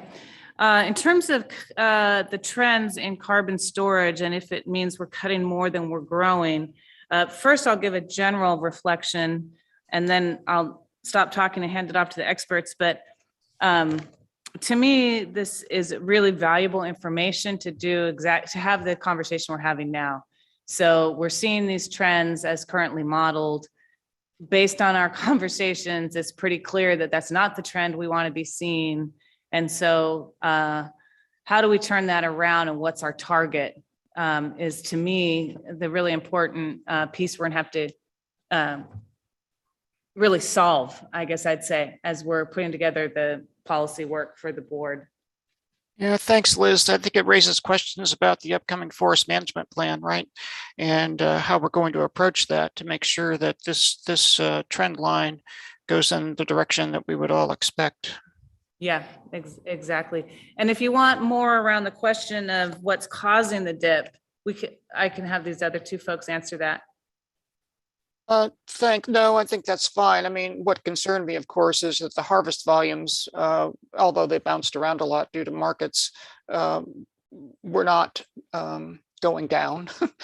They were going up while the metric tons of carbon per hectare were going down, which just raised a question in my mind. Right. Yeah, thank you.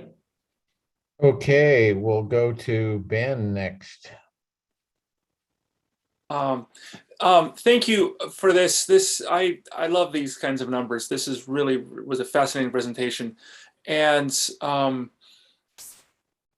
I guess I wanted, Brenda again took one of the questions I had, just as a brief follow-up on the carbon trend line. It seems to me that the carbon sequestration should sort of follow the complex forest structure. I think complex older forests will have more carbon than the layered or younger forests, would be my assumption. And if the one trend line is going up with the other one, I guess, is there a correlation, I guess was my question. And I know that's a big question and might not be an easy answer, but could one assume that there would be a correlation between those two? Hi, for the record, Tyson Weprick. And yes, so the Lemma group puts out additional products other than carbon storage, including diameter diversity index and other biometrics that you can use to try to assess forest structure. They don't align perfectly with the thresholds that we have used in the past for those complex performance measure targets. But when looking at something like diameter diversity index from LEMA, which I don't show in the report, there is a correlation with above ground carbon in live trees and one measure of stand complexity, which isn't the total picture that we report with stand complexity. So there's not perfect alignment, but I think you're correct. Great, thank you. Okay, Carla, you've got a question? Just a couple of comments. On that federal forest line, one thing that jumps out at me is over the last 40 years, when we've decreased that new equivalent growth harvest from 42 down to 8%, I would question why that curve isn't a lot steeper on the federal forest. I would expect that to be a lot higher. So maybe offline, Liz, you can explain that to me sometime, but I would expect that to be much greater. I would like to see the asset value on the state forest, total acres, and just the overall asset value. I think that's a good thing to provide to Oregonians annually. And what is the ROA on that, on those state lands? One thing that jumped out in the report in your table 5, I believe, is 5 counties represent 87% of the county payments. And I would just be interested offline, what percentage or dependency of their county budgets are those numbers for those bigger counties? And then it was of interest to me that with 41,000 visitors and 249,000 per year, that works out to $6 per visitor. And have we changed those rates over time, or is that number right? Because it does seem rather low. Anyway, that can all be offline, but those are some of my questions. Thanks, Carla. I just didn't catch, I was jotting notes down as quickly as I could, but what was your last question there around, I think it was around visitors? Yeah, the last one you show 249,000 per year, other income, average for 5 years with 41,000 visitors, which would average $6 per visitor. And I just want to, is that right? And how long ago has it been since we evaluated those rates? Maybe that's right, but it just seemed it seemed low. Yeah, your instinct is correct there. And we did, I want to say 3 or 4 years ago, adjust those rates because they weren't keeping up with inflation, A, and B, not aligning with other resources provided to Oregonians. Mm-hmm. Thank you. Okay. Okay, I would want to just pile on that one thing. I think that Carla's question around for us to have a better idea of how significant, what percentage of these dollars that go to these counties, what that is relative to their overall budgets as counties, that would really help us as policymakers to get that information. And I'm clueless about it. Joe. Yeah, thanks, Jim. Liz, just a little bit. I just want to follow up on some of Brenda's questions. I was a little surprised by the carbon storage on state forest land.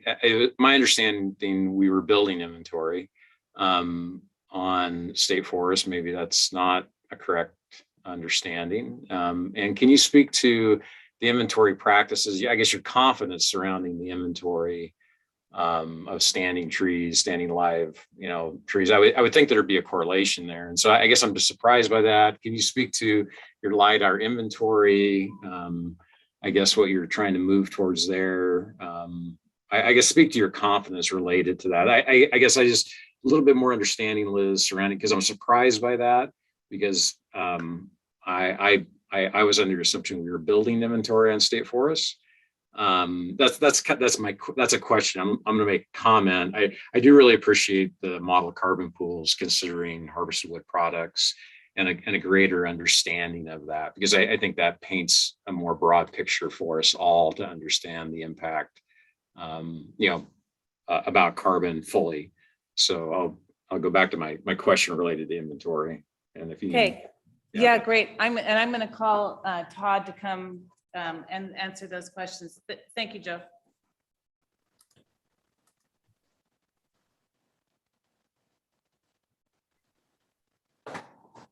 Good afternoon. For the record, my name is Todd Heron. As Liz introduced me, I'm the acting resource support unit manager and also forest resource analyst. So in terms of, maybe I'll just give a little background. Our confidence in our inventory, we have struggled with that over the past few years. Coming out of the recession, we kind of curtailed some of our inventory efforts. And then in 2016, we did a kind of an internal review of our practices and made some changes there. And ultimately that has all kind of culminated in this need to, as Tyson suggested, the FIA-based inventory and coupled with the LiDAR. So, SLI has not been reliable in terms of capturing trends over time. And so we have wrestled with that. And so this information coming out of LEMA, we're still working to understand the LEMA data. It's new to us. Carbon in particular is a kind of a new measurement for us. It hasn't been a focus of our planning and inventory efforts in terms of reporting. And so we're working to better understand that, certainly. And so we're hoping that this new information is kind of a benchmark for us to kind of build from to better understand how our management, both past and future, will affect carbon. I'm sorry, just to follow up. I mean, am I off? Am I incorrect that we believe that we are building inventory on state forests? So it certainly varies, in that even in those trends, it varies.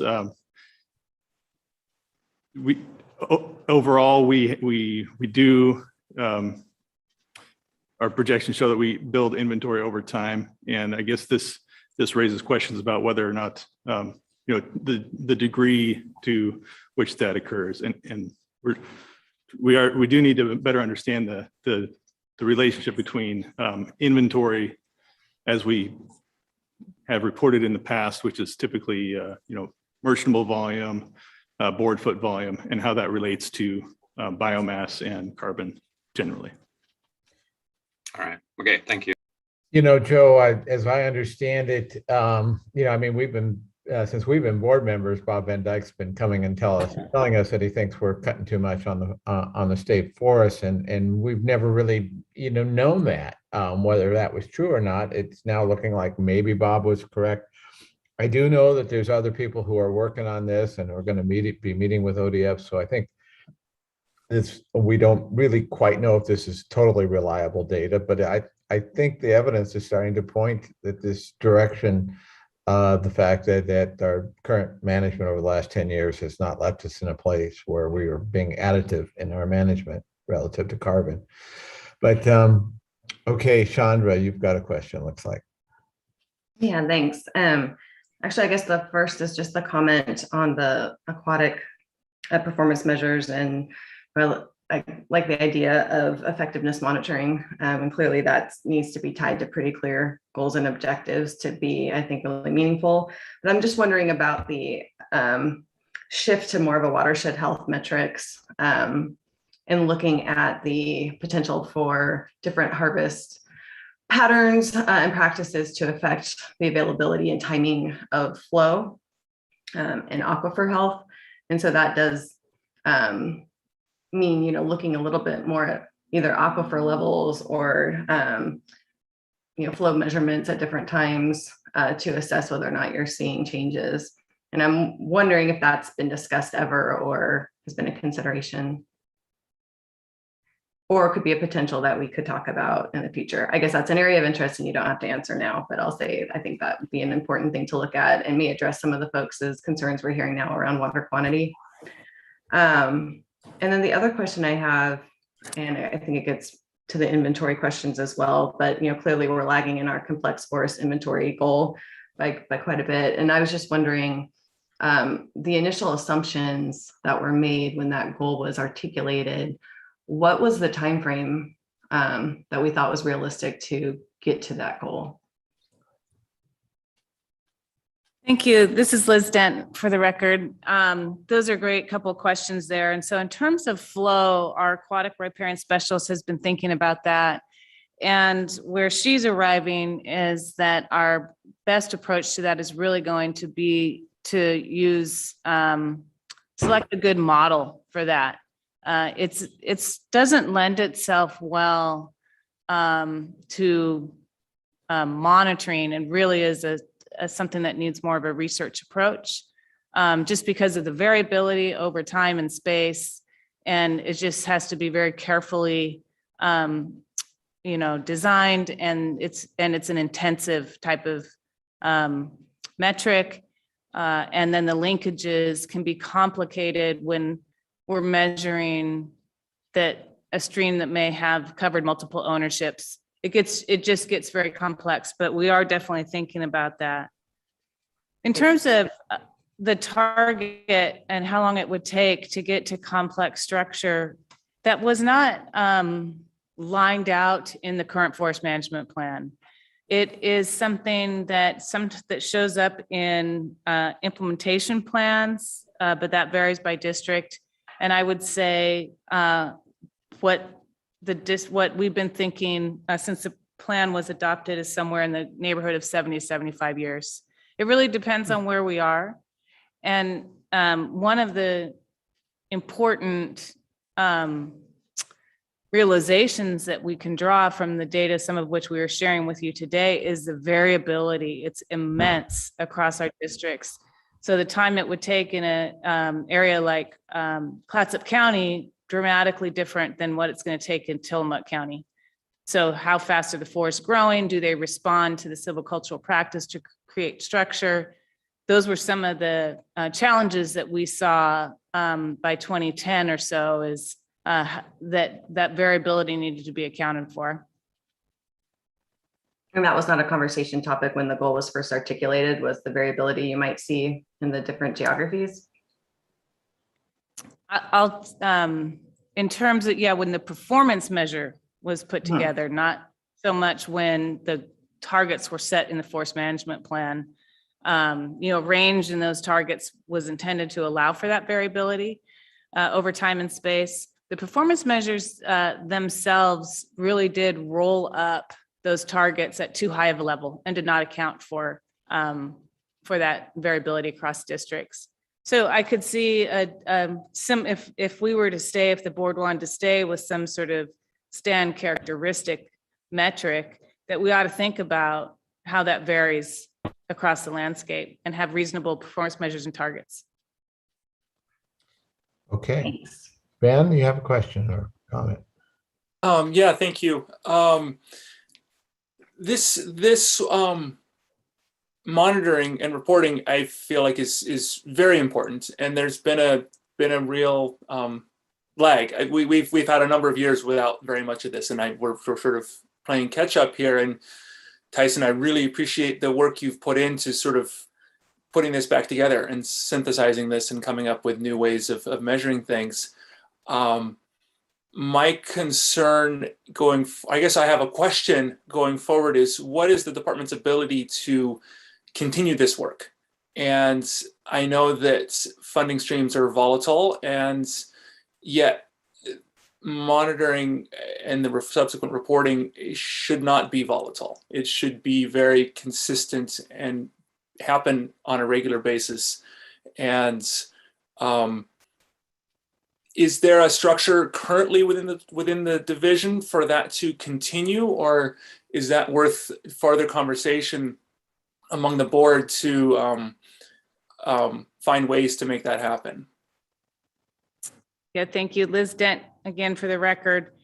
The framework for monitoring and adaptive management, which one feeds into the other, but they are different processes. That is being teed up in our work for the Habitat Conservation Plan.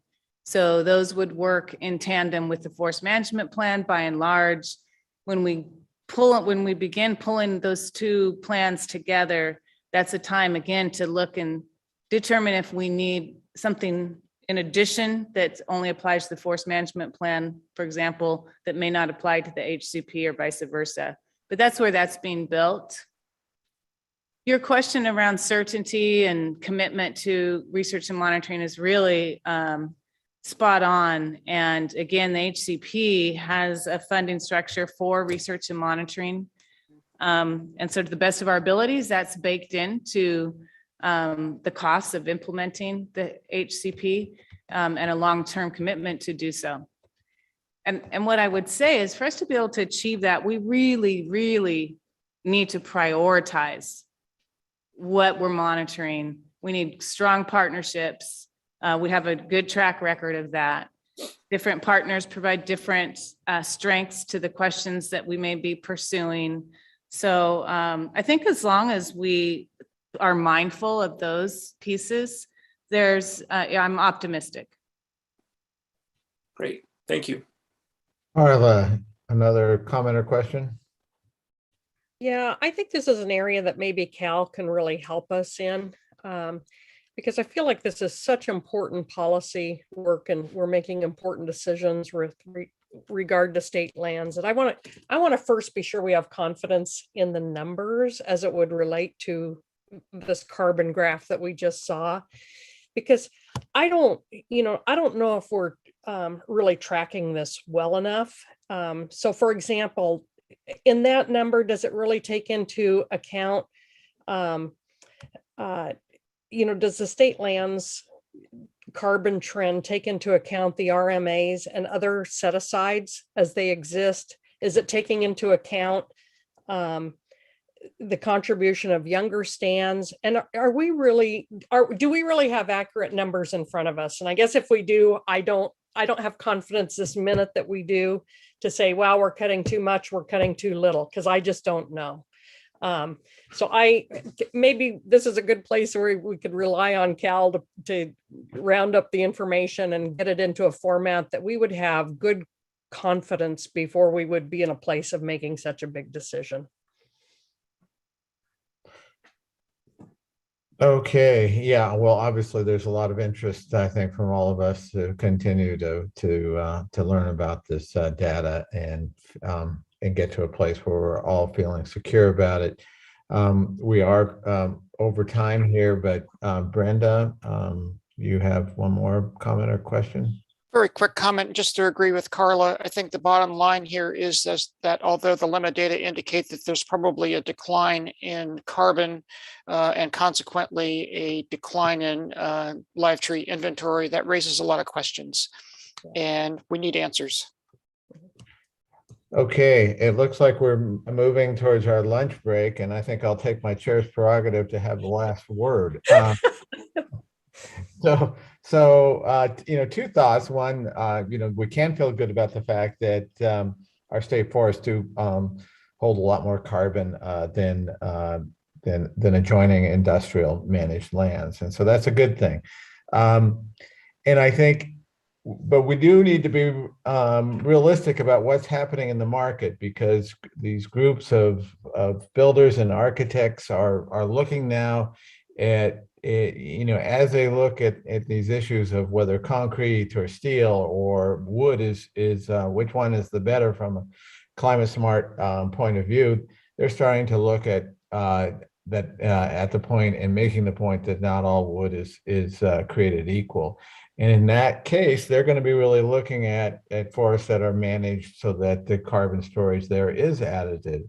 And so we do, if what this data indicates to be true, we've got something to turn around, or our state forest wood will get blacklisted in some markets, and that's a real potential threat that would hurt the department and would hurt the counties who share the revenue potentially down the road. So with that, I think we have gone from a 45-minute lunch to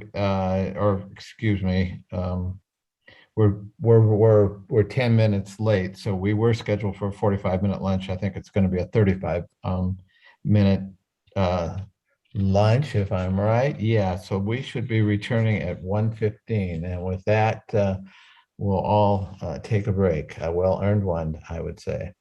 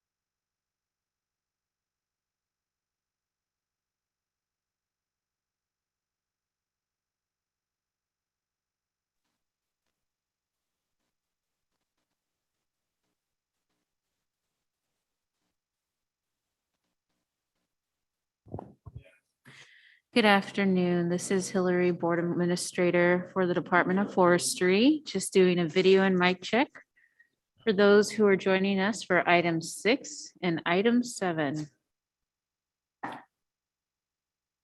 Good morning, Hillary, or good afternoon, Hillary. Can you hear me? Yes, I can. Thank you, Mr. Yakamoto. And Hillary, this is John Sweet. Can you hear me as well? Yes, Mr. Sweet, I can hear you just fine. Thank you so much. Thank you. Hi, Hillary. It's Terry O'Rourke. Hi, Terry. How are you? Great. Excellent. And- Thanks for joining us. Troy Ramick with ICF. Was that Troy? Was that you, Troy? Yep. Can you hear me okay? I did. That was just very quick. Sorry about that. Sorry. No, you're fine. Up next. Cindy Kolomaychuk, ODF. Oh, excellent. Glad you could join us, Cindy. Thank you. Of course. All right. And commissioners, just to let you know, I was able to share your latest and greatest versions of your testimony with the board. So, and that information is posted online for the public. Thank you for doing that. You're welcome. Welcome back, Chair. Commissioners, that doesn't mean we've had a chance to read it, but we'll certainly be listening to you and catching up if we can. Hi, Jim. How are you? Good. How are you? Good.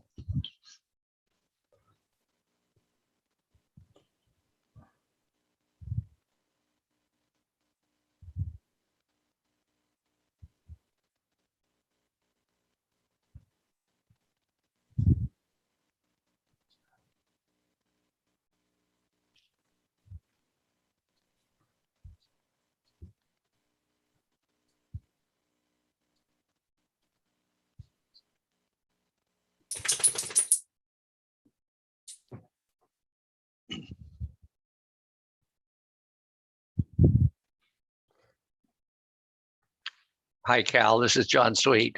Hey, John. What have you gotten yourself into? Congratulations. I'm so proud of you. Well, you know, it's going to be a challenge, but there's a lot of good things on the horizon. There are a lot of good things. Yeah, but you know, you and I have to have coffee sometime. So. I look forward to that. Okay. Thank you. I've seen you for a while.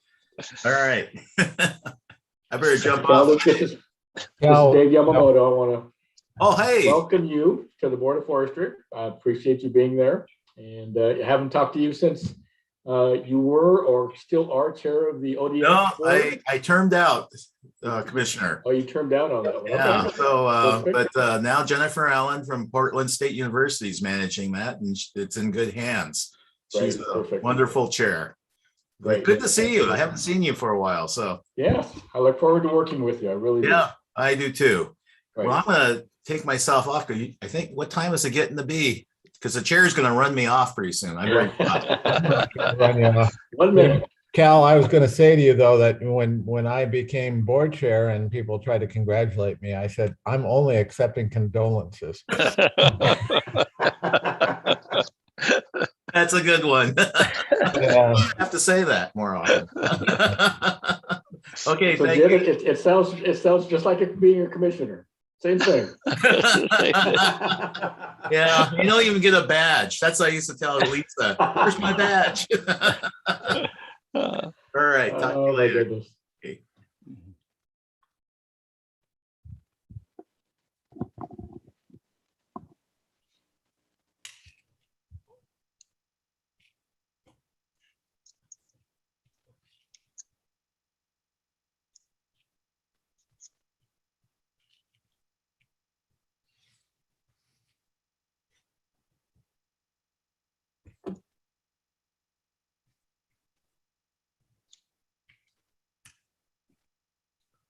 I see it is 1:15. Jason, Hillary, were we all set to go?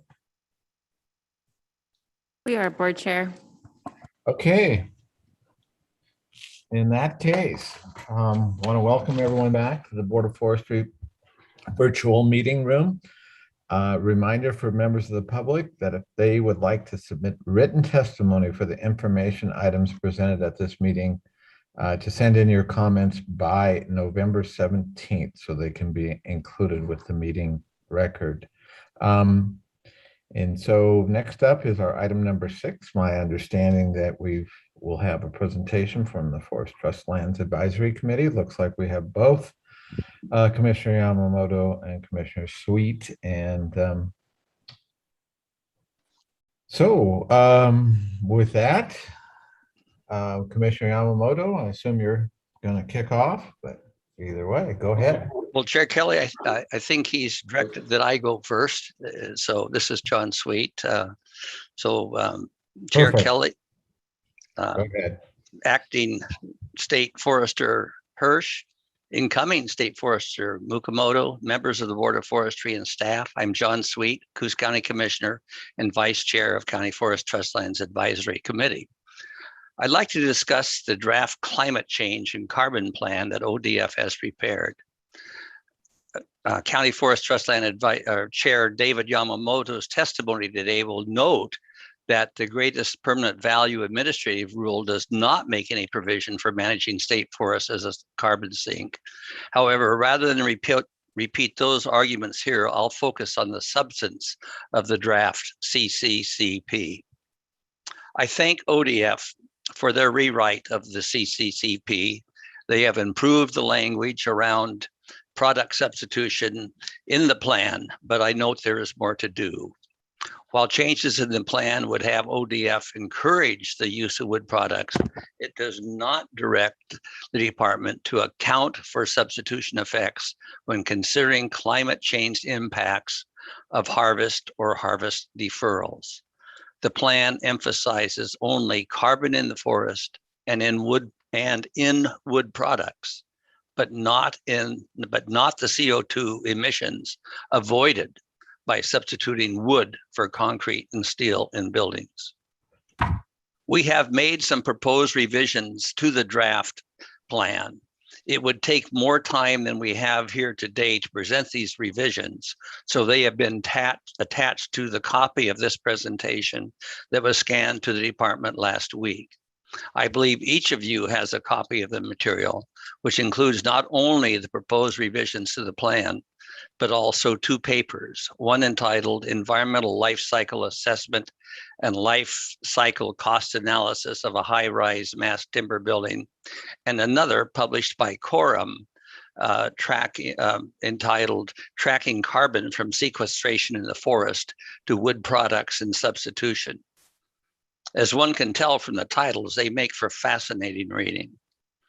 Their theme is that harvest and use of wood products are necessary components of maximizing the climate change benefits of forests. I'm not a scientist, but I think I can explain in layman's language the concept suggested by Quorum and the one that our advisory committee is endorsing. As a tree grows, it takes in CO2. The carbon component becomes wood fiber, creating a carbon sink, and the oxygen is released back into the atmosphere. As a part of a Northwest forest, that tree grows and continues to sequester carbon for years.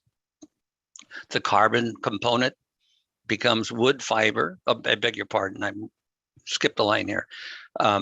However, as time goes by, the lower limbs on the tree die and start to rot.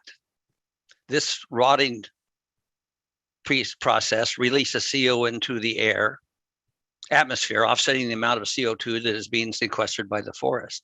Ultimately, some trees crowd out others, causing them to die and rot also. The net rate of CO2 absorption is again reduced.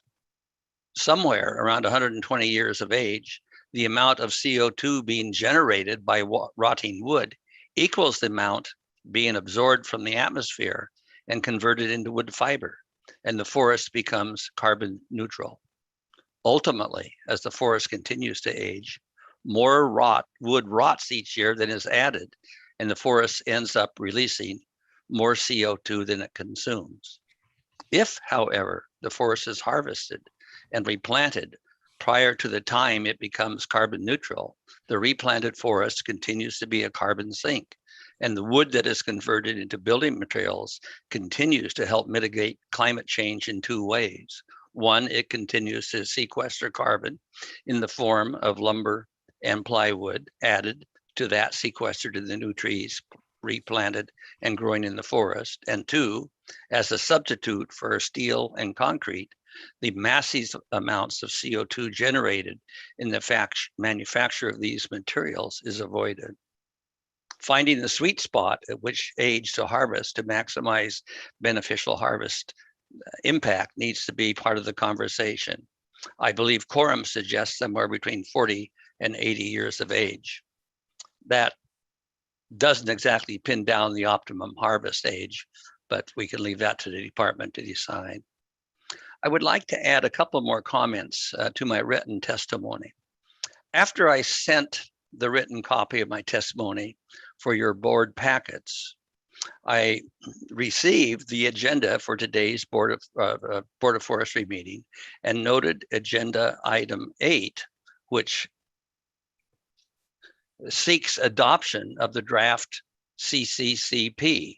I will note that we, County Forest Trust Lands Advisory Committee, were not provided the current version of the CCP until mid last week. Our review of the current draft was completed immediately, and our recommended changes sent to you along with my testimony and other info late in the week. I see no way that the department could have reasonably made any of the suggested changes made by the County Forest Trust Lands Advisory Committee a part of the final draft of the CCCP tendered you for adoption today. I therefore request that you table agenda item 8 until the department can review our recommendations for possible incorporation into the CCCP. Respectfully submitted, John Sweet. Thank you, Commissioner Sweet. I appreciate that testimony very much. So let me begin my testimony. Chair Kelly, members of the Board of Forestry, Interim State Forester Nancy Hirsch, newly appointed State Forester Cal Mukamoto, and ODF staff. I am David Yamamoto, Tillamook County Commissioner and Chair of the Forest Trust Lands Advisory Committee.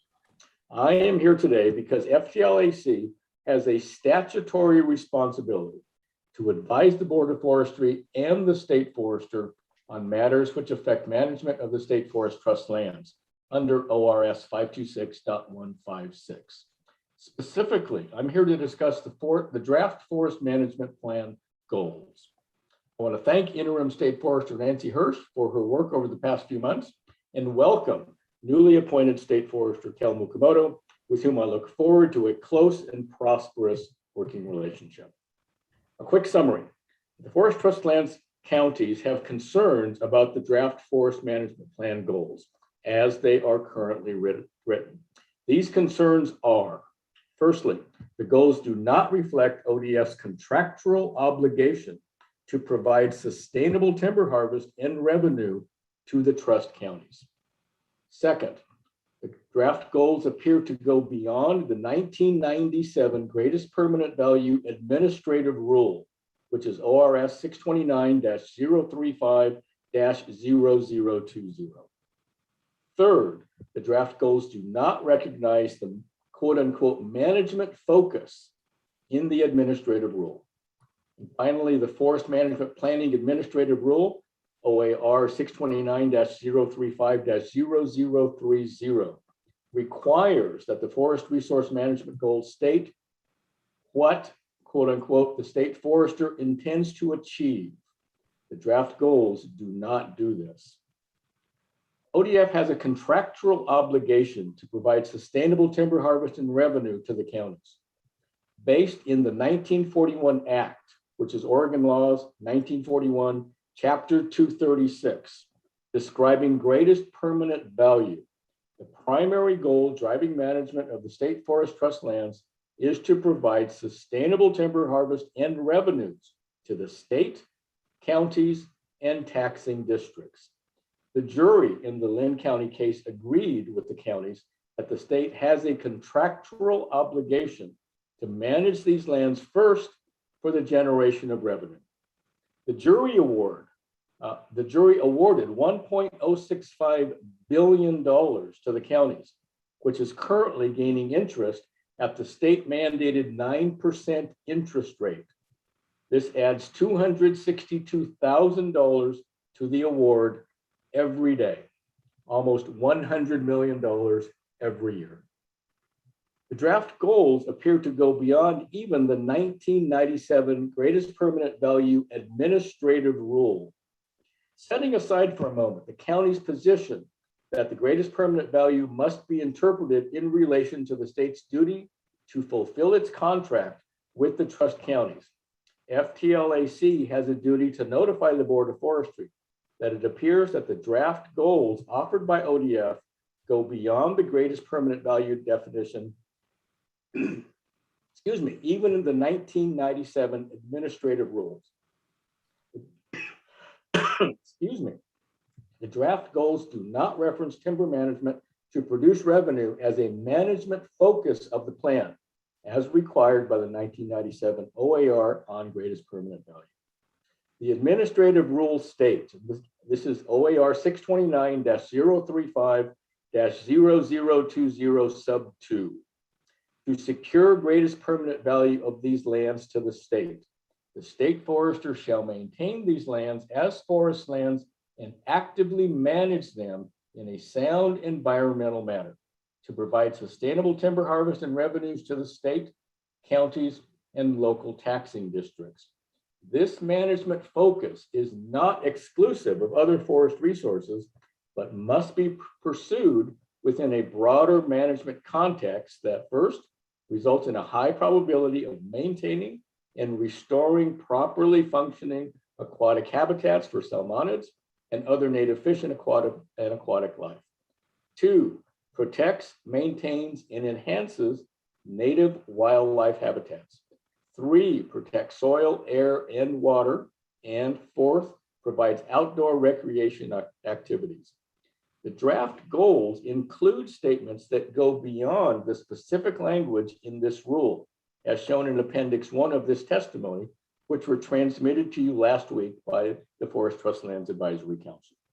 The trust counties cannot support goals that change, expand, or obfuscate the management focus of the lands. The trust counties acknowledge there may be other laws that affect state forest land management in addition to the greatest permanent value rules. Strategies, actions, or standards that are in conflict with the management focus must be accommodated only to the extent required to meet other laws or rules. If a goal is intended to support the implementation of a law or rule, ODF should clearly state what law or rule that is and be specific as to the requirements of the law or rule. Before accepting any of the draft goals, the Board of Forestry should ask ODF to reconcile the language of the draft goals with the greatest permanent value administrative rules. Forest Management Planning Administrative Rule requires that forest resource management goals state what the state forester intends to achieve. The Forest Management Planning Administrative Rule, OAR 629-035-0030 sub 2 sub C, states that forest management plans goals are statements of what the state forester intends to achieve for each forest resource within the planning area, consistent with OAR 629-035-0020. Again, greatest permanent value. The draft goals do not state what the state forester intends to achieve. The goals lack definitions of key terms such as enhance and resilient. The goals do not provide a statement for future desired conditions, nor a way to assess whether a goal has been achieved. The Board of Forestry, the trust counties, and stakeholders are left to interpret for themselves what will occur under each draft goal. ODF has explained and managed actions will become clear after, ODF has explained that managed actions will become clear after it develops the forest management plan strategies. However, the administrative rule states OAR 629-035-0030 sub 2 sub D, and I quote, management strategies which describe how the state forester will manage the forest resources in the planning area to achieve the goals articulated in the plan. The strategy shall identify management techniques the state forester may use to achieve the goals of the plan during the implementation phase of the plan. The strategies describe only how the state forester will manage the forest resources, not what the outcomes will be. The outcomes must be clear from the goals alone. In conclusion, the draft goals should be rewritten such that they meet the contractual obligation to the counties and comply with administrative rules. The goals should be consistent with the GPV value and should clearly state what the state forester intends to achieve. Until these changes are made, the trust counties cannot support the draft goals.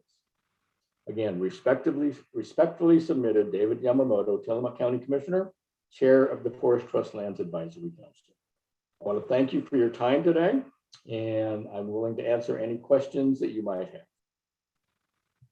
Okay, thank you, Commissioner Yamamoto. If we've got any questions for you or Commissioner Sweet, any board members with questions or comments at this time?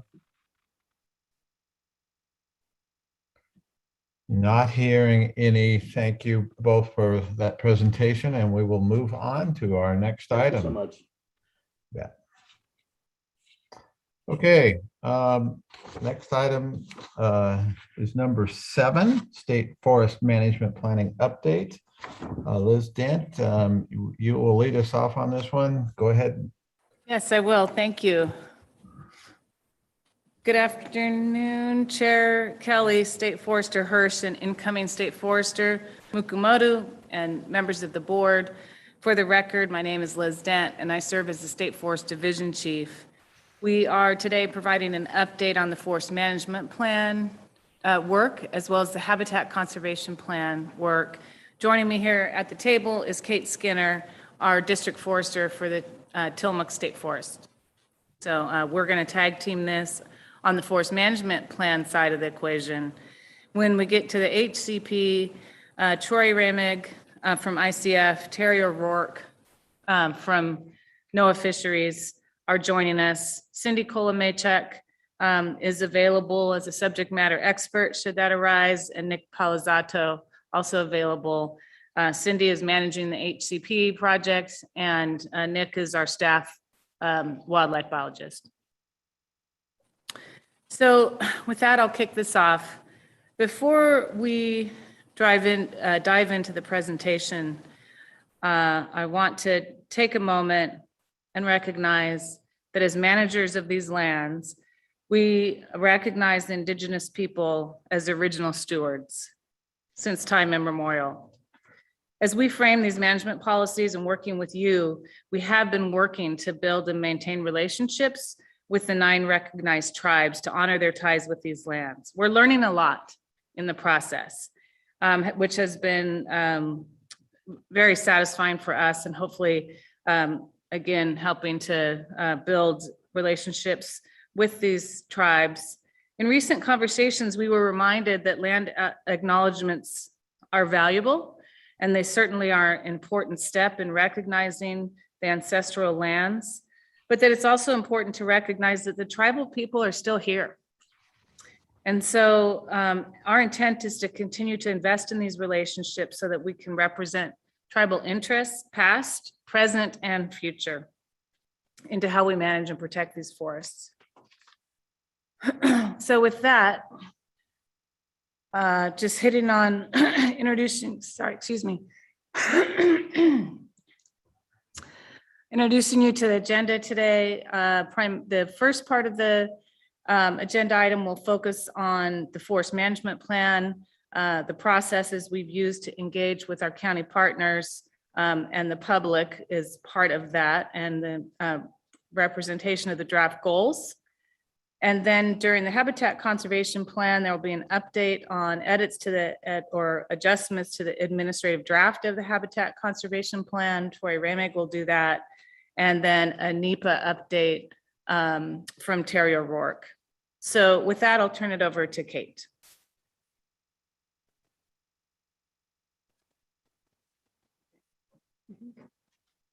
And we're trying to forward the slide, so it's coming. There we go. All right. Good afternoon, Chair Kelly, members of the board, State Forester Hirsch, and incoming State Forester Mukomoto. For the record, my name is Kate Skinner. I am the Tillamook District Forester and a member of the leadership group for the Forest Management Plan project. I'm sitting in today for Mike Wilson, who's on some well-deserved leave, as well as for our Forest Management Plan project manager. I want to start today with some slides that set the stage for the Forest Management Plan project and our processes before handing over the presentation back to Liz to dive deeper into the goals and the feedback that we've received. So as you can see from the slide, ODF has created a robust project structure to ensure internal alignment, collaboration with state partner agencies, and engagement with external partners and the public. The team and approach is organized to work through the Forest Management Plan and our implementation plan in the future. But currently our focus of the work is for the FMP and the Habitat Conservation Plan to facilitate the board making these important policy decisions. So to walk through, the team consists of 2 levels of leadership. A steering committee that provides broad project oversight, and a leadership group that provides direct review and guidance to the project team. Our project team is a small box on this slide, but it represents a number of employees and perspectives across the division. The project team consists of technical team and a core team, which includes field and operational perspectives for recreation, roads, reforestation, timber, wildlife, and aquatics. In addition, the core team works with representatives from our partner agencies, such as Fish and Wildlife, Department of Environmental Quality, Department of State Lands, and other subject matter experts within ODF, and an operational advisory group to ensure that plan components are aligned for implementation. And these are shown as the boxes across the bottom. Throughout this process, we've utilized contractors and consultation to provide the technical capacity and support for facilitation and engagement. Before we leave this slide, though, I want to take a moment to acknowledge the efforts of State Forest employees working on the Forest Management Plan.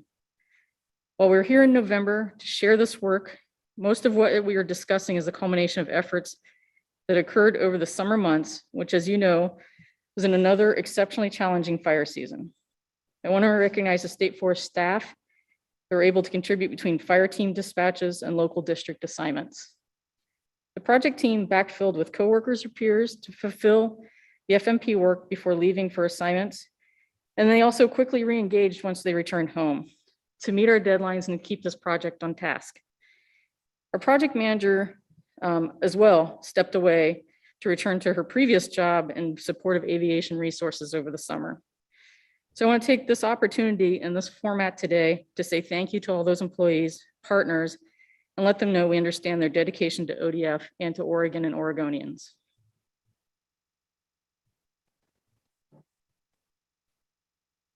So this slide is to remind us of what we're talking about for this forest management plan. So it's approximately 614,000 acres of Board of Forestry lands and 26,000 acres of common school lands. And it's the state-owned forest lands west of the crest of the Cascades from the Columbia River to the California border.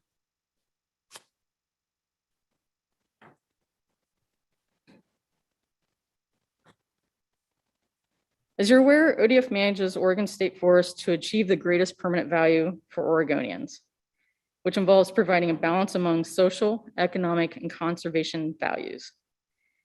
To achieve this, ODF uses a tiered planning effort to guide and implement forest management plan actions. Forest management plan provides for high-level management goals and strategies, and the Board of Forestry adopts the FMP as an Oregon administrative rule after making the finding that the forest management plan achieves the balance of greatest permanent value. In connection with that is the Habitat Conservation Plan. It's a federally Endangered Species Act compliance mechanism that provides policy components that guide forest management. While the Forest Management Plan is not required to be coupled with a Habitat Conservation Plan, the HCP provides for assurance that allows for certain and cost-effective implementation of forest management plans. HCP provides goals, strategies, and conservation actions for species it covers, and depending on those strategies and actions, may also provide significant conservation benefits for other native, aquatic, and terrestrial wildlife. In this way, the HCP and FMP can be integrated to provide for efficient implementation of forest management goals. Our next tier is the implementation plans. These are mid-range plans that describe the current condition of the forest and serve to set discrete objectives for specific geographic areas and timeframes to provide for orderly progress towards the FMP goals. And under our current FMPs and IPs, we've developed the district level 10-year time frame, and these plans are approved by the state forester. The last tier of our planning processes are our annual operations plans. They detail the specific management actions for the upcoming fiscal year and describe how those actions fulfill implementation plan objectives and alignment with our budgets. These operation plans are approved by district foresters.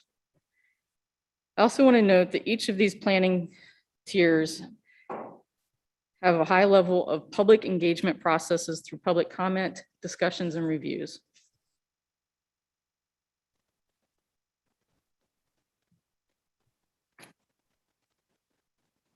In this slide, the diagram gives you a full view of the planning processes, the connections with the inputs and all of the outputs.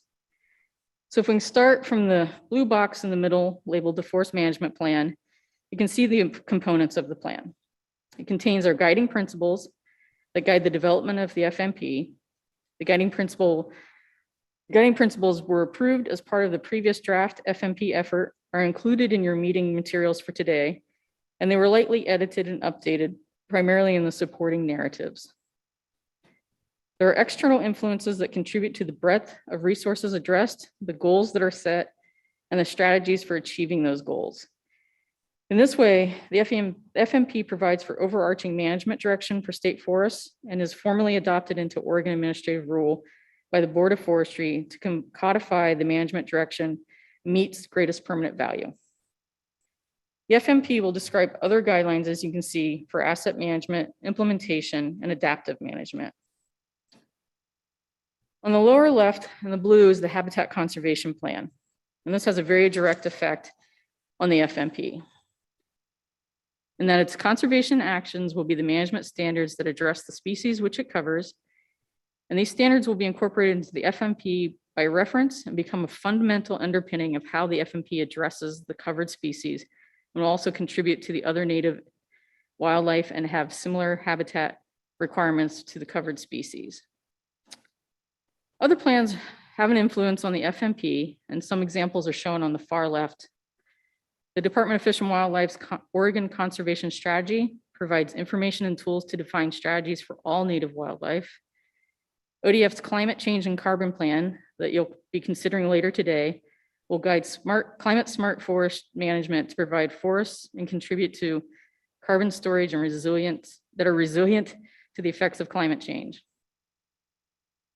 And on the top is ODF's Recreation, Education, and Interpretation Strategic Planning that will form the basis for REI goals and strategies within the FMP. Forest Management Plan will also contain guidelines for implementation plans, monitoring plans, and adaptive management.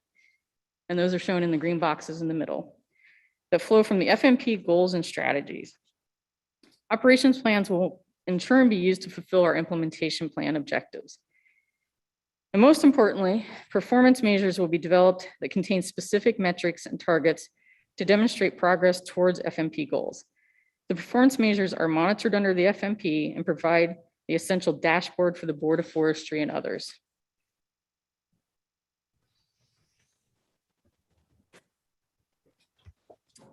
As we look at this timeline, you can see specific callouts on the bottom with key dates to present information back to the Board of Forestry.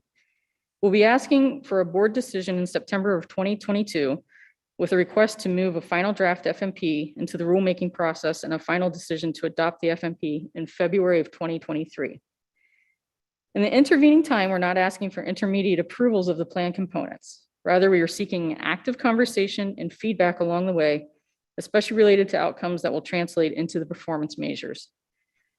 After today, our next engagement with you will be in March of 2022, when we will bring you draft management strategies. And then in June of 2022, we'll bring you modeled outcomes for the draft FMP that uses the draft HCP as its Endangered Species Act compliance. These modeling outcomes are not intended to substitute for modeling that has been done to support the NEPA process.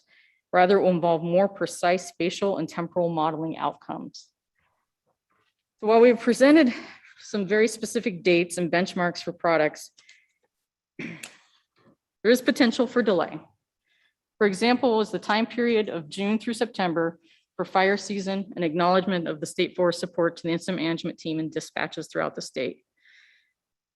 So those impacts on our workforce, we'll have to modify these dates, and we will continue to engage with the board on what any changes to those deadlines.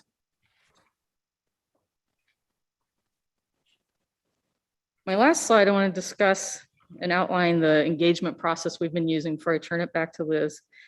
We've created a cycle of internal and external reviews and feedback for the goals. As I previously discussed, the FMP team developed the goals over the summer. The public and stakeholder meetings occurred in August, and we shared that information in September and October with Forest Trust Land Advisory Committee. The strategy development is now underway internally, and the same process of public engagement will begin in early December. And in March, we'll return to the board to summarize that feedback on the strategies. In summary of that, I'll now turn it back to Liz, and she'll talk about the feedback that we received for the goals and revisions being considered. Great, thank you, Kate. I want to start off with addressing the interactions and work we've been having with our county partners through the Forest Trust Lands Advisory Committee. You've already heard the testimony from Chair Yamamoto and Vice Chair Sweet, but we did want to sort of amplify their messages by touching on some of the same themes, but I think there might be maybe a little bit more here as well. So we met with them, I don't know, a week or two ago.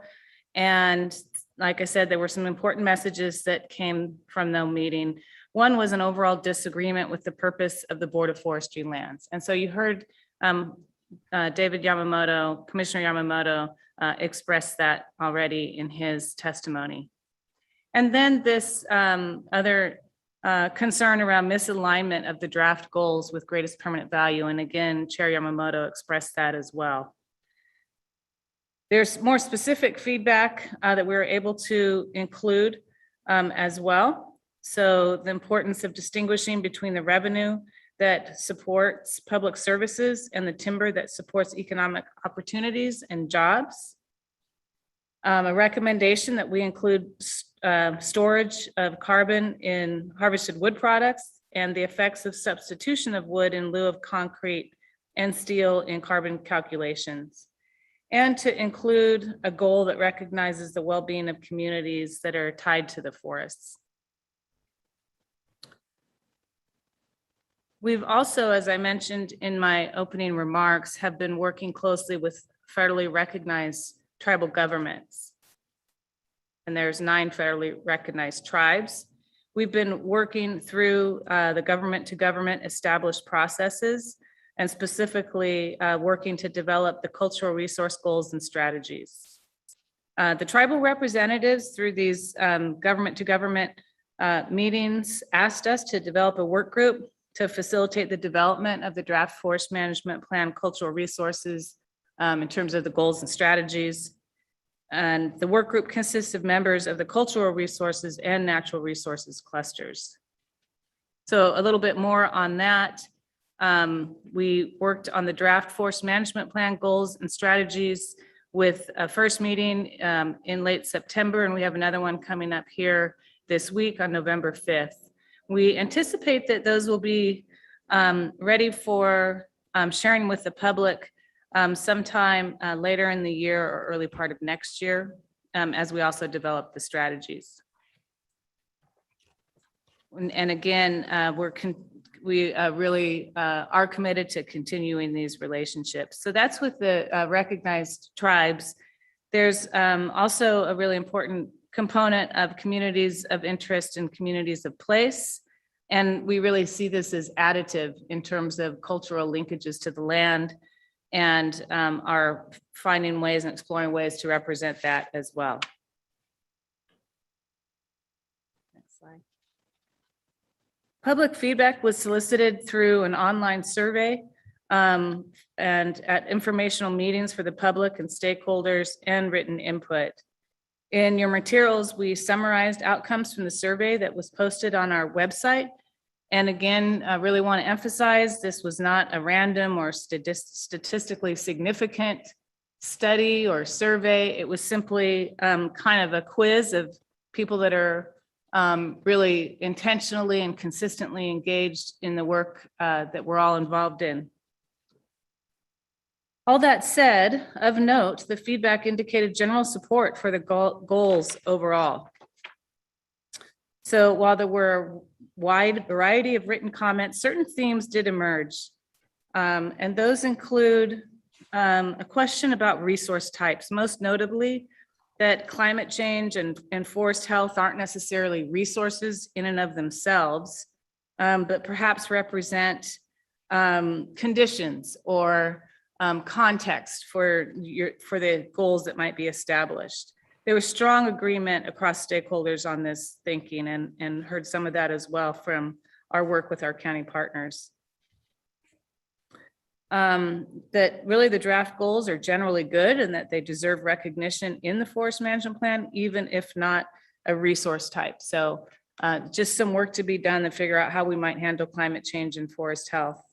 There's a sense as well that there's too many goals and that some could perhaps be lumped together. And there was a strong focus on the need for predictable supply of clean drinking water. And that's, we heard quite a bit about that in public testimony this morning. There was a related concern over the use of herbicides in forestry and a note of conflicts between herbicide use and several of the other goals. There was a strong recognition of the linkage between communities and the forest. This included reducing a desire to see a reduction in impacts and providing access and meaningful engagement to people with historic and traditional ties to the lands, meaningful engagement with rural communities, with current livelihoods and social fabrics that are tied to the lands, and meaningful engagement to historically underserved and vulnerable communities. There was also some suggestion for additional goals. Most of those were relatively specific and more relevant to strategies than are currently being drafted with the goals. This input will be retained and considered during the development of those draft strategies. So a little bit about the survey. It's worth repeating that this isn't a statistically valid study of any type, but again, just a sort of a way of getting a measure of the people that are engaged with this work and committed to that engagement. It's been very impressive, the amount of people that are showing up at our meetings open to the public. So we've grouped them in terms of the goals and the percent of support, somewhat support or strongly support the goals. So I'm going to tick through some of these. You'll see in this list on the presentation that some of those are highlighted in yellow. And this is, we're trying to be responsive to the concerns related by our county partners that we need to make sure that any goals that we include need to be required under OAR Chapter 629, Division 35. So about 80% of the 52 people that responded to the survey somewhat supported or strongly supported the overarching goals for climate change, forest health, and wildfire. And specifically, the goals drafted for wildlife, aquatic and riparian resources, drinking water, pollinators and invertebrates, plants, air quality, soil, recreation, education, interpretation. Roughly 70% strongly or somewhat supported goals related to forest carbon, transportation system, so that's really maintaining a transportation system on the forest, goals dealing with and addressing scenic values, and to maintain special forest products for the general public. About 60% strongly or somewhat supported goals related to timber production, and in that case, we're demonstrating how we split those apart upon the recommendation from FTLAC for the sustainable production for jobs and revenues and long-term revenue. It still says Common School Fund, which is of course a part of the land base that we're managing, but also long-term revenue to the counties. And 50% strongly or somewhat supported goals related to mining, agriculture, administrative sites, and grazing. So that's just our attempt to kind of roll it up and give you a picture of the type of conversations we're having with these stakeholders. So in terms of revisions, at this time, 10 of the 20 draft goals have been revised to some extent, ranging from relatively minor clarifications to more substantial shifts in the focus of the goals. Some of the more significant changes include changing the timber production goals from paraphrasing of statute and rule for Board of Forestry and Common School forest lands to goals that focus on the public services supported by revenue and timber outputs that support local economies and jobs. Changing the carbon goal to recognize carbon storage, both in standing forests and harvested wood products. And changing the resource types from aquatic and riparian to drinking water, specifically for the drinking water goal. Changing the soil goal to recognize soil processes and soil carbon stores. 2 new goals were added. A goal describing community well-being to recognize the importance of having strong relationships and mutual trust with all communities of place and of interest that have connections to state forests.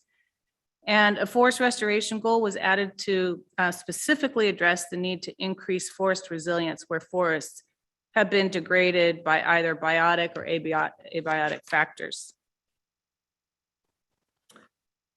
So again, this is, we're not looking for approval.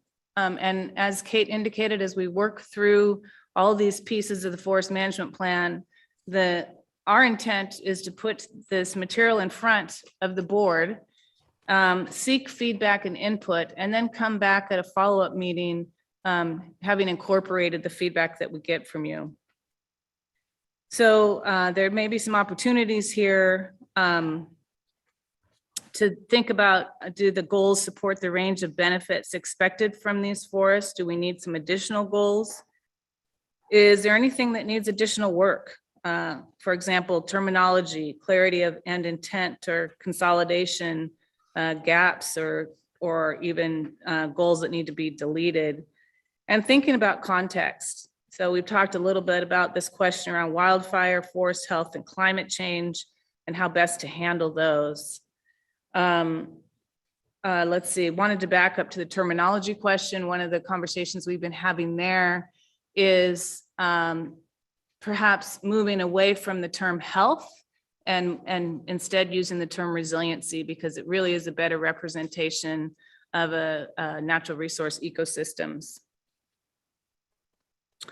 So that concludes the conversation around goals. What I do want to call out is in the flow chart that Kate represented, and this is in response to what we've been hearing from the public and what Chair Yamamoto represented today, is a concern that the goals don't establish measurable outcomes. And that's a totally valid concern. And so really in our vision, those play out in performance measures that also have targets. So at the March meeting, we'll be coming back to you with some ideas around performance measures that would work with a revised forest management plan and an HCP. Next. So in terms of upcoming work with the Board of Forestry and with FTLEC and the public and our stakeholders, in early December, we're meeting with FTLEC, and right around that first week, we will hold a meeting open to the public. Middle of December, we'll hold a joint set of stakeholder meetings, and then we'll be back with the Board of Forestry in March. Again, in this case, with draft strategies and any changes that are made to the goals and some proposals around performance measures.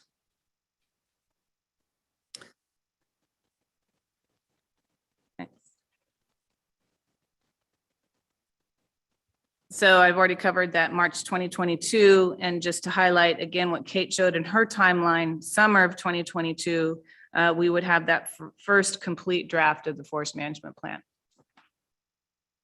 So I think we can pause there for a minute. I need to look at our time frame, but if there are any questions around the material that Kate and I just presented, maybe we could take a few questions here. Chair Kelly, before moving to the HCP. Oh, I suspect that there's going to be a lot of questions and comments. I certainly have them, but I'll defer to our other board members first. And I see that Brenda has her hand up. Thanks, Jim. Brenda McComb for the record. Liz, thanks for going over all of this. You know, in my world, when I think of goals, then there are associated measurable outcomes. And it's fine that you have performance measures with targets to reflect that. But if that's true, then every goal should have a performance measure and a target. And I think what I recall previously is that not all of the goals would have performance measures and targets. So could you clarify that, please? Yeah, absolutely. The way that we've been thinking about it is many of these goals have overlapping processes behind them. And so there may be opportunities really to have performance measures that can speak to multiple goals. And in other cases, they are unique, and in those instances, I think the decision in front of the Board of Forestry is, what do we prioritize? And that some of those performance or some of those goals are better suited for effectiveness type monitoring. So for performance measures, I think it really is about highlighting those ones that lend themselves to that framework, and then a commitment to monitor the remaining. Yeah, I guess I just offer a response that if you have goals for which there are not measurable outcomes or targets, then they're not goals. Just my opinion. Yeah, and so maybe, thank you, Brenda. And so maybe another way of thinking about it is we can establish those. I think that seems completely doable. And then the Board of Forestry establishes which ones you want us to report on in this sort of every other year cycle or whatever that might be. Okay, Carla. Thank you, Liz. Liz, in your presentation, I think I heard you said we had outreach to 52 stakeholders. If that's correct, my general sense of that is we're going to need much broader outreach and feedback on something this significant. So correct me if I'm wrong, if that number is not right. The second thing that I wonder if you and Cal might work on, I went back in our forestry documents, and the Department of Forestry put out an annual change per acre in live tree carbon by ownership from growth, removal, and mortality in a 16 report.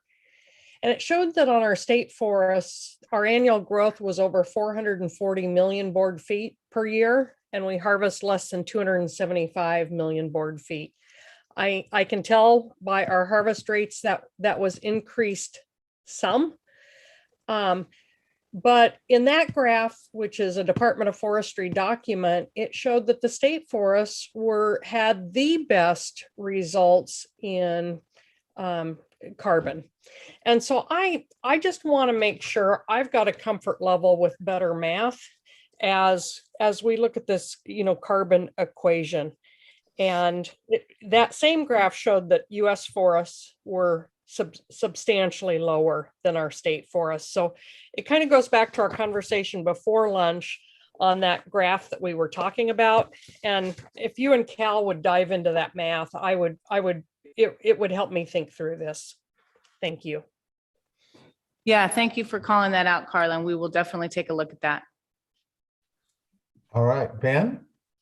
Thank you, Jim. I appreciate the detailed run through on all of these. And I've been thinking a lot about these goals and how they can work most effectively. And I appreciated your sort of calling out the three overarching goals: the climate change, forest health, and wildfire. And I feel like it's worth, from my perspective, the way I see these, I feel like it is useful to have possibly a set of overarching goals from which everything else follows. And I defer to the other board members and just wiser minds than mine, but I feel like acknowledging that without good, healthy ecosystems that are fire resilient and storing lots of carbon, all the other goals are a bit moot. And I think it's important to sort of acknowledge the fundamental building blocks of a healthy forest and a productive that list into the future. And so I just wanted to acknowledge that calling those overarching goals resonated well with me. Great, thank you for that feedback. Okay, Chandra. Yeah, thank you for this presentation. And I completely agree with Ben. And I think it actually might help with Brenda's point as well, that we need to be able to articulate our progress on achieving goals. And you do that through clear articulation of them, right? And then objectives that can be tracked over time to show that you're making progress. And when we have these very overarching goals, I think some of these other sub goals actually fall under those. And that's where we're seeing some of the overlapping metrics that might support different ones. And so it seems like if it was structured in such a manner to kind of articulate more of our overarching goals, and then we have, our sub layer with objectives, then we might be able to better demonstrate progress that way, and then have appropriate targets without being overwhelming and having, one target that actually applies to 15 goals or something like that. Right. But I do think it's a really important point that both Ben and Brenda raised, that we're trying to be accountable.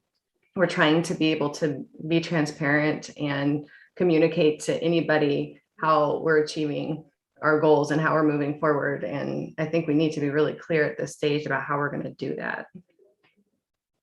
Great, thank you. It's helpful feedback. Joe. Thanks, Jim. Joe Justice. One of the things and Liz, when we embarked upon this process some time ago, one of the things we continue to talk about was financial viability as far as a goal of state forests. And how is that really addressed in these goals? I mean, I see, the goal of managing common school lands to secure greatest permanent value, generate long-term revenue. But should that be more specific, financial viability in these goals?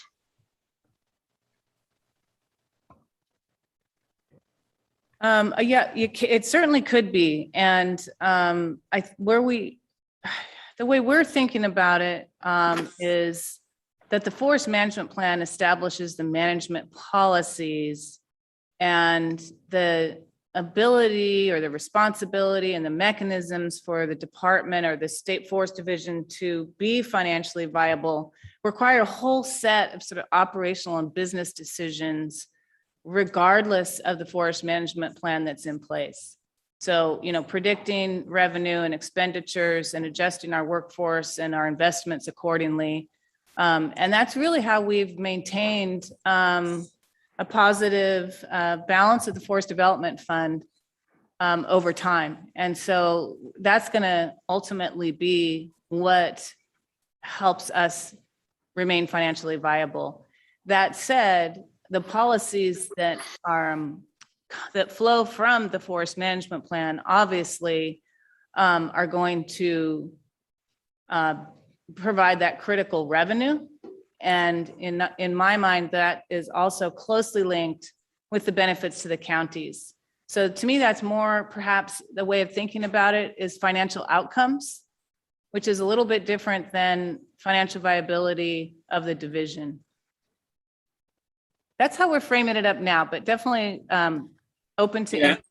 Yeah, I mean, I guess from my perspective, that's a significant, to me, that's a primary goal that should be that financial outcome, financial viability. I guess from my perspective, I think that needs to somehow be articulated in this document in some manner. So that is an overarching goal. Yeah, appreciate that. And in one of our guiding principles has been a recognition of trade-offs and that there are times where some adjustments need to be made. And that's one reflection, one way of thinking about this same question. But I've jotted that down and we can do some work on that. Okay, I'll go ahead and make a few comments.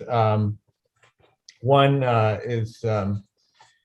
is regarding this issue of that you brought up of whether we call it forest health or forest resiliency. I look at forests as living beings, and I think of myself, if I'm healthy, then I'm resilient and less likely to get sick.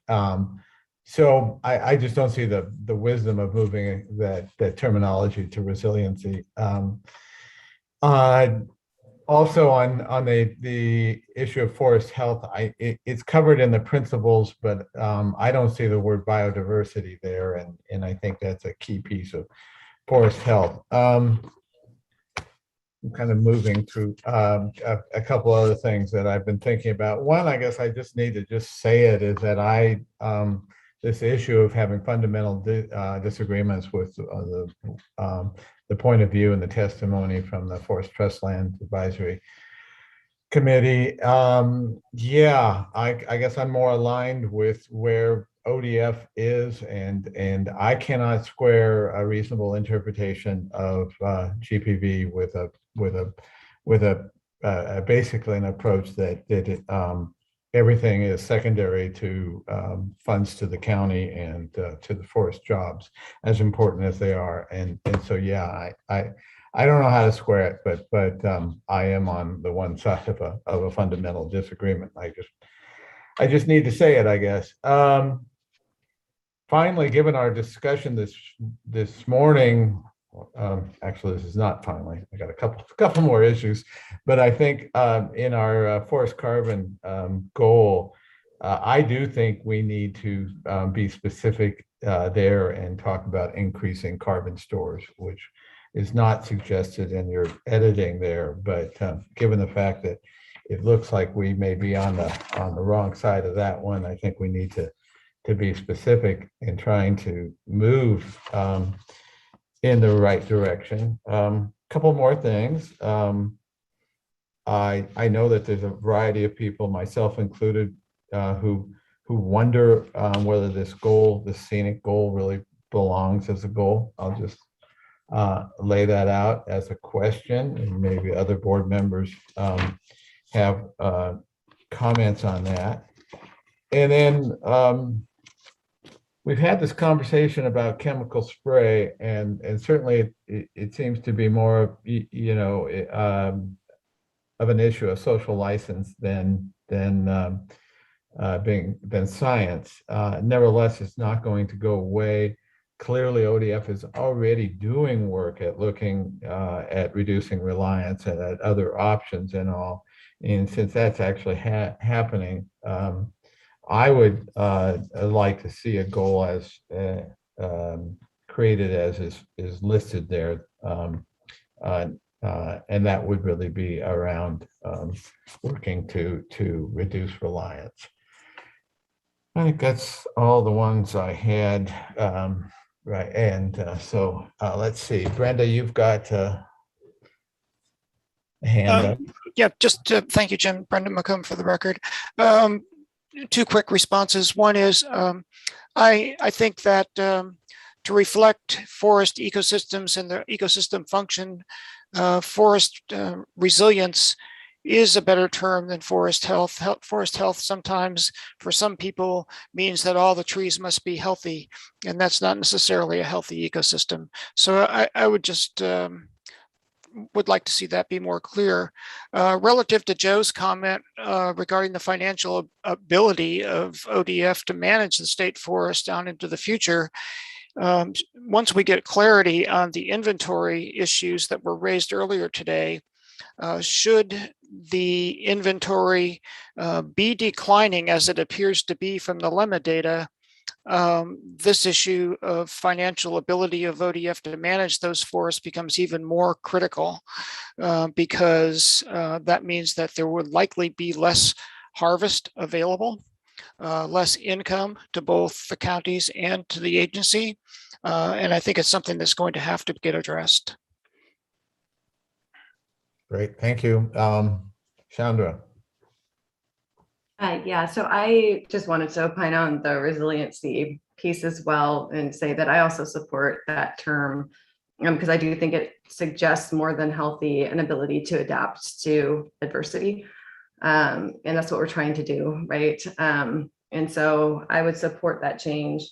I also am struggling a little bit with the county interpretation of GPV. And I do believe, and I just wanted to clarify this with staff, that the listing of the different qualities that we're looking for with a GPV definition, I believe the benefits have language in there that's qualifying that those are a list, but it's not exhaustive, right? There's other things that should be considered when you're looking at these broader economic and environmental and trying to achieve that standard. So I wanted to confirm that.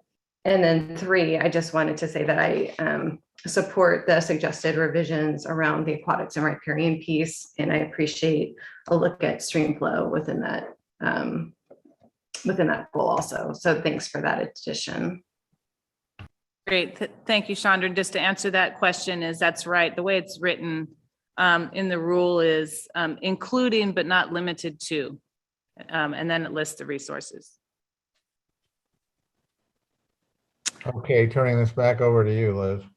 Great, because I'm afraid I'm cutting time a little bit short for the HCP, so we can get started on that. And I'm actually just going to start by kicking it over to Troy Remig. Great, thanks, Liz. Chair Kelly, members of the board, State Forester Hirsch, and incoming State Forester Mokomoto. My name is Troy Remig. I'm with ICF. ICF was retained a couple of years ago by State Forest to support the effort of completing the HCP, and I've been leading that effort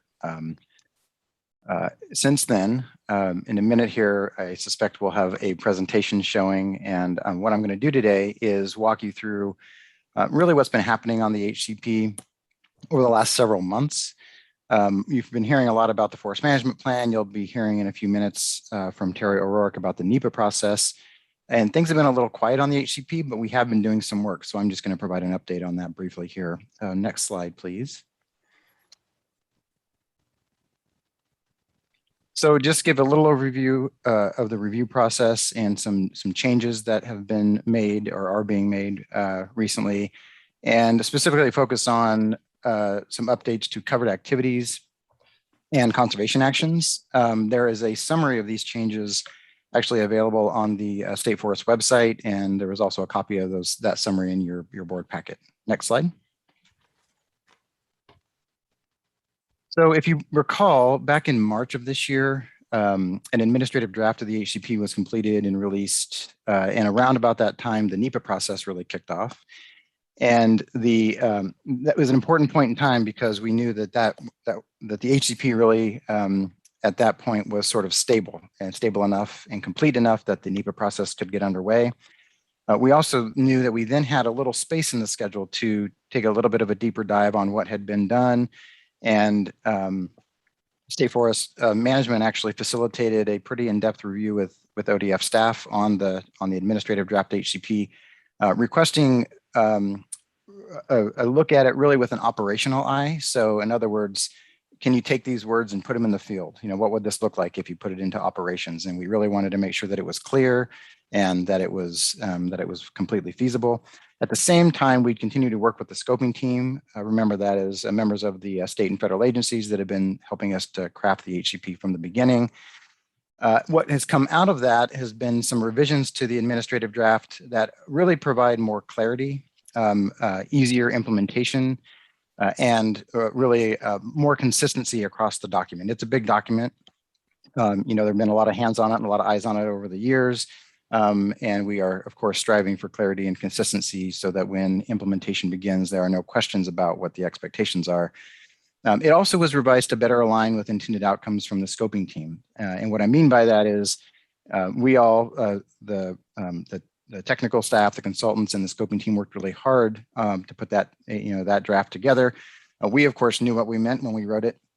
But as others reviewed it, they had questions, and then sometimes their questions illuminated issues that we didn't really intend. And so we have now tightened that up so that we are really conveying the intentions of the scoping team.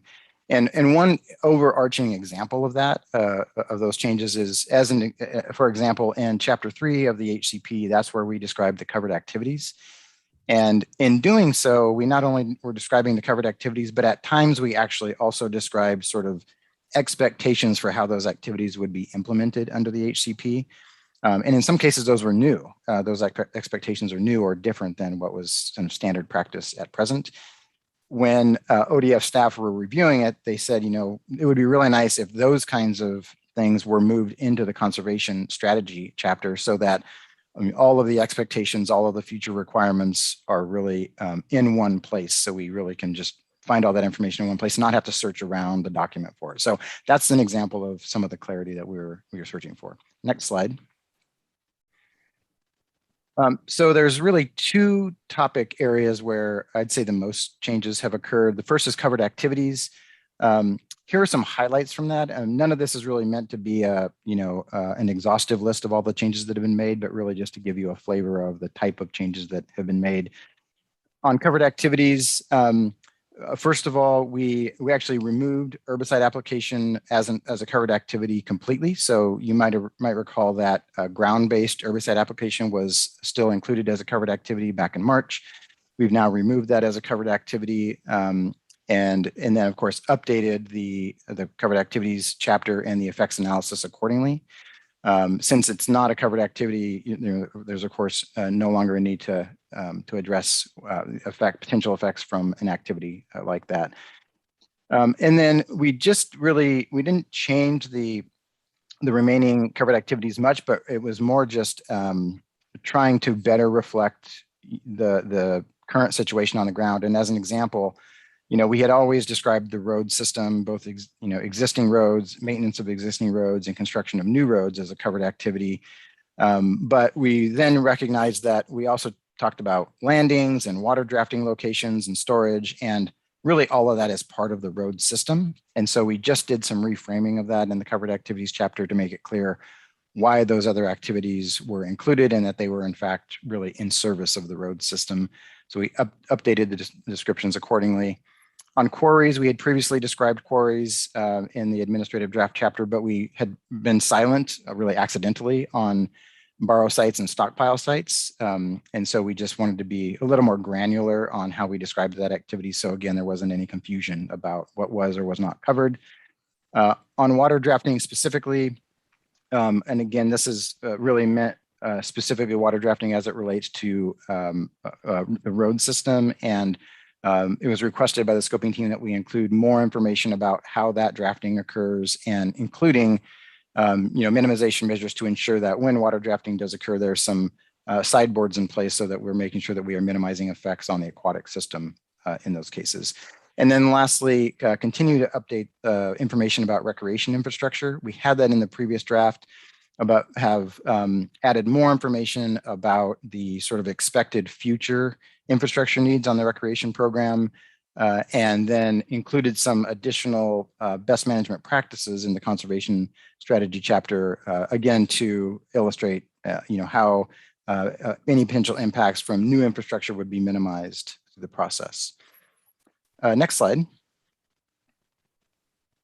And then the other place where there were some notable updates were on the conservation action. So this is in chapter 4, the conservation strategy chapter. And I'll just highlight two. The first is conservation action 8, and this deals with expectations for management outside of habitat conservation areas.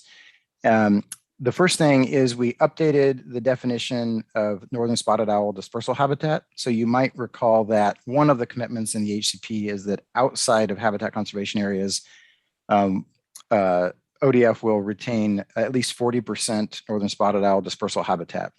Now we had defined that already, and as others were reviewing it, they noted that actually the definition was a little different in a couple of places across the HCP. And so this is really just an attempt to, again, clarify and create consistency across the document for what do we mean when we're saying northern spotted owl dispersal habitat, so that it can be monitored and measured appropriately in the future. Also added some clarifications on the requirements for retention strategies, so leave trees, snags, downwood retention. There's a table 4-12 in the HCP that summarizes those requirements. And again, from an operational eye, there were just some questions about, what exactly do you mean? And so we tightened up that language a little bit. And then lastly, on Conservation Action 10, Conservation Action 10 is sort of a long conservation actions that has a series of operational restrictions in it, again, intended to further minimize effects on our covered species. And in the administrative draft version back in March, we discussed what the operational restrictions were both inside of habitat conservation areas and outside of habitat conservation areas. And there are some differences, but it was a little bit muddled in the messaging. And so now we have really just split those apart more deliberately and made it more clear what the expectations are both inside and outside. And one example of that is for northern spotted owl, Marbled murrelet, and red tree voles, as an example, outside of habitat conservation areas, really the requirements are just seasonal restrictions around known nest locations during the breeding season. Of course, the major conservation commitment to those three species is the habitat conservation areas themselves and the management and development of habitat over time. So an important distinction on the landscape between those two, between HCAs and non-HCAs. Next slide. So that's a brief overview of what we've been working on with the HCP. Just again, kind of a flavor of some of the changes that we've been making. The next couple of months on the HCP really look like this. So that administrative draft I talked about was released back in March. These modifications that I've just summarized briefly for you, those are all going to be worked into what will become the public draft of the HCP. We're working to finalize that now. The idea is that, that public draft will be released alongside the public draft of the environmental impact statement, which you'll hear more about in a minute from Terry. All of these modifications that I'm talking about will be reflected in that public draft and available for everybody to see when those documents are released to the public. Liz already mentioned the December 7th meeting open to the public. There, of course, is going to be the FMP topic during that meeting, but also will be an HCP update during that meeting and then the subsequent stakeholder meetings, as Liz mentioned. So a little bit of additional public engagement around these topics even before the public draft is released next year. So with that, I think I'll turn it over to Terry O'Rourke for a brief NEPA update, and then we'll go back to Liz. Well, hello, everyone. Chair Kelly, members of the board, Acting State Forester Hirsch, and incoming State Forester Mukomoto. I only have a few minutes for this presentation, so I wanted to make myself available after the presentation in the next few days or weeks. If you have any questions about the NEPA process or want any kind of NEPA 101, I'm available to give that information to you and have a conversation. So the NEPA process started in March, and we have been working diligently with ODF and with our contractor to move it forward. We are tracking along very well, and we anticipate that the draft EIS will be released sometime in about March of 2022. This is slightly off from what's in your packet, which says January, February, but it's actually towards March. And we are specifically doing an analysis and diving really deep into some of the issues that were brought up specifically by the counties and by some folks who really want a socioeconomic analysis done. So we are diving deep into the county data, how the counties distribute the funds, impacts to fire districts and school districts. So in the draft EIS, there will be information that addresses that by county so that each county can look at those different sections and see what the impacts are for the various alternatives. So the draft EIS will be coming out sometime around March 2022. And then we'll have the 60-day comment period. We'll take comments from the public and from entities, and hopefully at that point, all the issues will be flushed out. And after that comment period, we'll review those comments. And in the final EIS, we will respond to those comments. In the final EIS, we will identify the preferred alternative, and that EIS will be published. And after it's published, we will have a record of decision. There'll be 2 records of decision, one for the Fish and Wildlife Service, one for NOAA Fisheries. And then the decision will be made whether or not to issue the incidental take permit. And there would be 1 incidental take permit from the Fish and Wildlife Service and 1 from NOAA Fisheries. And that is a ridiculously quick synopsis of the NEPA process. And again, I just want to make myself available to anyone who has any comments or questions or would like more information about NEPA.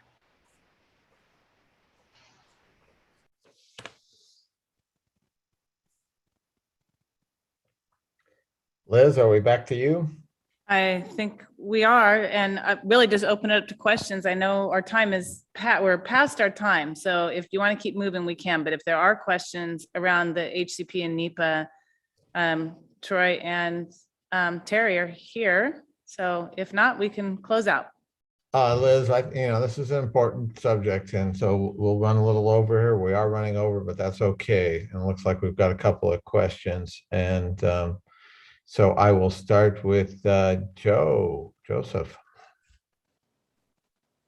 Thanks, Jim. Terry, just real quick, when you said you're diving into the counties, you're referring to the alternatives that were put forward to draw or to build to a preferred alternative. Is that, I just want to make sure I understood that completely. So one of the things that was brought up in the scoping session that we held was the impact to the counties and whether or not the fire districts and the school districts would be impacted by changing from what ODF is doing now to the HCP as presented by ICF just now. And so for each alternative, the no action, which is what the ODF FMP is currently, to the HCP and the other alternatives that we have, we're looking at what those alternatives do to the counties. And each county does things differently. So we've interviewed the counties and gotten county specific data regarding how they distribute funds, the percentage that they distribute, the different fire districts, the different school districts, and how the different alternatives impact each district. Okay, thank you. Appreciate that. Okay, Brenda. Yeah, thank you, Jim. Brenda McComb for the record. This is a question about the changes made to the HCP. I was just curious what the rationale was to remove herbicide applications as a covered activity. Sure, I can take that question. Let's see. So it really comes down to our ability to adapt and respond to what is a pretty rapidly changing landscape for herbicides. So there are safer herbicides coming online at times, and really new technologies for application.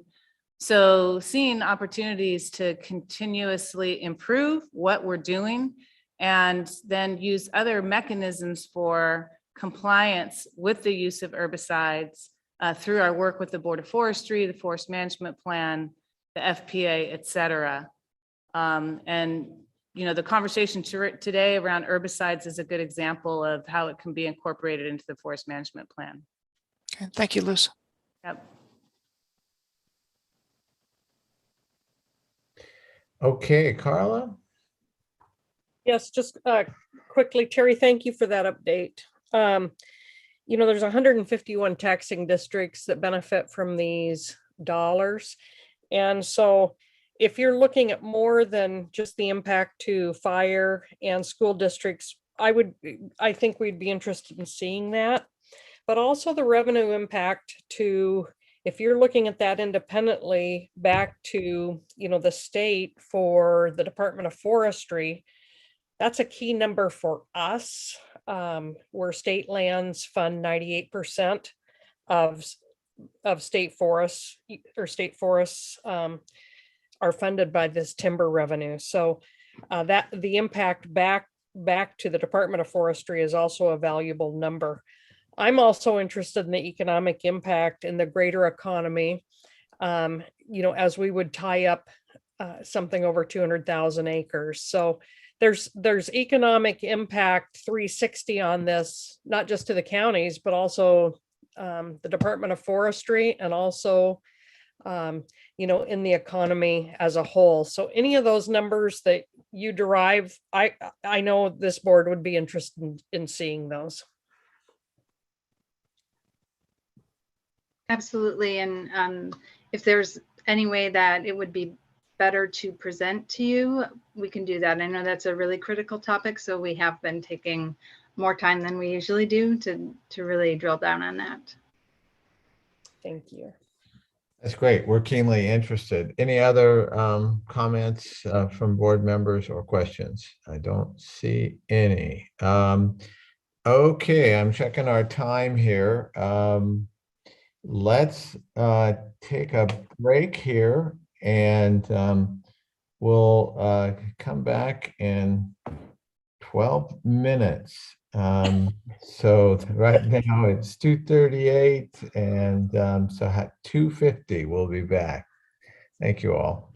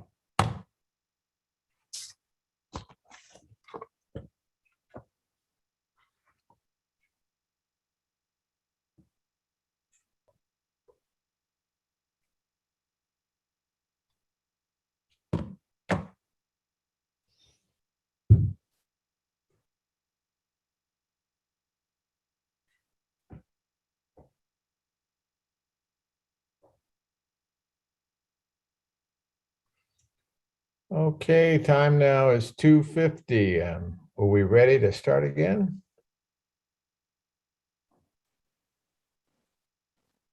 Chair Kelly, yes, we are. We have majority of the testimony providers as well as the presenters for the next item. Thank you, Hillary. Okay, back in action. The next item on today's agenda is item number 8, the Department of Forestry Climate Change and Carbon Plan. This time it really is you, Ryan Gordon. Can you lead us off? You bet. Thank you very much. Let me just get my notes up here.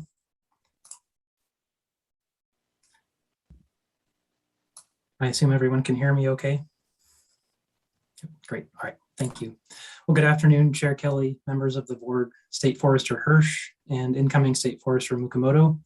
My name is Ryan Gordon, and I currently serve as the Interim Partnership and Planning Program Director. Today, the board will be considering approval of the Climate Change Carbon Plan. The plan was initiated at the urging of the Governor's Office in conjunction with Executive Order 20-04, and it seeks to make the department a leader in climate smart forestry.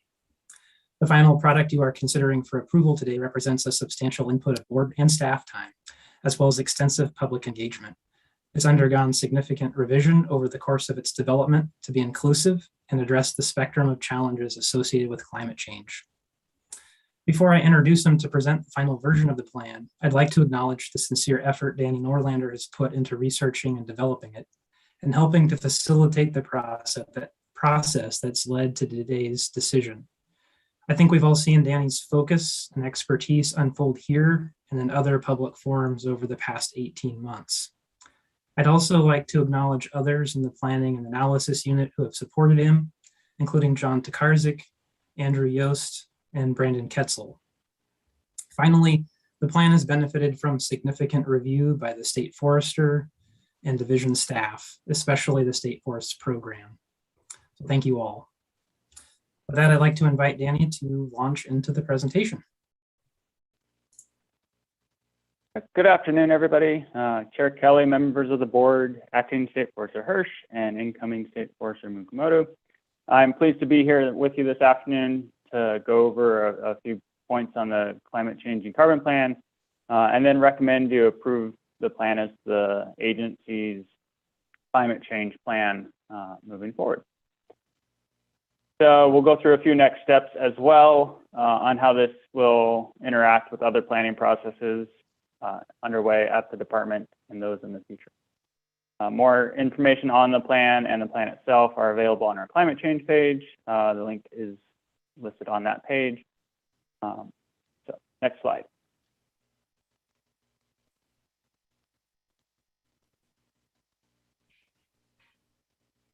So I do want to highlight that we are committed to a public process. The Department of Forestry has been and continues to be committed to utilizing an open and transparent public process in the work around climate change and planning. We're looking to include all voices, whether those are the climate impacted communities, tribal voices, BIPOC, populations with intergenerational poverty, rural and natural resource dependent communities, among others. And to do that, we have tried to provide ample opportunities for input and feedback from the board members and the public at board meetings through public information sessions and group assessments and work groups with written and oral feedback, and just being open and honest with all the interested parties and available for them to have conversations with. Slide. So a review of our timeline. The governor's office requested that we develop a climate change plan in late July of 2020. At that point, we started drafting and we're intending to bring some initial goal conversation to the board at the September 2020 meeting, which was canceled for obvious reasons. That got moved to January, so we did present the goals to the board at the January meeting, and that was one of the first opportunities for public and stakeholder engagement at that time. We took the information that we gleaned from that meeting and other conversations, continued to draft the plan, and had one draft ready for the board and for ET executive team review within the agency in April. we took that feedback and provided a public comment period of a revised draft starting in May, which ran largely through August, just because of delays. We had intended only June, but in getting ample feedback and to some very key parties, we pushed that through August. And we incorporated that feedback along the way through kind of an iterative feedback process where we updated and reposted the draft several times in that time period. In September, we did have a pre-decisional workshop with the board with ample opportunity for public comment to that. And we pulled a whole lot of revision suggestions and information out of that. Since then, since largely the end of September, the first part of October, we worked in the final edits and provided the final draft of the plan in mid-October for consideration. So that brings us to our hopeful plan approval today in November of 2021. Slide. So we do have 8 climate action goals, as I hope most of us can recall. Those are climate smart forestry and silviculture, fire management response and fire and smoke adapted communities, a goal on state forest management, forest lands, climate resilience, ecological function restoration, urban and community forestry goal. You heard quite a bit about urban and community forestry program this morning, reforestation and afforestation goal, maintaining conserving forests, and then a research and monitoring goal. Slide. I want to remind everybody that those are supported by a variety of actions as stated in the plan. So a few changes that have been made since the September board meeting and the feedback that we got then. Refinement of definitions and clarity for understanding. We recognize Oregonians living through intergenerational poverty and in rural communities are explicitly included. We include more water issues related to drought and climate impacts. We have a accommodation for the wood products industry for the reduction in emissions and increase in efficiency since the 1970s. We highlighted the role of board work plans in implementation of the climate change and carbon plan. And then we also included more commitment to a public process in writing. Slide. So a few more changes that we included are alternative species amidst conifer hardwood stands as potential wildfire risk mitigation measures, as well as carbon benefits, including incentives to avoid forest conversion more explicitly, inclusion of monitoring for unintended consequences to communities, rural economies, so that we can utilize that analysis, that monitoring for adaptive planning of this plan and others, and then inclusion of additional supporting actions that provide technical assistance and support for longer-term storage of wood products and biochar across the landscape. And then we also included the facilities actions related to Executive Order 2004 and previous direction.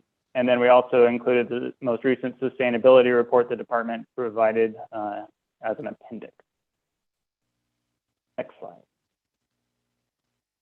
So today we would like to recommend that the board approve the climate change and carbon plan. Alternatives to this would be that the board can decline to approve the climate change and carbon plan, and the department will continue to work towards an approval through further revision of the plan and bring it back to you at a later date. Or the board can decline to approve the plan and direct the department to stop working on the climate change and carbon plan altogether. We hope that you will approve the plan today as it stands. Slide.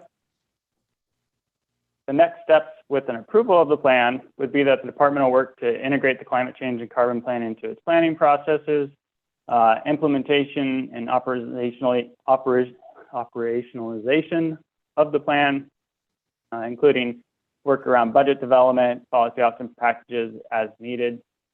And then the department would work with the board to begin the update process for the Forestry Program of Oregon that we have talked about, especially at the October retreat, and using the vision of the climate change and carbon plan as the foundation for that revision. Slide. So that's the extent of my presentation today, and hopefully that gives all of the public and stakeholders ample time to provide some feedback as well as any questions that you have.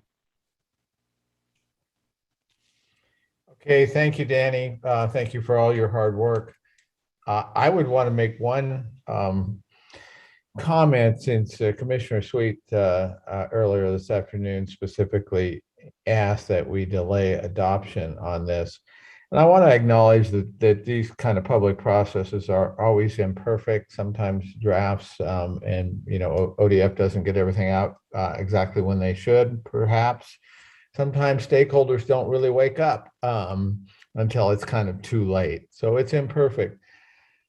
And what I also want to make sure that we all realize that this is our plan, and this, and as you've pointed out to us previously, Danny, as the science evolves and we get other feedback, we have the opportunity at any point to revisit and to make changes and edits to this plan. So we're calling it final, but in a way it's not. So I don't want to get us into a place, and maybe we'll have some other testimony also encouraging us to not adopt today, but I don't want to get perfect in the way of good, and I want us to all just to recognize that that we can make changes down the road. So with that, other board member comments at this point before we go to public testimony? Brenda. Thank you, Jim. Brenda McComb for the record. First of all, I just want to thank Danny and the whole team for their hard work and responsiveness. I've engaged with them off and on through this process, and they are great listeners, and I learn a lot from them. So I just really appreciate the hard work that they put into it. The other point I would make, picking up on your comment, Jim, is that I view this plan as more of a guiding document that will change over time. And so with that in mind, I do feel like this is a big step forward for the agency. Great. Carla. Yes, and I want to add to thanks to Danny and Ryan. You guys have done great work on this. I've had a lot of questions and feedback from the private sector. And Danny, I've shared with them what you have shared with me, and I just want to articulate that and make sure we're all on the same page. I've confirmed this is a voluntary, not a mandatory program relating to private forests, and that the state of Oregon's not going to have an active market due to we're too small a market, so we won't be running a market or actively managing a market. So this is really non-binding and not mandatory, but it's voluntary to the private sector. I think that would put a lot of people's minds at ease, knowing that. Also, I think we did set out as a goal to really improve our relationship with trust counties. I think regardless of how we vote today, I think it's important we get feedback and continue to, this will be a continued working document over time as the math and the science does change. And I think today we've got some work to do internally on our own math. So I think this is an ongoing document.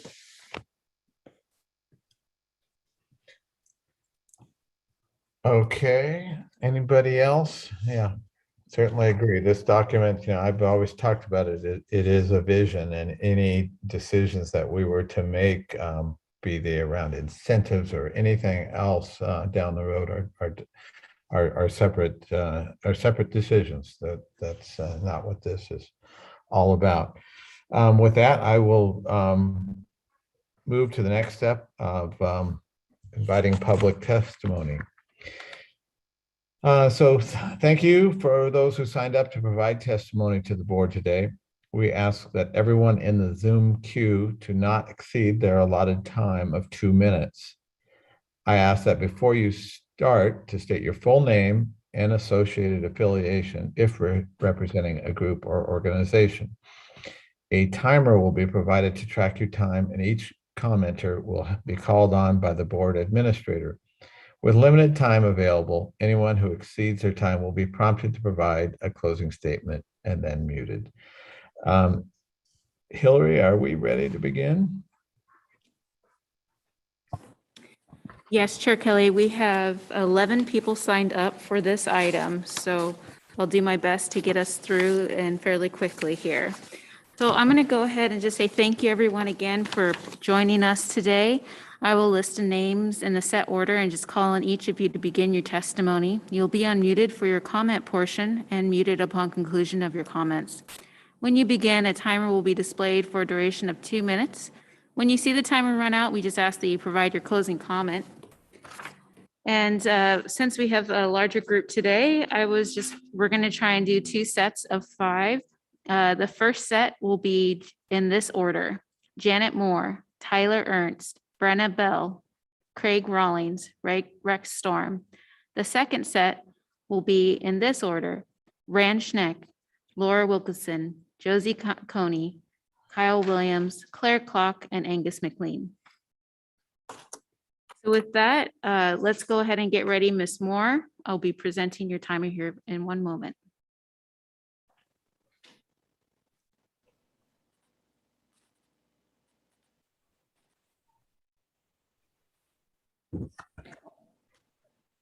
Janet Moore, whenever you're ready. Oh, okay, thank you. Hi, Jeanette Moore from Coos Bay. So soil fungi sequester a significant amount of carbon, yet the carbon plan doesn't mention fungi. Using radioactive carbon isotope tracing, studies have found fungi, not plant matter, responsible for most carbon sequestration in northern forests, with up to 70% of soil carbon existing in mycorrhizal fungi. Mycorrhizal relationships not only allow a tree to sequester much more carbon, they also supply water and nutrients. The Forest Ecosystem Carbon Report does not accurately quantify forest carbon because soil carbon respiration studies do not account for the carbon sequestered by fungi. Impacts like herbicide application, soil disturbance, soil compaction, and slash burning all kill the beneficial fungi. Fertilizers also kill. Inorganic nitrogen is especially harmful because it prevents trees from forming a mycorrhizal relationship. Soil bacteria are more resistant. When fungi are wiped out, a soil becomes bacteria dominated. Bacteria dominant soils are significant sources of carbon pollution because bacteria exhale 80% of the carbon they ingest. This is why managed lands all over the world have flipped from being carbon sinks to carbon sources. Fungi, however, are able to sequester massive amounts of carbon by continually arming their hyphae with stable forms of carbon like mannins and chitin, which remain in the soil for thousands of years. As they degrade woody material, fungi also create humic and fulvic acids, which are highly stable forms of organic matter that cannot be degraded by bacteria. Forest inventory must include soil biological assessments in order to accurately measure forest carbon sequestration and to account for the sequestration that is lost when fungal networks are destroyed by logging practices. Soil structure itself is created by bacteria and fungi, and we need that pore space to hold water and sustain our forests throughout the dry months. The lack of soil fungi and soil structure is what is responsible for summer stream flow deficits and increased fire severity found on clear-cut timberland. Thank you. Thank you. Up next, Mr. Ernst. Well, good afternoon, Chair Kelly and members of the board. My name is Tyler Ernst. I'm testifying on behalf of the Oregon Forest and Industries Council. I appreciate the opportunity to address the final draft of the department's climate change and carbon plan today. To start, I just want to say that this document has, in our minds, improved tremendously from the first draft. There's a lot of great content here. Tip my hat to Dan Norlander and the rest of the team at ODF for all their hard work on this. From the start of this process, we have remained clear about 2 guiding principles that we believe should provide the conceptual framework for this plan. First, policies that address potential management paradigms for the state's forest lands must be informed by long-term forest carbon dynamics that look beyond the edge of the forest to how forest resources are used and consumed post-harvest. And then second, the appropriate goal for maximizing the climate benefit of forests is not necessarily to increase carbon stocks, but to increase net sequestration from the state's forest resources. On the first point, we applaud what we perceive as movement in the right direction. The first draft of the plan contained little, if any, recognition of the climate benefits of harvested wood products, but this final draft goes much further in articulating a policy goal for promoting the manufacture and use of wood products and byproducts, including the promotion of low carbon building materials as a climate friendly strategy. As far as the second point is concerned, we are disappointed to see that the final draft still includes a preferred strategy for midterm harvest deferral and various nods to increasing rotation ages. Though these strategies are less pronounced than they were originally, we still believe that the plan as a whole would be improved if its goals were more clearly framed in terms of increasing net sequestration rather than merely increasing forest carbon stocks. Given that we expect that the board will likely approve the final draft today, we submit this to you as a point to address when the plan is reassessed and revised. With that, thank you again for the opportunity to provide brief comments today. Next, Ms. Bell.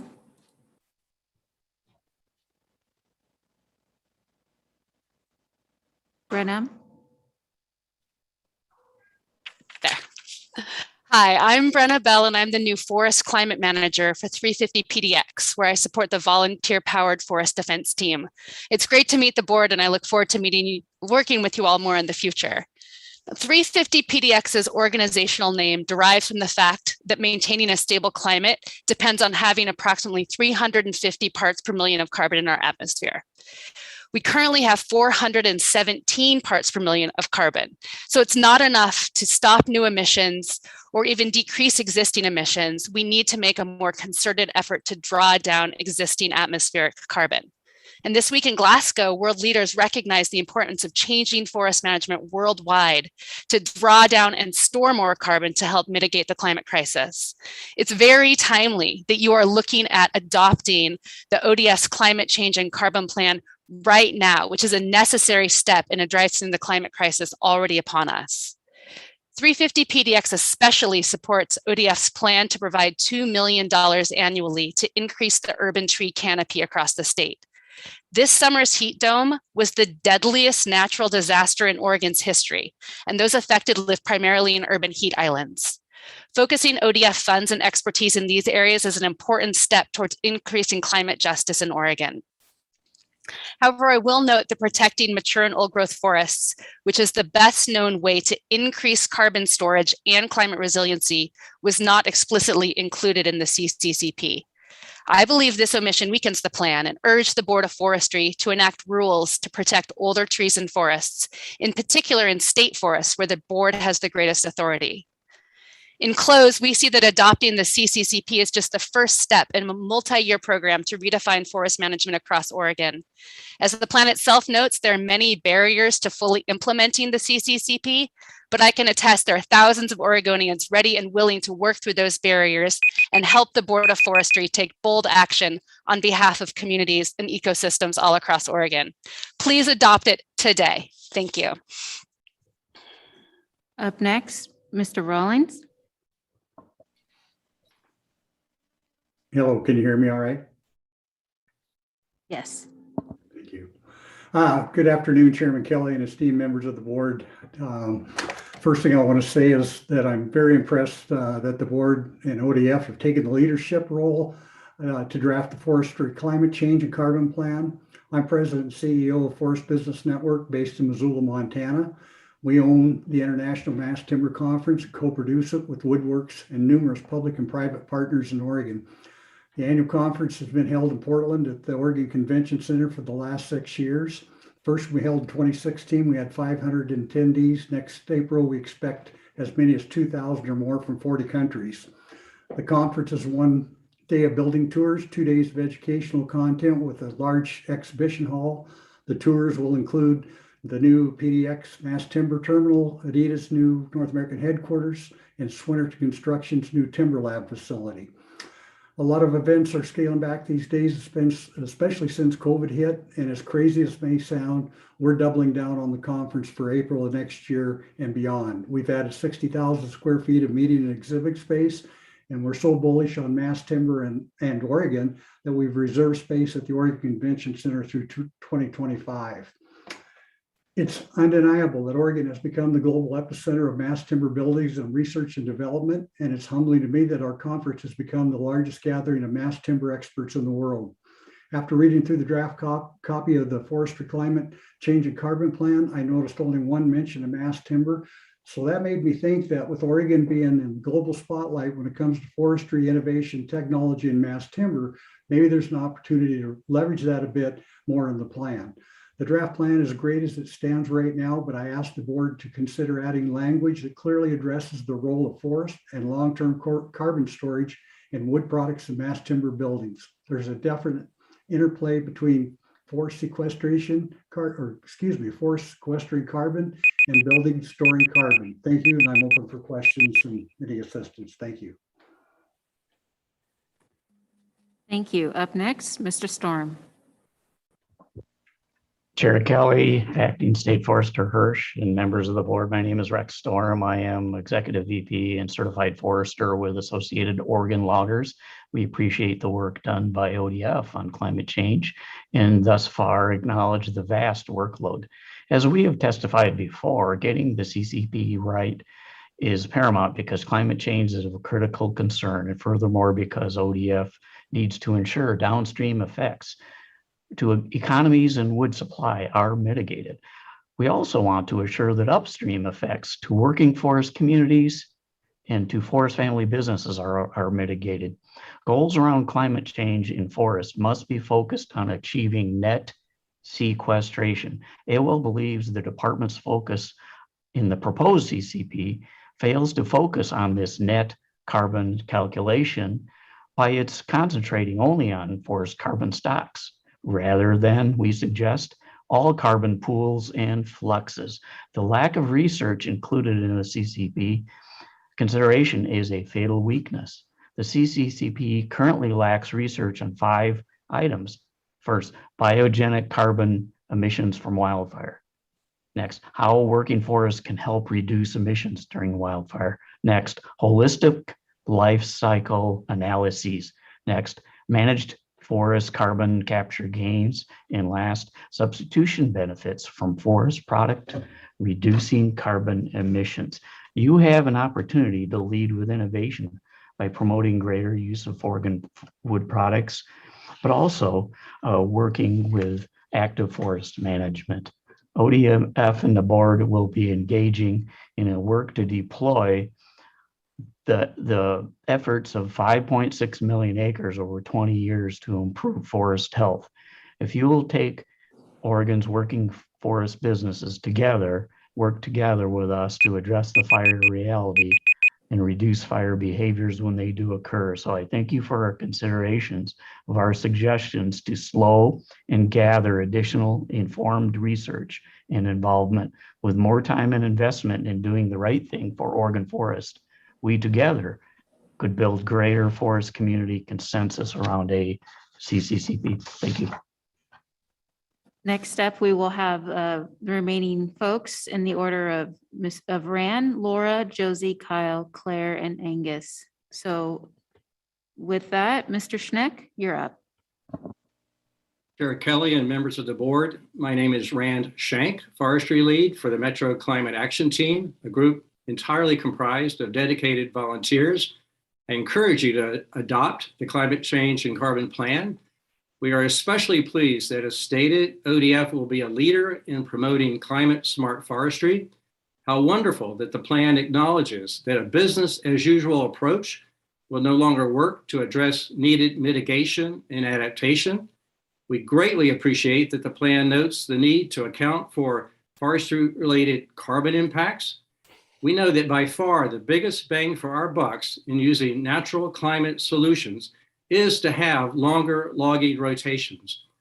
ODF will be a key player in meeting sequestration goals for natural working lands, as the plan recognizes that most of this sequestration will come from the forest sector. We want to share our working definition of climate smart forestry. Climate smart forestry optimizes forest carbon sequestration, carbon storage, and forest resilience while minimizing greenhouse gas emissions. Practices generally include longer harvest rotations, protecting old growth and mature forests, and maintaining a diversity of species, ages, and structure. I believe we are all clear on the need for longer rotations and the importance of preserving mature and old growth trees. We look to the board to use all its powers of influence to find ways to incentivize longer rotations. The CCCP points to a transformative purpose for ODF. one that has the potential to truly engage and empower staff throughout the agency. Transformative leadership will be the fuel. I applaud the board's willingness to be a key agent of change in this transformation. Thank you. Thank you. Up next, Ms. Wilkinson. Good afternoon, everyone. For the record, my name is Laura Wilkinson. I'm the State Forest Policy Director with Hampton Lumber. State agencies are under intense pressure to do what they can to address global climate change. This is understandable and important work. But unfortunately, in the rush to do something, really anything, some policy prescriptions appear to be more symbolic than effective, and we fear ODF is falling into this trap. Policies that aim to delay or prevent harvest for the sake of increased carbon storage are costly, harmful to local economies, and will do little to address global climate change. If only Oregon existed in a bubble and prohibited new home construction and repairs, increasing carbon storage in our forests might pencil out as a reasonable way for the state to meet its goals. Of course, we are not isolated from the world or global trade, nor do we have any intention of limiting construction. Leakage of wood product manufacturing out of Oregon reduces the effectiveness of regional and state level climate policies. A 2019 policy brief from the Center of Environmental Public Policy at the University of California at Berkeley conservatively estimated that the leakage rate from reduced timber harvesting in the United States is at least 80%. ODF and the board cannot disregard this impact leakage will have on the ability to reduce global emissions. If indirect emissions due to leakage are not calculated and accounted for, the carbon reductions and storage estimates will be greatly overestimated. US is the largest lumber market in the world, and yet we are still very dependent on imported lumber. Canada has seen its market share to the US decline over the last 5 years as it loses ground to European lumber exporters like Germany and Sweden. Russia has also become a top exporter of US grade lumber. Demand is expected to grow, and if domestic supplies are further constrained, we will become increasingly reliant on foreign wood. The capacity for sustainable wood production is what sets the Pacific Northwest apart from other regions, and it's our most significant contribution to global fight against climate change. We have the resources, the infrastructure, and the workforce to be a global leader in the production and expanded use of green building materials. If we only focus on carbon storing forests to the detriment of local wood manufacturing, we will miss out on meaningful opportunities to be a global leader. Thank you. Thank you. Up next, Ms. Coney.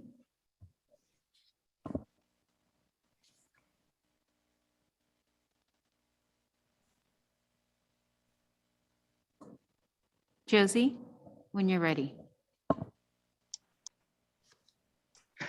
For the record, my name is Josie Kerner, and I am a small woodland owner with 80 acres with a forest management plan.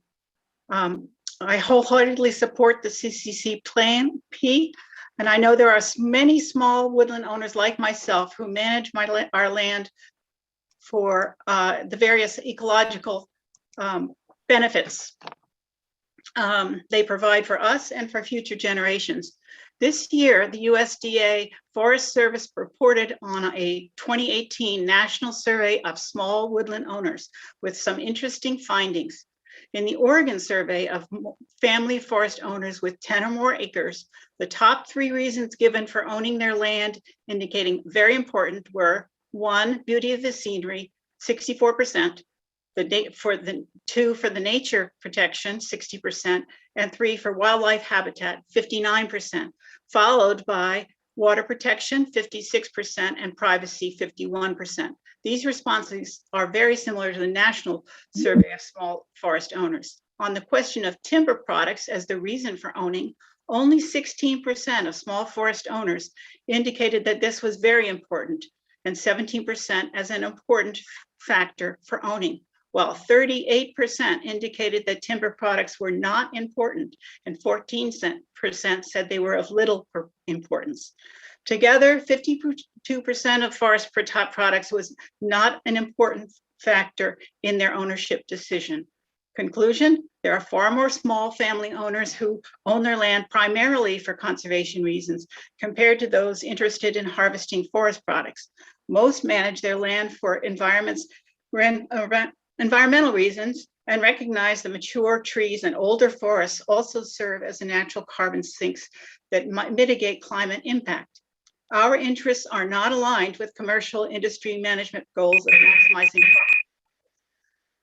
and with short-term rotations and acres of clear cuts.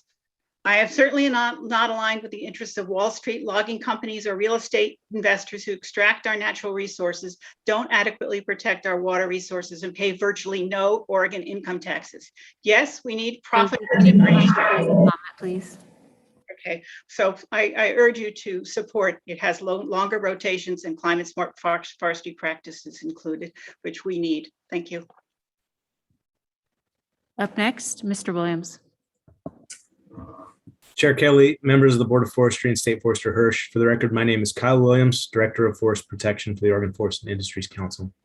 I'm here to continue messaging the importance of fire control, putting bad fire out aggressively in the summer and expanding the use of prescribed fire outside of fire season, combined with active management as paramount strategies in the quest for maximizing net carbon sequestration within the plan. We don't even give ourselves a chance to manage for success if the lands we are counting on to be green engines of climate mitigation are turning black at a rate of nearly 500,000 acres a year in Oregon over the last decade. You've heard the numbers about acres burned, number of ODF team rotations, and countless other anecdotes about the severity of fire season 2021, and a lot of that was weather related. Indeed, it was a challenging year in some parts of the state. The landscape condition and management strategy also drove our fire season. Consider this. ODF sent teams to 7 project fires this summer, mostly on private lands, and the longest duration assignment was just over 2 weeks.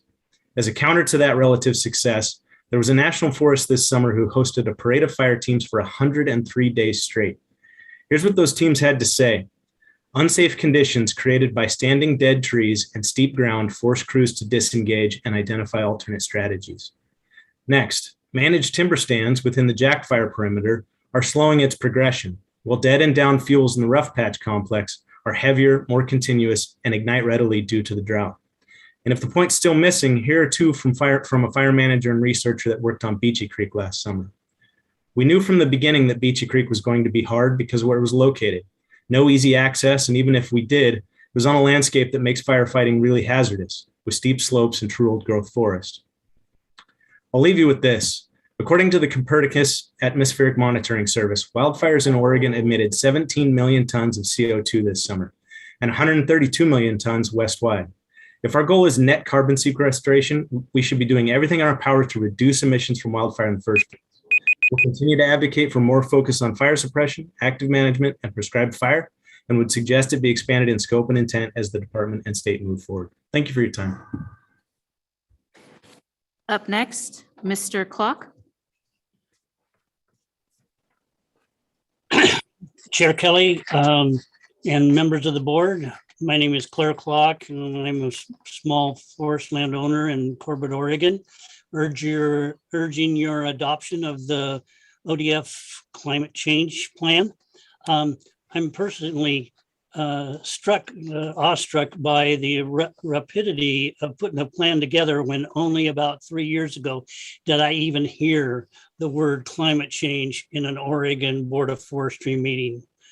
On a personal basis, our forests are dying, and even the young trees that should be growing another 20 years are having problems with drought. The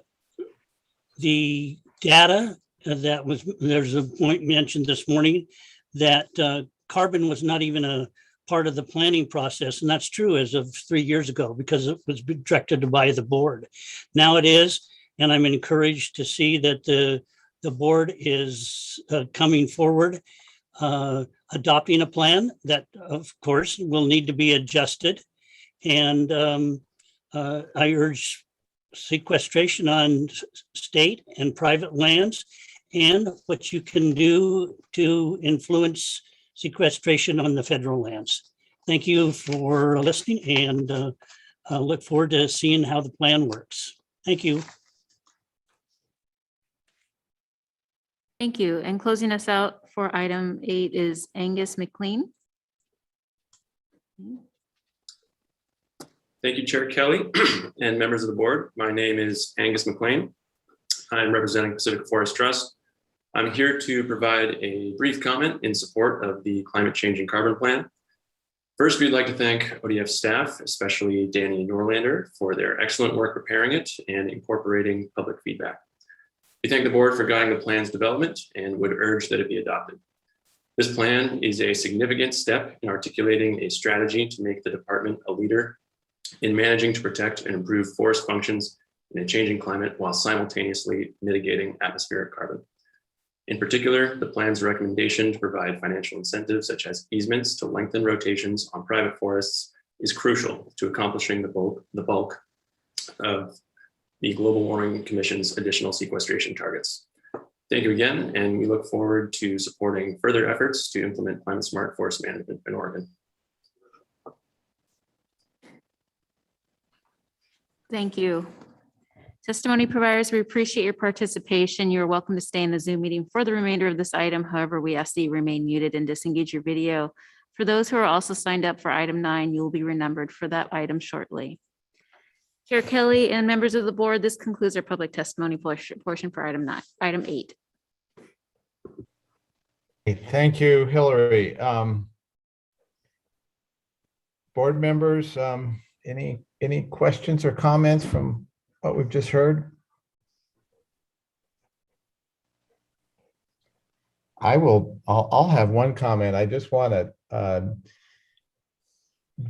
I would like to talk about how far we've come in the last 3 years. I came on this board just over 3 years ago. And as Mr. Clark said, at that time, the word climate change essentially it did not come up in board meetings. And I brought it up and I was not alone, but boy, it felt pretty lonely every time.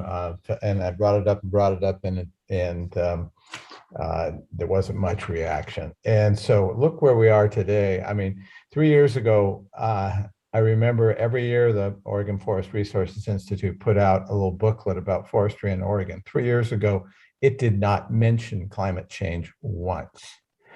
And yet today we hear all this testimony on both sides, good testimony, but nobody is got their head in the sand anymore. You know, we all know what we're dealing with here, and so I really want to congratulate everyone on how far we've come with this. And unless there's any other comments, I would request that someone present a motion. This is Brenda McComb for the record. I move that we accept the CCCP presented by Danny Norlander. This is Ben Doimling. I second. Okay, a motion has been made and seconded, so we're going to move right to a vote on that. And so I will call out each of your names. So I'll start. Carla Chambers. Aye. Ben Doimling. Aye. Shonda Ferrari. Aye. Joe Justice. Aye. Brenda McComb. Aye. And I, Jim Kelly, am an aye as well. And with that, the board has reached consensus. The motion carries. Wow. Thank you all. Thank the board. Thank you, Danny, and the rest of the staff. And for all of the public engagement we've had on this, a tremendous amount. Just huge thanks to everyone. Okay, with that, we are moving towards our last item on our agenda, item 9, which is board closing comments and meeting wrap-up. And I think we can start that. This is our last opportunity for public input. And we'll see if we have anybody ready for public testimony on the items we've heard today. Hillary, has anybody signed up?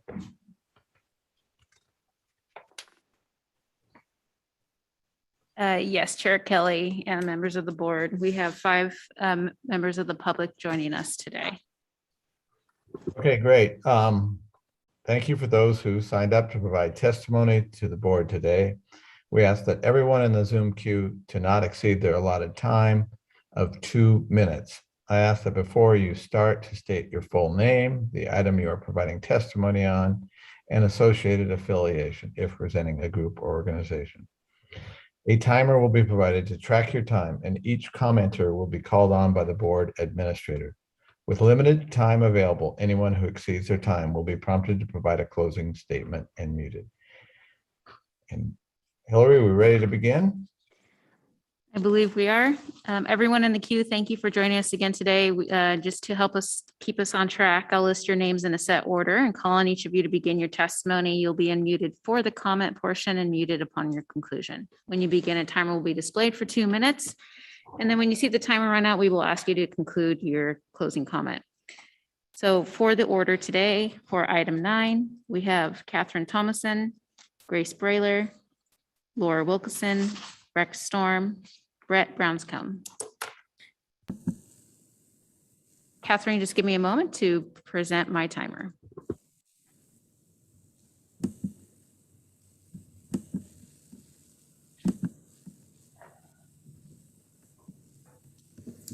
Ms. Thomason, ready when you are. Thank you, Chair Kelly and members of the board. I appreciate the opportunity to address you regarding the climate change and carbon plan and applaud your vote. I'm speaking today as the chair of the Environmental Caucus of the Democratic Party of Oregon. I especially applaud the hard work of Danny Norlander in crafting the document with input from many. I obviously don't need to reiterate the grave threat of climate change nor the amazing resource we have in our Western forests.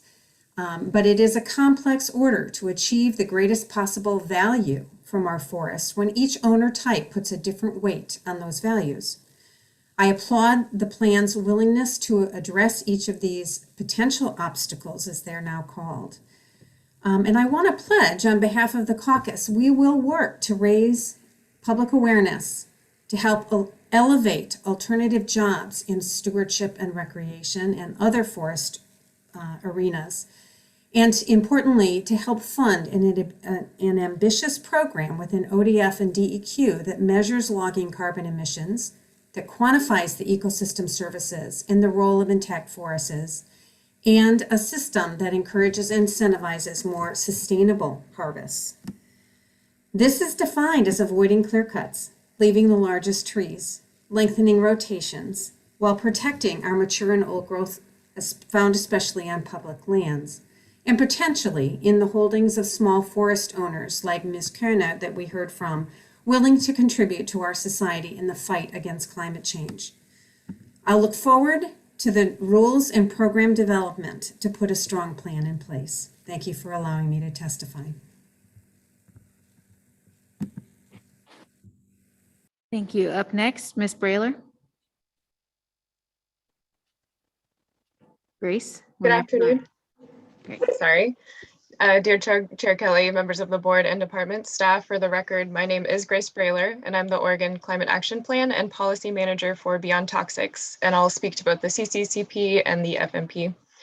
First, thank you for unanimously approving the Climate Change and Carbon Plan. Our forests can and must play a significant role in mitigating and adapting to climate change, and we really appreciate the board and department's efforts to begin to prioritize Oregon forests as the powerful natural climate solutions that they are, and great appreciation for and recognition of all the work that went into that plan.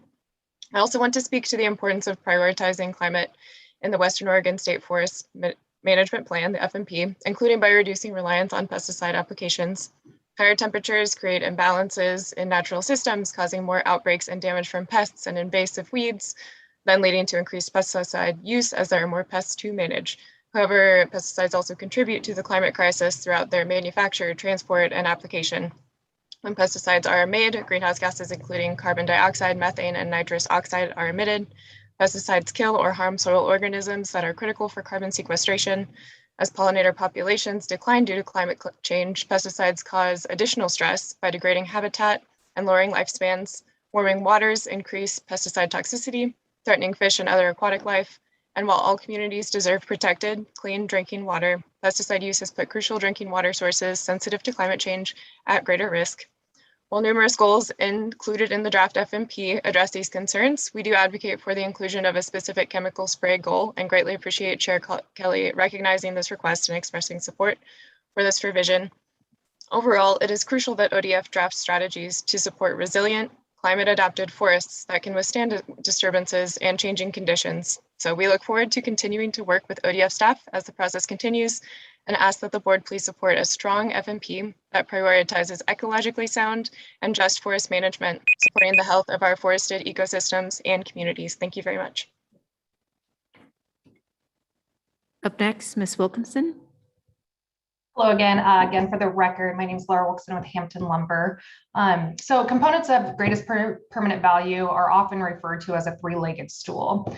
Since the department has been so heavily focused on the environmental aspect of GPV with the development of the draft HCP over the past several years, we would ask ODF to use the FMP to balance out the missing social and economic components of that stool. The department has the opportunity to strike that balance, starting with the FMP goals and guiding principles. Goals should be broad and reflective of the desired state. However, as currently drafted, they still need improvement and refinement. As mentioned in the presentation earlier and also in Hampton's written comments, we would agree that not all the goals are in fact forest resources. A lot of them are redundant and could be combined with other goals. We do appreciate some of the changes that have been made so far, like recognizing carbon stored in wood products, but ODF will need to continue to improve these goals as drafting of the FMP continues. On the guiding principles, these have not been updated since the 2019 draft take avoidance FMP draft. There are some suggestions edits that seem minor in there, but they have not been formally vetted by stakeholders. An example of this is striking the words financial viability in the guiding principle 3. We just ask the board and the department remain flexible and open-minded as this process moves forward.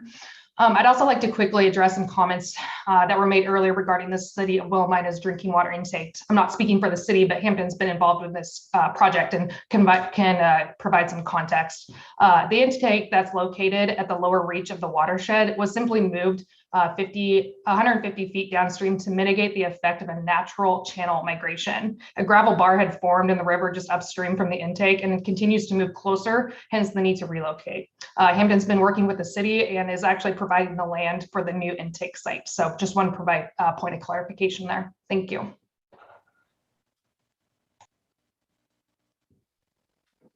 Up next, Mr. Storm. Chair Kelly, Acting State Forester Hirsch, and board members, my name is Rex Storm. I'm a certified forester representing Associated Oregon Loggers. AOL has been engaged with the department during their HCP and FMP development, and we have been willing to focus discussion on conservation and wildlife thus far. However, we now believe it's time to turn additional attention to the social and economic portions of the greatest permanent value. We represent family forest businesses, many of whom help achieve the GPV on state forests. We urge the department to look at ways in which the FMP can grow working family jobs in those rural communities that are the forest producers, who are state land partners and in their sustainable outcomes. The industry and rural communities have been willing to give some towards wildlife and conservation to date. We together have an obligation to ensure that the flow of active forest management on state lands is great enough that we do not continue to just simply add fuel combustibility. We also want to ensure that the FMP pays for itself into the future. AOL believes that the conversation today must shift in this social and economic direction to ensure that the overall FMP discussion is balanced between all three legs of the stool. We have focused almost exclusively on ecological. Now it's time to return our attention towards striking a better balance towards sustainable resources of working forest communities, economic self-sufficiency, and environmental abundance. The false paradigm that wrongly claims economy and social values must be sacrificed for a healthy environment must be cast aside. Oregon's century of forest prosperity, science, and experience demonstrates that we can produce more, not less. Thank you. Closing us out for item 9 is Mr. Bronscombe.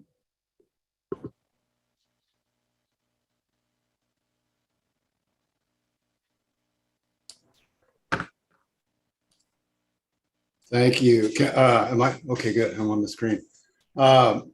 Thank you, Chair Kelly, members of the board. My name is Brett Brownscombe. I'm with the Wild Salmon Center, here to represent our organizational interests, and I'm here to testify on state forest management planning I'll keep it short, given that it's 2 minutes. Obviously wrapped up in this is the GPV, greatest permanent value debate.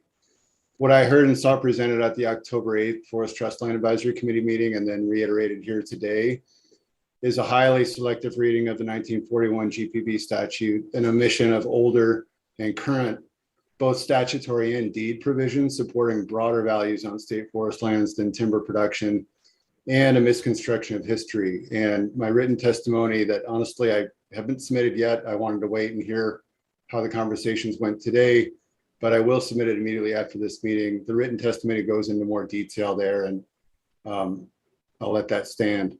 As to the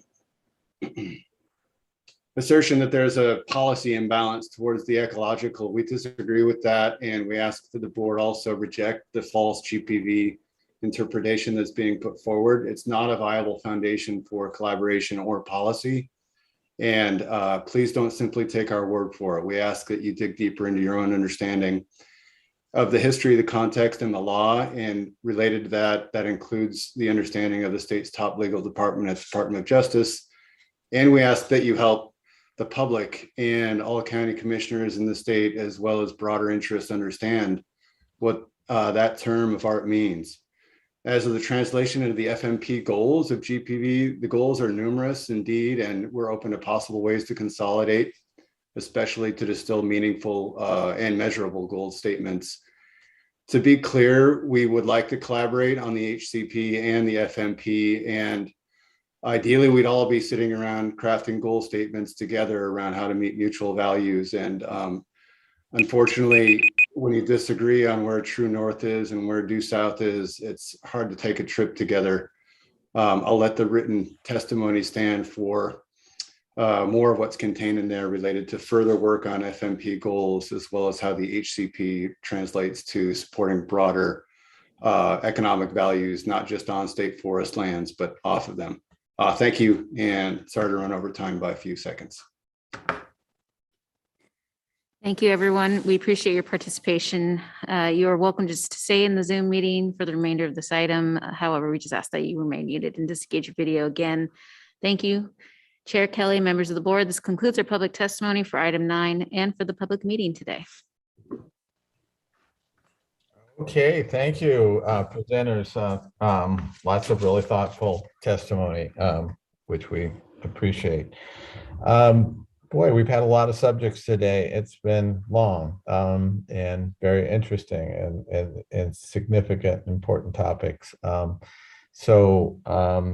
Here's a chance to just for us to have a moment, take a breath, and anybody who's got anything that they'd like to share, now's your time, board members. And I see Joe got his hand up right away.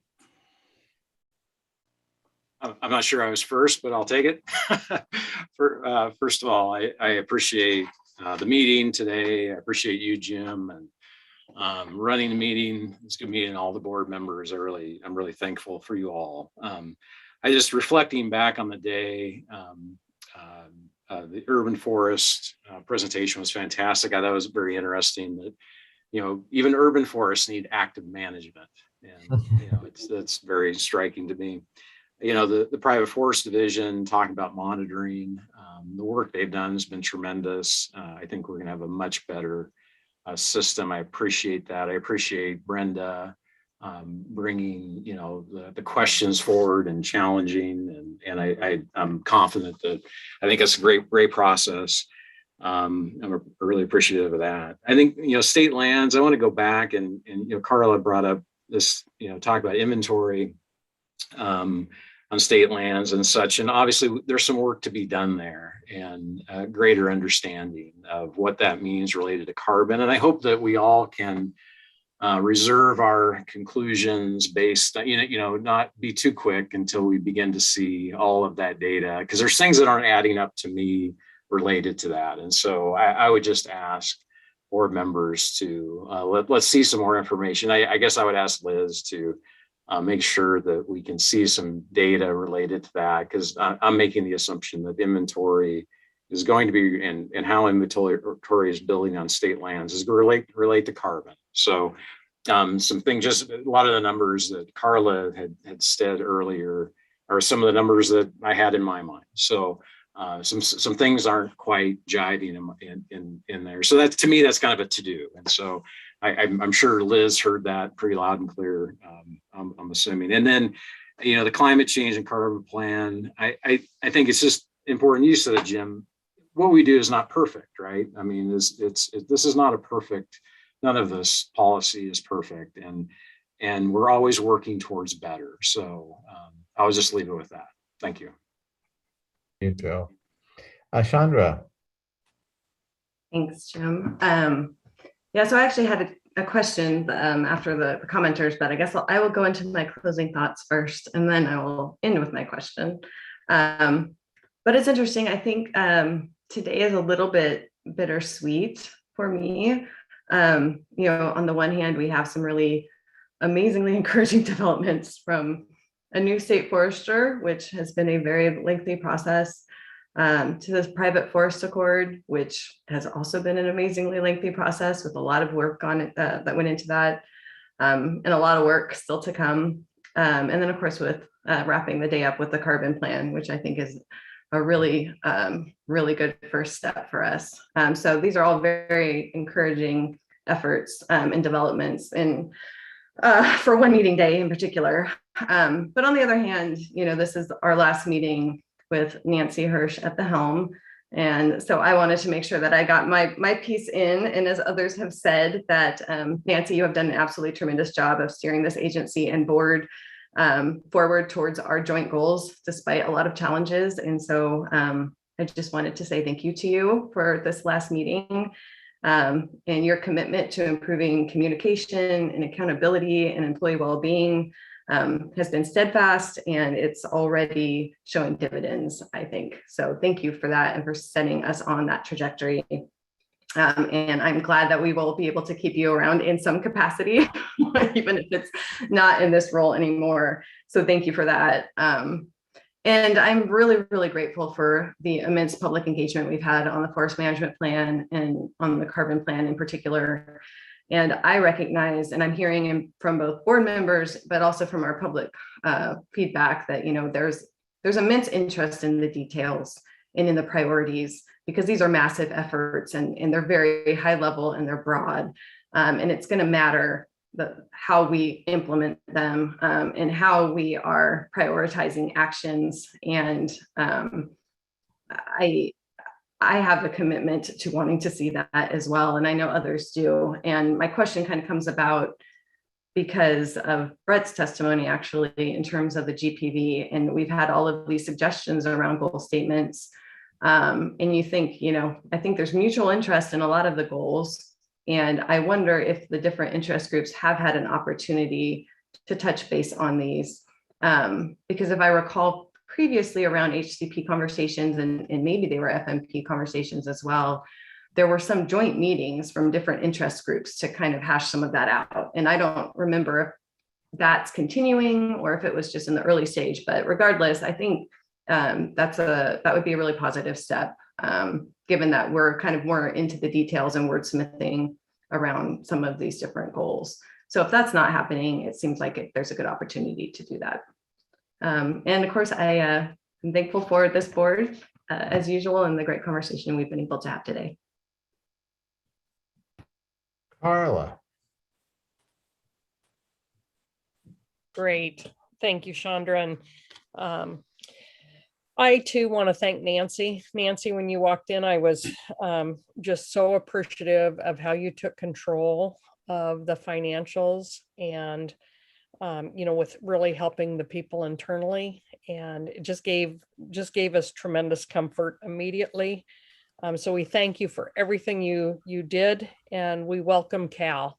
Cal, you can see today we've got our hands full on many big topics, but we welcome you, and I know this board will be there to really, support you every step of the way.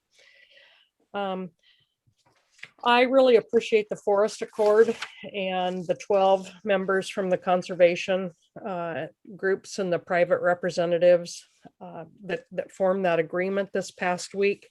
I think that can be just a great platform and roadmap for many, many more things to come. One of the things that I've been, talking about at previous board meetings is really labor availability for wildfire going forward and fighting the these vast wildfires that we have been dealing with. I want to call to all of your attention this current issue that just came out 3 days ago, Scientific America, on the use of robots and drones and the newest technologies in wildfire. And they put quite a bit of time to that. So that's on other people's minds as well. And I just want to draw that to all of our attention. I do want to sort out the math. Thank you all for your comments on that. But if we go back to 16 on the state lands, our own math says we grew, our annual growth rate was 60% higher than our harvest rate. So I'm going to challenge our own math and make sure that we are all comfortable with, because it's just too big a deviation for making the size of decisions that we're making. So, thank you all for your openness to that. And I think finally I want to shout out, I thought we had an excellent presentation today on forest health. And I personally want to thank our entomologists, pathologists, invasive species specialists, people who dedicate their lives to this work. It is really valuable work. And last, we lost 478 private structures this year and 161 homes in wildfire. We lost 5,000 homes last year and 7 towns and communities. And our acres burned in 10 years, 11 years is something up over 7.4 million acres now. 25% of the ODF budget was basically committed in the first 10 weeks of our new biennium budget. Just the cost and the sheer vastness of these wildfires has got to be a primary focus of this board as we even begin to think about forest health and resiliency. So thank you for a good day. Great. Joe and Carla, one thing that I know, and I just want to share so that you have an idea on this. I was shown a presentation a few weeks ago by a conservation group that has been doing a lot of mapping and analysis throughout the state, trying to get at this idea of both existing carbon stores and trending. And their completely separate mapping system has indicated the pretty much exact same trend on state forests. They are insecure about their data. And so their next step was to meet and compare. They had no idea that actually, meanwhile, that ODF's data would be similar. They assumed that ODF's data would present a much rosier picture. And so they're all meeting to compare their different mapping systems and their science, that their geeks and our geeks. And so that's going to happen soon. But it sort of led me to the place where I'm thinking this is probably where we're going to end up. But I think we got to, I totally support that we really want to push hard to make sure that things do end up as verified as possible. Brenda? Yeah, thank you, Jim. I just want to echo thanks to Nancy for coming in and moving the ODF ship along in a really wonderful direction and really setting us on a trajectory for a new time, a new era for the agency that comes not only from your leadership, Nancy, but from the leadership we're going to get from Cal. And I know we will get that leadership from Cal. I've worked with him before. He will do a wonderful job, but also leadership from all of the ODF staff that we work with and this board. I reflected back on 3 years ago when I came on the board, and as Jim said, or someone said earlier, we didn't talk about climate change very much at all. And when we did, it didn't seem to go anywhere, to a discussion today that was rich, deep, had lots of questions, not as many answers, and that's good because the more questions we ask, then we'll get answers to those eventually, and that's good. But this is a completely different experience for me than it was 3 years ago. And I just want to thank everybody involved for that. This has just been wonderful. Thank you. Thank you, Brenda. Ben. Thanks, Jim, and thank you all for a long but really good day. And as I reflect back, I'm reiterating things that other people have said to an extent, but as I reflect back on today, I think there are lots of successes. I mean, we have a laundry list of achievements and exciting things coming in the future. And at the same time, you know, some new challenges are coming our way, and some new things to work on. And I feel like we as a board, we as a department, I very much feel part of the department at this point, have the tools we need to do this work. And I'm gonna echo my thanks to Nancy. You've done an incredible job of steering this ship, and I feel like a lot of thanks go to you for setting the department up over the last number of months for this. And I am new to this work, and you and I came on about the same time, and so I've just seen this sort of through your eyes as well. And huge thanks for your communication and your style. It worked very well for me, and it worked obviously very well for the department, as we can see. And I'm optimistic about our ability to, you know, tackle the work that is already in front of us and the work that will come. And I look forward to continuing this work. And I'm excited to get to know you, Cal, and work with you.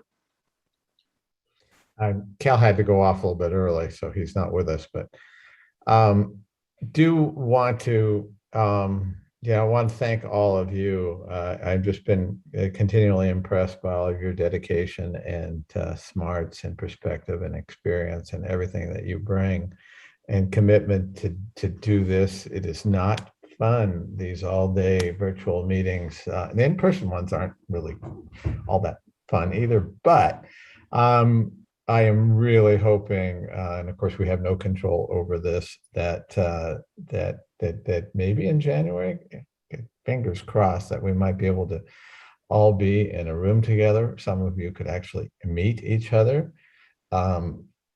Maybe a few hugs. Anyhow, Nancy can't thank you enough, so I'll thank you one more time, and hopefully we'll be able to just share a glass of wine before too long. That would be really fun to do. Is anything else for the order? Other comments? Great. Well, thanks again to all of you. And with that, this Board of Forestry meeting is adjourned. Bye.